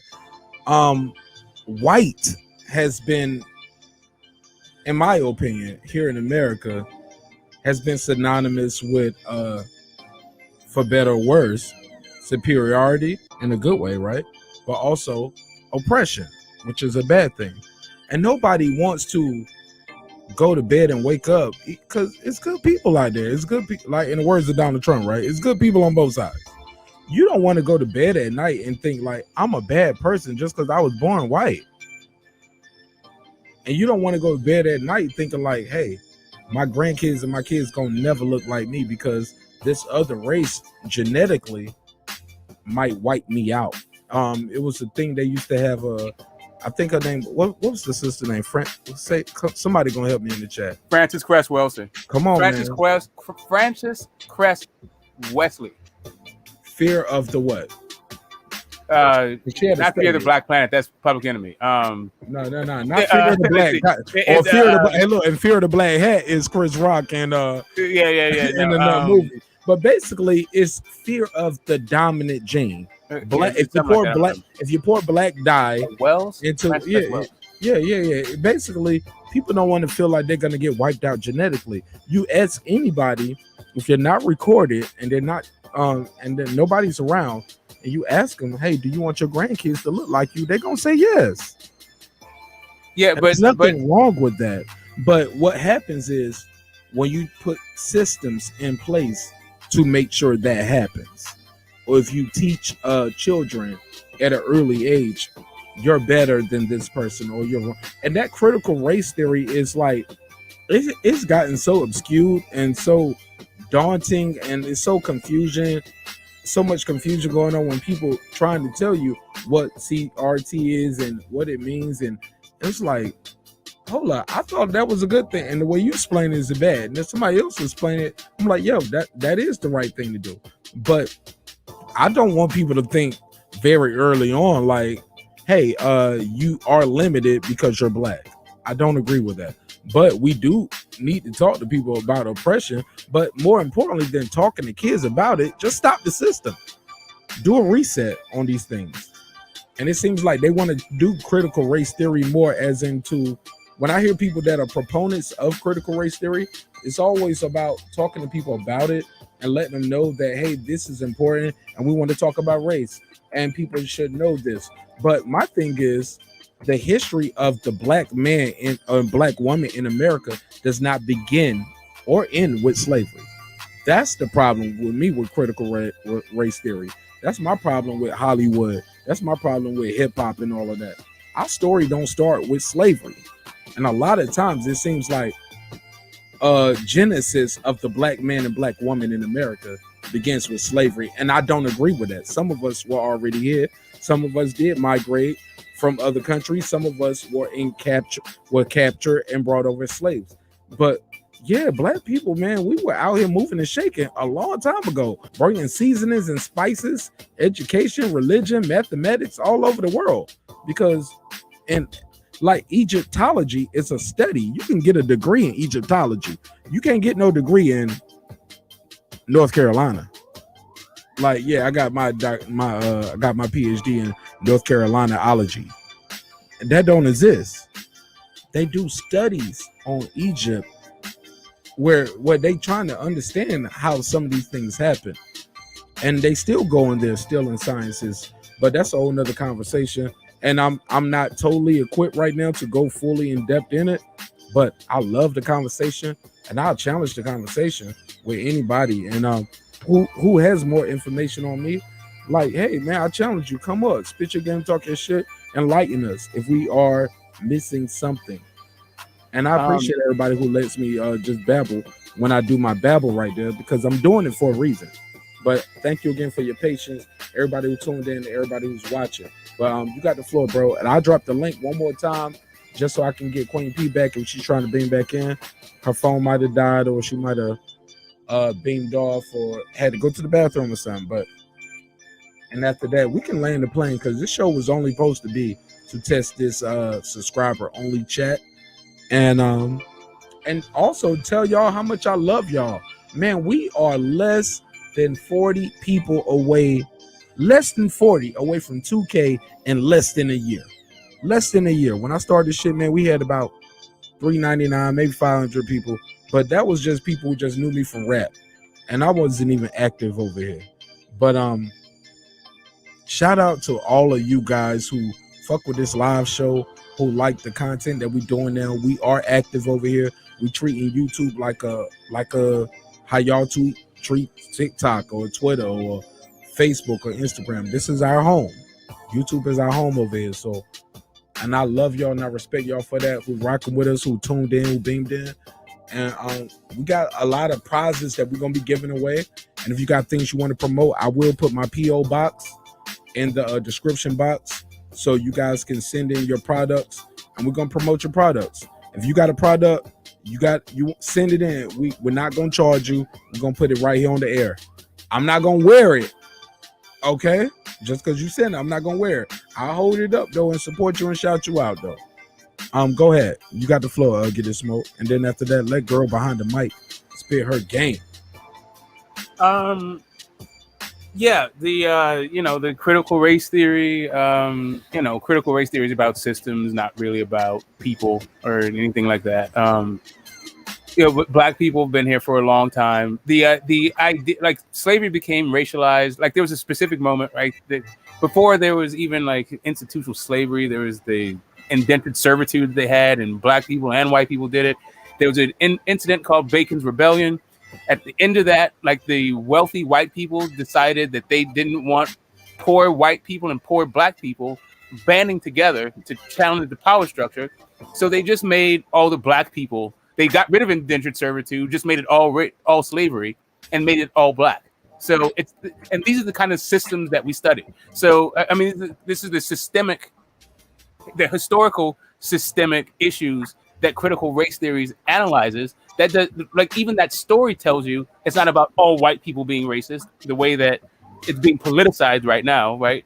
But the idea that just because you're black, that means you're not going to be able to get ahead. Yeah, that's kind of strong. I don't think that's what critical race theory is talking about. I think that's what people would like to. People who people who have an agenda that says America is not basically white supremacist or racially discriminatory towards black people or non-white people. They seem to say that if you teach critical race theory, what you're teaching is all white people are racist, and if you are black specifically, you can't get ahead. But I don't think that's what critical race theory is doing by design or even by result. I think it's just people playing politics. Girl behind the mic. Do you agree? Do you disagree? Do you want to add anything to that?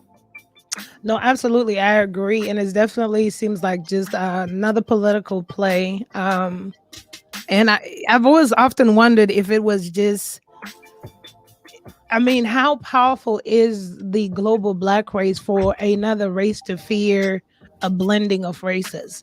That's what I've often wondered. But I mean, it just makes sense that it's something politically motivated, of course, or there's a deeper agenda to it.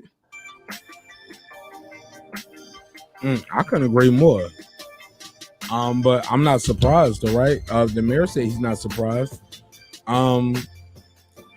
Race is one of those things here in America that, unfortunately, some of us tell us that it is in our mind. And I agree that at certain points, I got some people that I know I work with. I was the manager, and they be like, yo, the GM don't like me, or the district manager, I can't get promoted. You know what I'm saying? They don't like me because I'm black. I'm like, nigga, I'm your boss. And I'm here to tell you, it ain't because you black, nigga. You an asshole, or you're not a good worker. You don't show up on time. You're late. You don't finish your projects within a timely manner. You don't work well in group settings. It's a plethora of things that's going on for your lack of success, and it's not always your skin. It is a factor though. Let's be clear. Unfortunately, but trust me, it's not number one on the list because nigga, I'm over you in this shit, and I'm making money. But I know I could probably be further too. But yeah, so I get it. I get where you're coming from, my brother. It's not the only factor, but it's still a factor. And the problem is, get this smoke. It's still a factor, and it shouldn't be a factor in the land of the free, home of the brave. It's some bullshit. This city councilman should not be calling this black woman a house nigga talking about, well, I'm just standing up for my wife, or I'm quoting, and we shouldn't have to ask for his resignation. Lynching should not be should be a federal crime anywhere.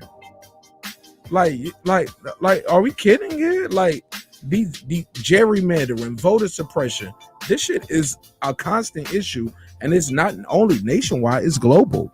It's happening in other parts of the world too.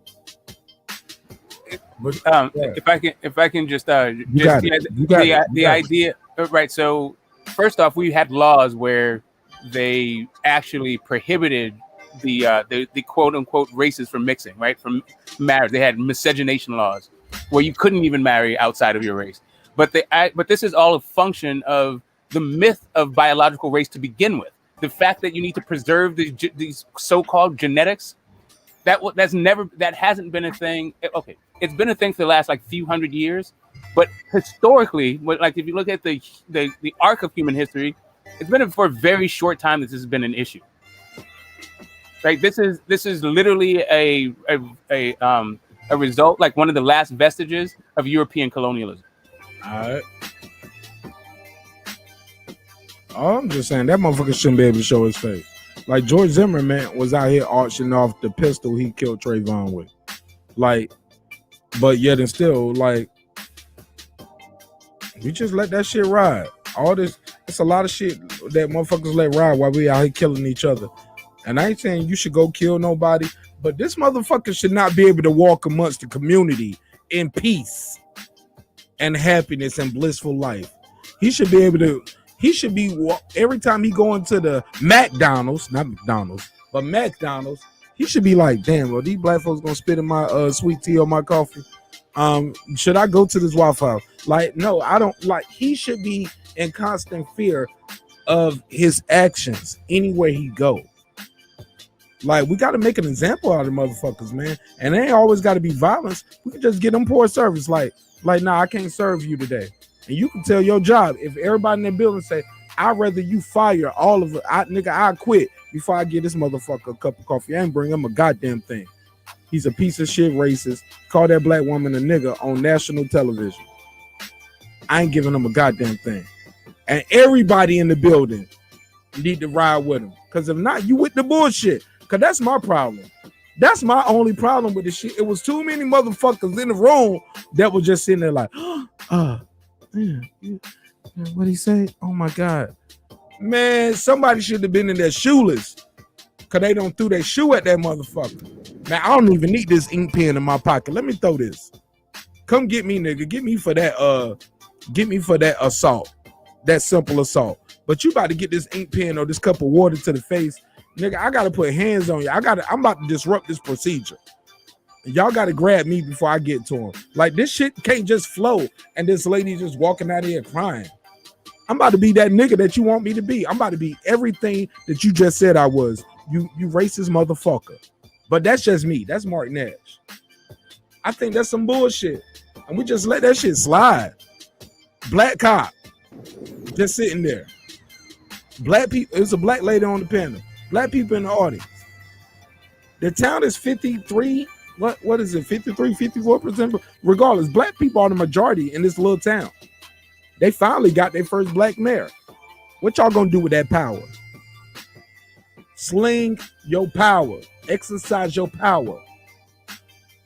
Okay, it ain't gonna work with this person. Get the next motherfucker out of there. Y'all doing all right. Y'all doing all right there. I'm not gonna hold y'all to the stake because y'all did finally exercise your power and got a black mayor. Y'all majority black city. Y'all got a black mayor. Okay. Make sure he ain't a corrupt motherfucker. Make sure he ain't no go along, get along guy. What is gonna happen here? Change the police commissioner. Like change, burn that shit down and build it up new. Politically, of course, when I say that. I'm not promoting violence. But that sister should not be running out the room crying. Got me all the way fucked up. Yeah, look, all I told people when I saw the clip, I was like, her husband don't go to the meetings. Girl behind the mic. You heard me? I was like, maybe her husband don't go to the meetings for this guy to feel that comfortable. Because her husband can't be in the room right there because I'm not an elected official. Baby, get my bail. That's what I'm going to say. I'm going to be like, GMB, We all we got. Get my bail, baby. I'm about to rush this motherfucker. I'm gonna make an example. Like that whole news clip is gonna be totally different. Local podcaster, vlogger, Marq Nash was at a city council meeting where his wife, Mrs. Nash, was there. Going convective, and this happened. With a real nigga stand up. Oh, you got it right here, motherfucker. This the real nigga right here. And I be rushing the motherfucking stage on guard. On my dead granny, nigga, I can't let it slide. On God, I can't let it slide. Y'all got me all the way fucked up. And I'm disappointed at the sister, and I'm disappointed at her husband right now. I want to hear from the husband. Right. Yeah, because I need to hear from the man of the house. Maybe she's a single mom, because some single moms become single city councilwoman, all that. I ain't judging. I ain't judging you, sister, because I get it. I've been so upset sometimes where I was my eyes were welling up with tears. I get it. But you got to stand your ground. Shout out to Get the Smoke. I agree with you on that. She need to be prepared for that shit in every city council meeting. Going forward. Running off with tears ain't the answer. You need to embarrass his ass with his racism. Don't look weak. Stand up. Be strong. Stand fierce.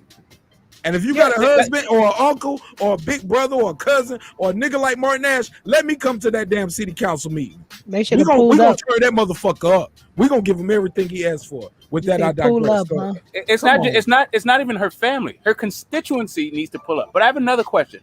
How many black people are in position of power that have these Confederate statues all over the place? Right? It's not just these like incidents that point out to the extreme. What these extreme incidents underlie is the community that these people are living in. Her constituent, it should not be on her family to stick up for her. She is a representative of a community. Where's the community voice? If the community doesn't care, this is an example. This is an indictment on her constituency, not her family. Shout out to Slide Jones. He said, "I wish a Karen would." Yo, I love what's his name? Dr. Rashad.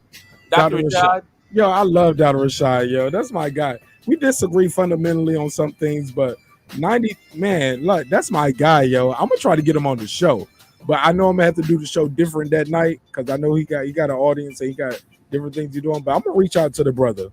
But if you know Dr. Rashad, flag him, tag him, tell him Marq Nash is your guy. He rocking with you.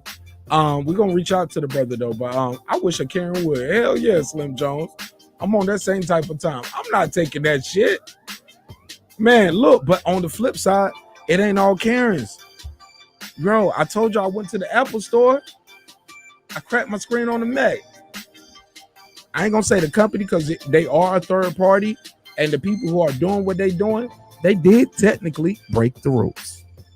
But I shouldn't have to leave my Mac on the shelf at your store for 7 to 14 days while you wait for the part to get there. The computer still works. So I ain't got to leave my computer there. But the black guy, and I felt like they was giving me that, y'all remember that Dave Chappelle shit where when you walk in there, everybody's the manager?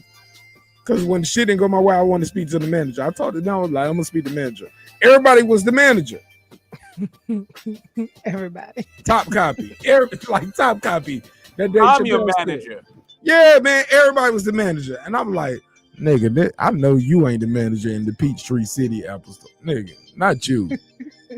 Not you, Wesley Pipes, nigga. No, nah, nigga. They didn't let you. You are not the manager, nigga. You look like you got that 3 for 5. Make it look nasty. Yeah. Get it, Smoke. I got to get the fuck out of you, wildin'. You too detailed right there. That was too detailed. Hey, man, I know the references. Hot dog. Here for you. Hot dog. Hot dog. Hey, look. But long story less long. Yo, the black dude treated me the worst, and this was his second time doing it to me, yo. It was his second time. He actually asked me to look at the contact in my phone. I told him, I was like, yo, I know.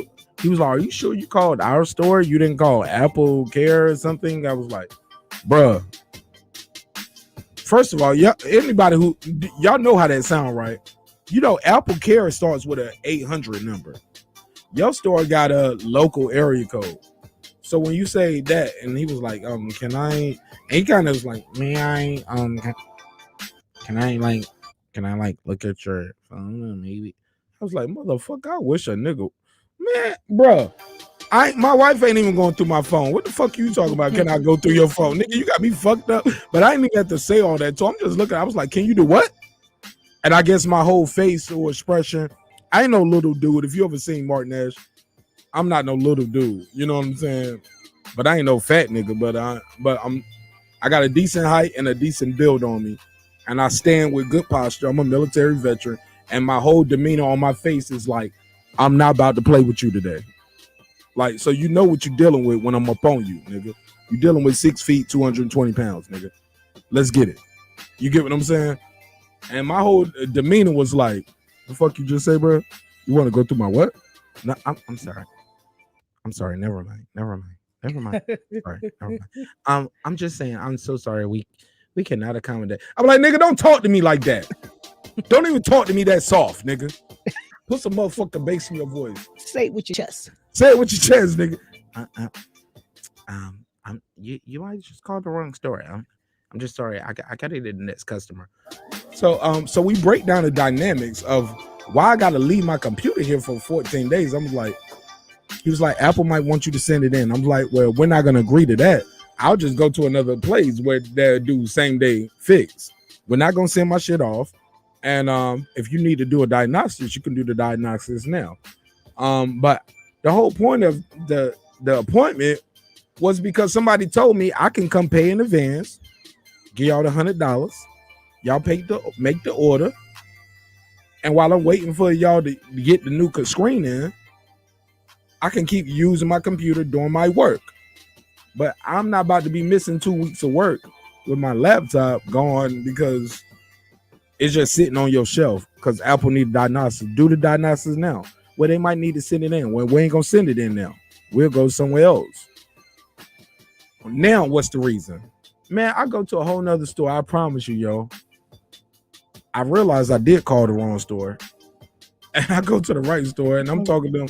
And he was like, yeah, basically, yeah, man, like, you know, every store got their own policy and we can't tell them what to do, even though, yeah, we all connected. Technically, they are right. He right. He told me, he's like, technically, Apple does tell you you gotta leave it there for those reasons. And all the reasons you said made sense. That's why we're gonna do what we're doing now.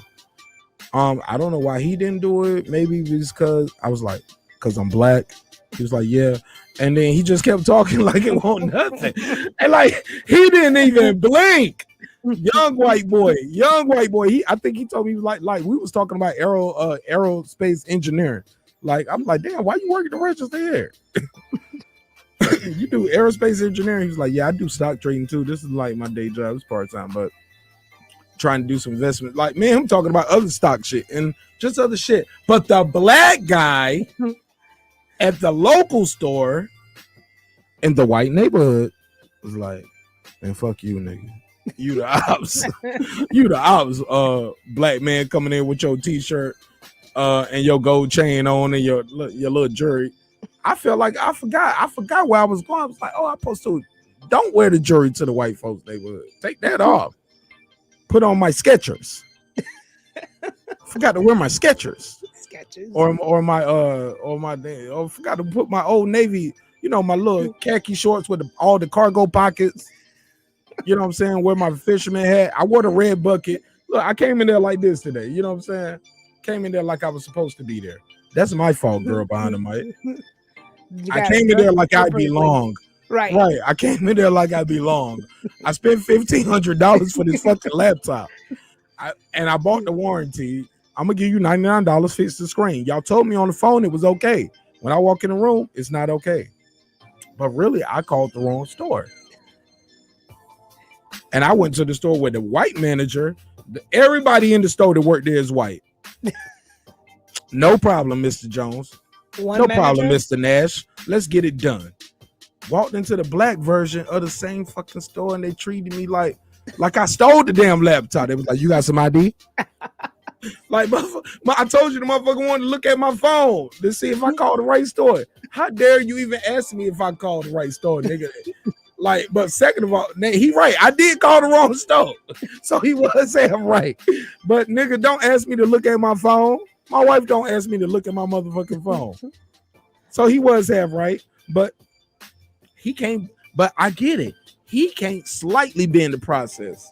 Cause they gonna get your black ass out of here first. The white guy, the other store can be like, yeah, that is the policy. He is right. And we can't tell them what they can and can't do, but we trying to give you the best customer service experience. So not only are we gonna order the shit for you now, you ain't even got to pay us up front like you said you was. But even still, when you come back and we call you and say we ordered, if you got $50, we gonna move everybody to the side and get your shit fixed right now in 2 hours while you wait. I'm like, God damn, man, I should have been coming here. Right. They treated me better in that district because they used to people who looking like me having money in that part of Atlanta. This part of Atlanta, yeah, it's more of a white area, and they not used. You know, I ain't gonna say that what they are or aren't used to. I don't want to do that. That goes into the hearts They and just minds of treated men. you like less than, huh? They treated me like I stole my laptop. The other place looked my name up. They was like, and they was just like, okay, yeah, you work from your laptop. You work from home. I get it. My nigga, yeah, get your money.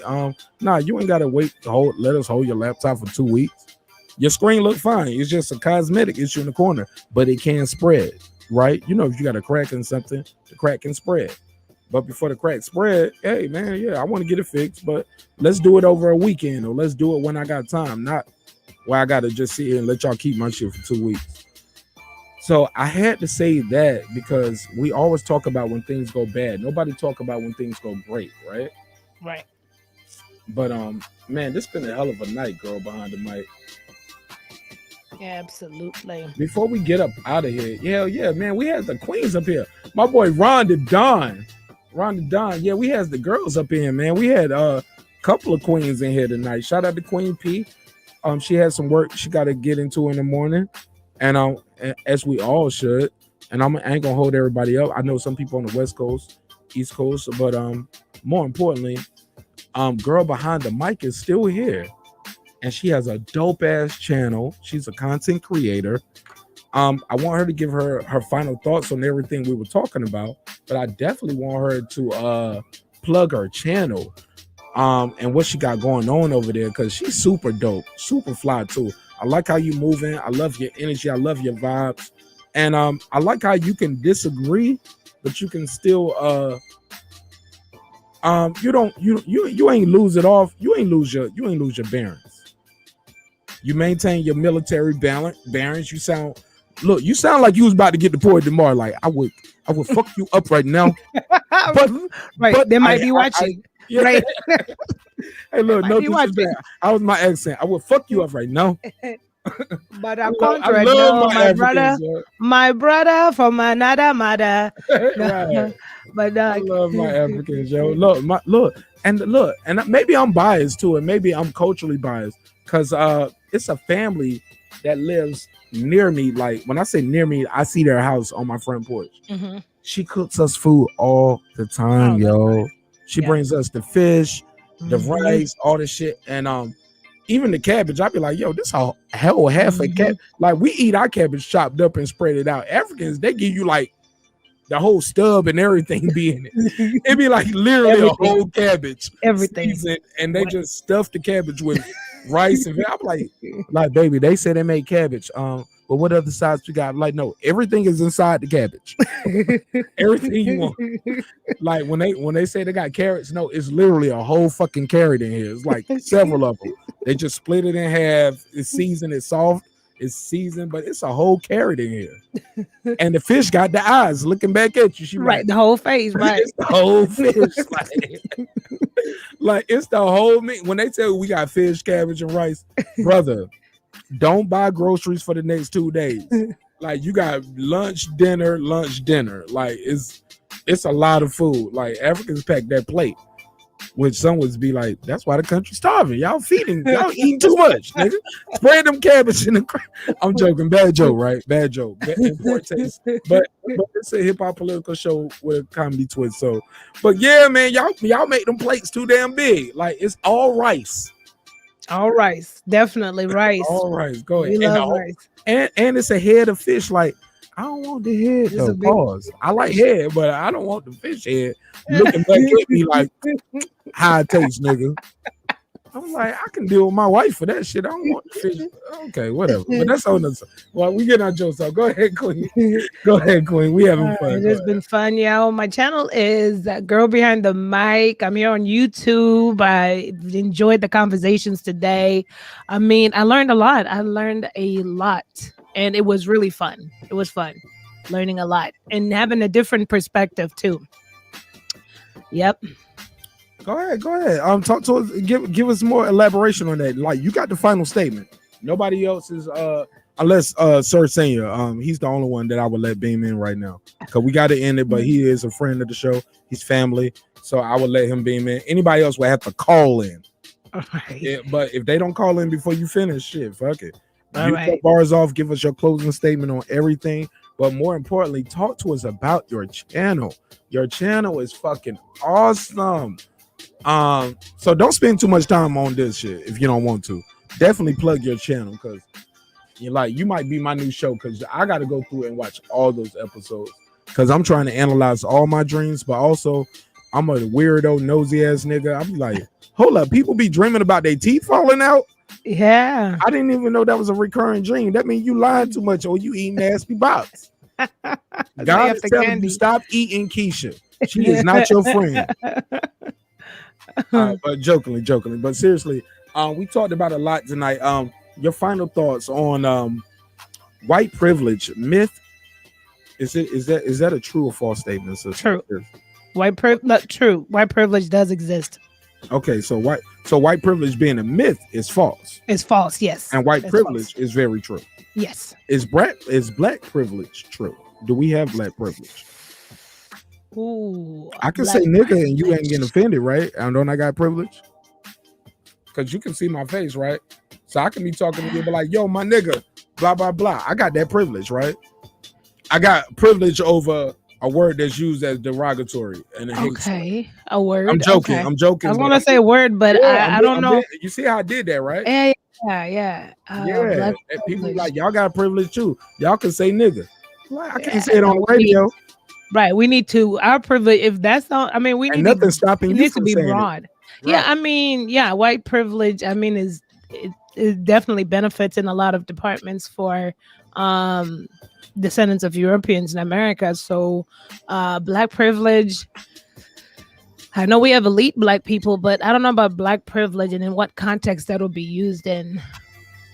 I mean, we still have to do the work, no matter what generations are in America. Black people still have to do the work. White privilege to me, it's like generations. If your parents paved it through Ivy League school, you're a legacy baby, and you're just smooth sailing.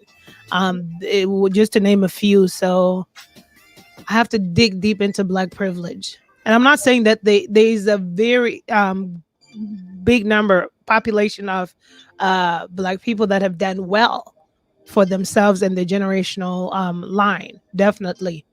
But privilege, I don't know. That's to be determined, right? Yeah, that's to be determined. That's not what the prison population or generational wealth shows. We don't have black privilege, is what you're saying, right? Or we got to table that for later, right? Right. All right, cool, cool. Talk to us about your dope ass channel. Oh, I'm sorry. Did you give us your final thought on the city councilwoman being called a house nigga and about the man not apologizing and not resigning? Did you give me your final thought on that, sister? Man, definitely we need to take action, and absolutely been in agreement with the action. Doesn't have to be violent, but I've seen how everyone has been pulling up, holding these people accountable, and especially what the other young gentleman said, that her constituents, I agree, her constituents need to have this lady's back and be out at that office protesting in front of that man's office house, make his life uncomfortable so that he sees the error of his ways. It's 2021. How do you feel about that guy being on that panel and being called a coon and Sambo and all of that things? Should we call people? Is that holding other black people accountable, or are we doing damage when we say that to people who have a difference of opinion of us in our own community? It's really disheartening when we call each other names, derogatory names, because we don't agree. I mean, because we say that black is not a monolith and it shouldn't be a monolith. And so it just is disheartening. It's disheartening for your own people to put you in a box because you see or view things in a different light. And it's kind of a pet peeve of mine, especially among my own people. Like, let's just refrain from calling each other a coon or all kinds of derogatory names, because then it's lack of self-respect for yourself. We are brothers and sisters. So if you're calling the next person a derogatory name, what does that say about you? You know? Okay. What I think that's all we got on that. Let's go into your channel real quick. Talk to the people real quick before I let you go, because I know it's late, and I appreciate everybody tuning in for this subscribers only conversation. Subscribers only. Like, if you in the chat, that means you subscribe. I know that turned some people off, but hey, we got so many trolls early on. I'm glad I did it. Or that's why we got so many trolls early on, because I did that. But regardless, I already know, based off the analytics here, just how for this random pop-up show and having fun, man, we doing some good numbers, just having fun. Like, we already probably cleared over 600 views just on this episode that wasn't planned, didn't tell nobody about it. It's not our regular day, and we didn't start till 1 in the morning. So we just on the East Coast, like 1 in the morning, 1:30. Let's go live. Fuck it. You know what I'm saying? So this is dope for a little YouTuber like me, right? That means almost 50% of my audience is listening, right? Or a third, right? A third of my audience at least tapped in. So that's super dope. At any given point, because they didn't know. Talk to us about your channel and what you're doing over there with dream interpretation. Let me put that banner on the screen. You actually do dream interpretation, right? And talk to people about controlling and understanding their dreams, right? Absolutely. So the best thing that I like to do is teach people how to decode messages from the dream realm, which is the spiritual dream realm. When you're in the dream realm, you're in an unconscious state where you're most accessible to being in contact with the spiritual realm, where we tend to get messages, good messages, warnings, and or we could almost say forecasts of what's to come on your journey. So I like to teach people on how to decode those messages, because it's not a one size fits all. And sometimes people could Google your dream that you've had, but maybe that's catering to someone else. So I like to get real down deep into the cracks on how to decode your dreams individually. And I just put a little fun article in here that I haven't mentioned, but if you all remember the young lady, Marie Holmes, that won $188 million, just a fun fact. Her mother had seen in her dreams her deceased son, and she used her deceased son's date of birth. I put it in the main chat. Go ahead. Okay, yeah. So Marie Holmes won $188 million because she played the numbers that her mom had seen in her dreams. So it's just a fun fact. Just fun fact to know that, you pay attention to your dreams. They're here to help you along this path. We're just going to be more accessible to that. Hold on. So the girl won 180. Like, her mama told her this, or her mom used to tell her this in her dream? What do you mean when you say her mom gave her the numbers? So she actually played numbers that her mom dreamt of. And she had dreamt of numbers, plus she had seen her deceased son in her dream. And then the next day she told Marie to go purchase a ticket with Marie's deceased brother's birth date and then the numbers she had seen in her dreams. And that's what won $188 million. Oh, the dreams don't make no mistakes. Oh my God. So can you briefly before I let you go, you got an interesting topic on your channel that you talked about people being chased in their dreams, or being attacked, or being shot. You also have another video about people with teeth falling out. I don't want you to spoil it, because I want people to watch the videos. The videos are easy to digest and not real long. They're about 30 minutes, right? So you can listen to them on the way to work. You can listen to them real quick on the treadmill. They're easy to digest. An episode of Law and Order is longer than some of these videos, so they're easy to digest. Without spoiling it too much, where without spoiling the video, can you give us a brief synopsis of where that might come from? If I think my teeth are falling out in my dreams, or if I feel like I'm being shot, or I dream about me, because we already talked about bridges, but that teeth falling out, I thought that was a good one, and I think people would like to hear that. Definitely. So on the basic level with teeth falling out, we all want a nice grill, smile well. So it's something that's important to you. So it could symbolize losing something important in your life. And some of these things can mean something emotional or something tangible, just depending on the state that you're in your spiritual journey when you do wake up out of that dream. And then the dream of being attacked can symbolize a lot of things. My specific dream, I had being attacked. I was being chased by people who were shooting at me. I have a fear of guns. So could it be possibly that I'm running away in life from a certain thing, a calling, something I should not be afraid of that I'm running away from? That could symbolize that too. Because remember, in the spiritual dream realm, we tend to also manifest things that are emotionally connected to us. So like I said, for myself, I'm terrified of guns. So of course it would make sense that I got two men I've never seen chasing me, shooting at me, because I know what it is that I was running away from when I woke up in my waking life. It was easy for me to decode that. So those are just some of the basic interpretations there, or methods of decoding. Because remember, dreams are symbolic. So everything you see in your dream is connected to something, especially to your core, to your soul. You just have to be able to decipher and break the code.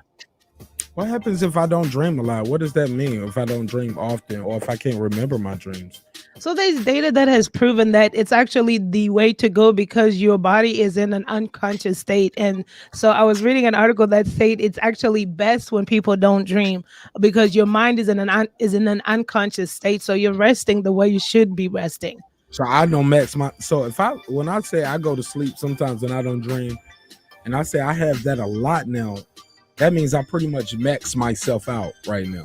No, I didn't leave my body no time to have racing thoughts. What does that mean? It could be a possibility that you actually had dreams, but just don't remember them at all. There's that possibility. So there could be definitely that possibility. Okay. We need to have a whole dream episode over here one day. We need to have, we're gonna call it the dream catcher. or the decoding, all right? What you let me know. We'll get together behind the scenes. I shot my email in the private chat. Definitely reach out to me, sister, because we're gonna lift you up and we're gonna support you in any and everything you want to do, because we believe in you. And I think you got great energy, and I think you got a lot of information, and you have a very interesting perspective, especially dealing with your background. I definitely want to get more into how did you get into this, but I want to spend more time on it, right? And I don't know how much time you have left.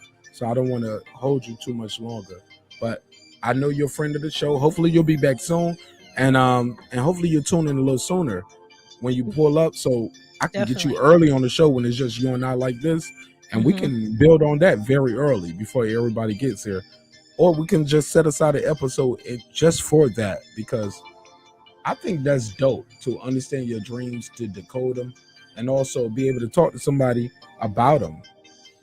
And people want to know your background. They tuning in, they rocking with you, and we're gonna keep rocking with you. Any final thoughts before we let you go? Absolutely. So my background is, of course, I left the corporate world some years ago, retired myself at 35. I was in clinical operations. Can we make a round of applause for that? Oh, you said you retired yourself, but life is still going. Hold on. Let's let the room stand up. This gonna be loud. But let's give it to the sister.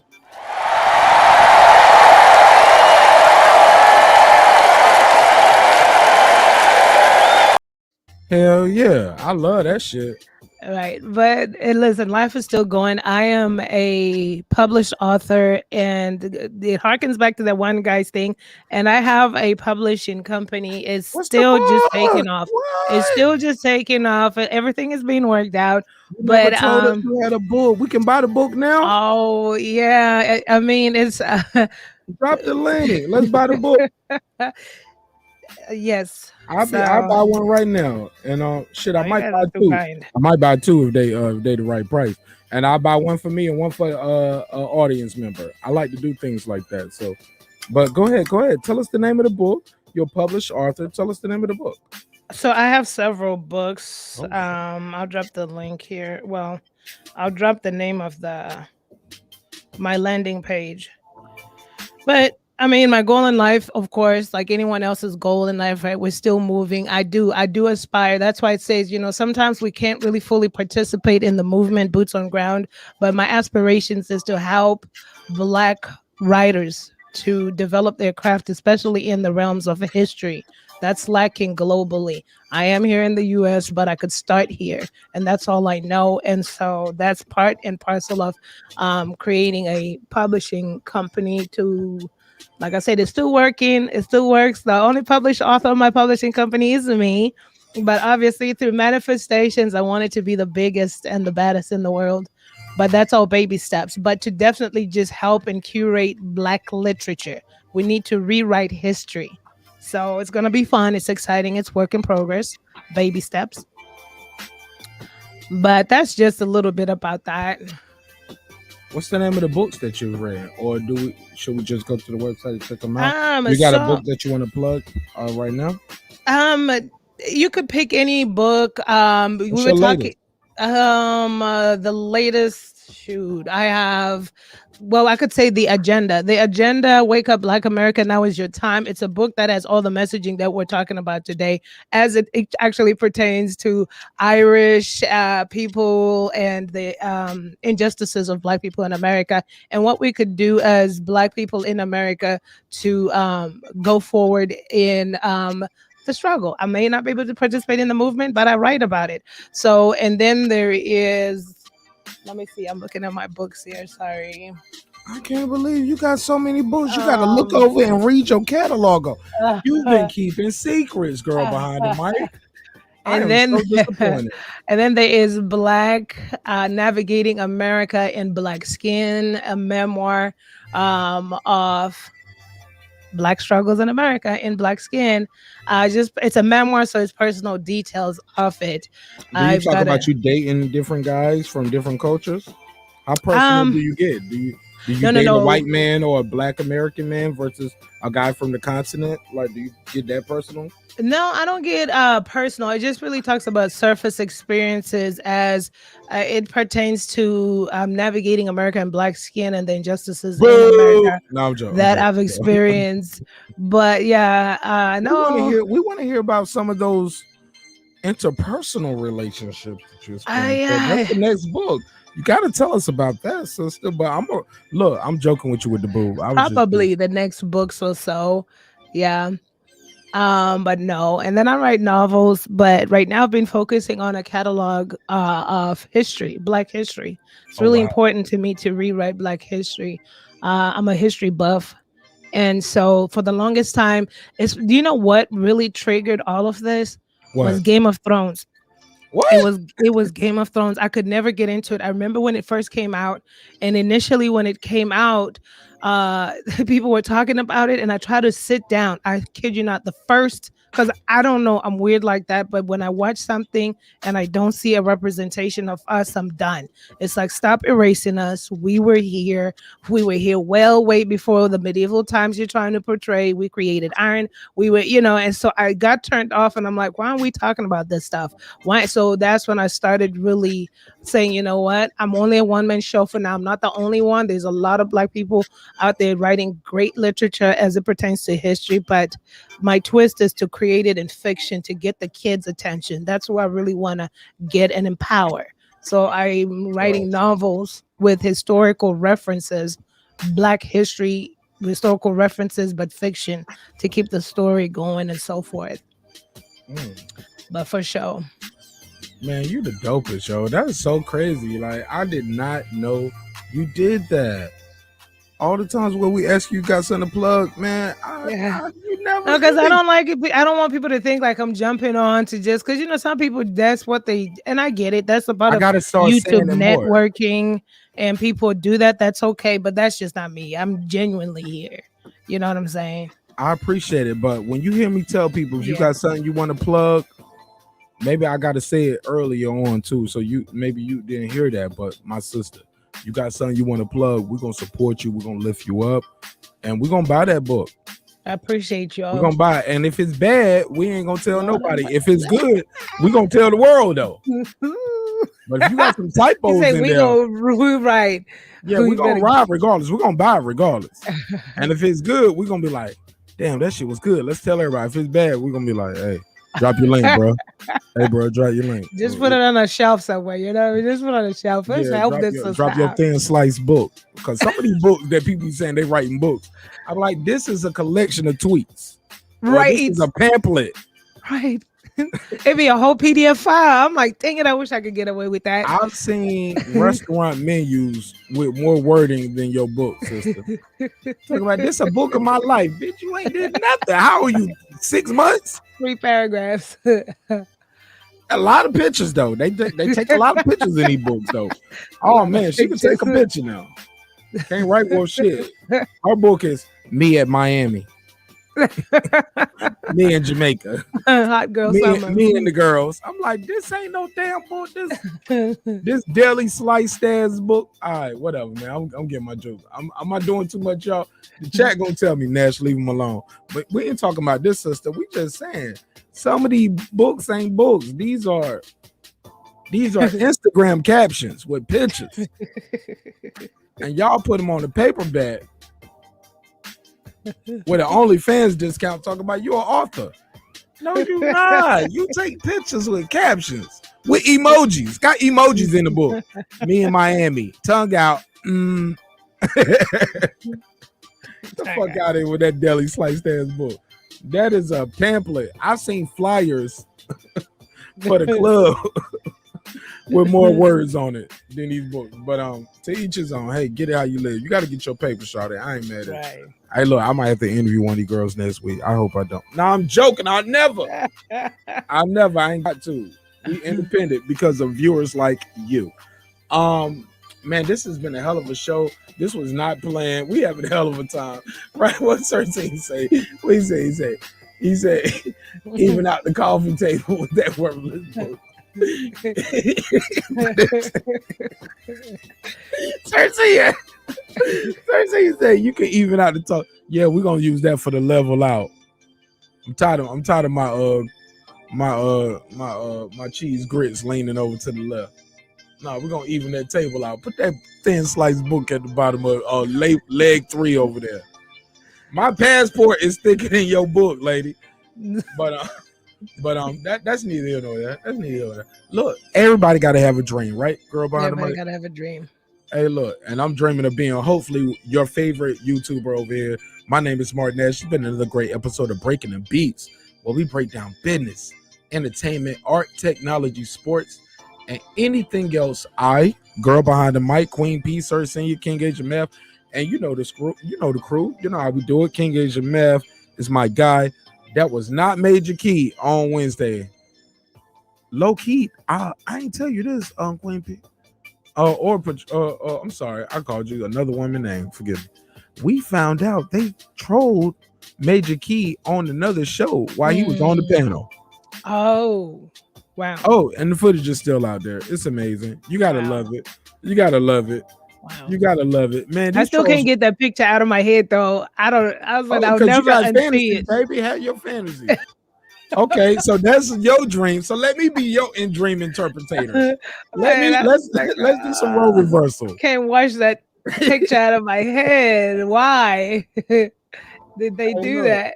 Nah, you can't get it out your head because you got your own fantasy. You always looked at Omarion. Traumatized more when so. Omarion would be doing his dance. Touch. You look at Chris Brown different. We like his voice, like the raps. He doing the backflips. You watching that ass move. Like, I wonder what he look like twerking. Twerking. Because that was, let's be clear, that was a man twerking. It was. Butt naked. Yeah, yes. You heard it? You heard it? Oh, yes, yes. It was. I was like, You on a OMG. mating dance, huh? Whatever. Okay. I'm gonna leave you alone. It's too early. It's too early. I got you, sis. Yo, I love you so much, sister, for being a part of the show. Shout out to Queen P. Shout out to King Age Math. Everybody who kept the chat lit, everybody who was a part of the show tonight. This was super fun. It was a pop-up show. This was not planned. And we started about like 1:32 in the morning. And we just rocked it out for a couple hours, man. And I appreciate everybody being here. Thank you so much for your time. My name is Marq Nash. As always, my guest will get the last word. Go ahead, Queen. Say what you got to say, and we'll run the outro. If I can help you in any way, if you need help with any of your graphics, outro, music, anything I can do to help you out, don't be a stranger. My email is out there, and I do answer.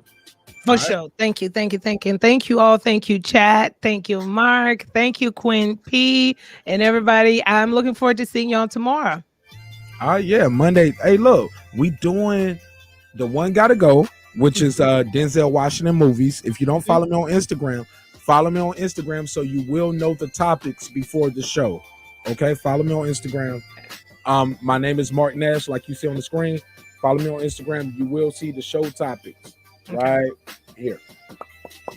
All right. So but we doing One Gotta Go Denzel Washington movies. Also, how do you feel about your partner having a gay best friend? Also, we doing a hip hop topic that I will save for a little bit later because I got to put the clip out so you can follow along because I can't play the audio on the show. But you will know what we're talking about if you follow me on Instagram. But those are two of the topics that we are talking about. Of course, the main lead topic is going to be the relationship topic. How do you feel about your partner having a gay best friend? Whether it was a gay girl or two guys or however, they got a gay best friend, same sex or not. Are you cool with that? Do you look at that person differently? Could you be in a long-term relationship like that without having any apprehensions about it? Also, we're gonna do One Gotta Go Denzel Washington movies.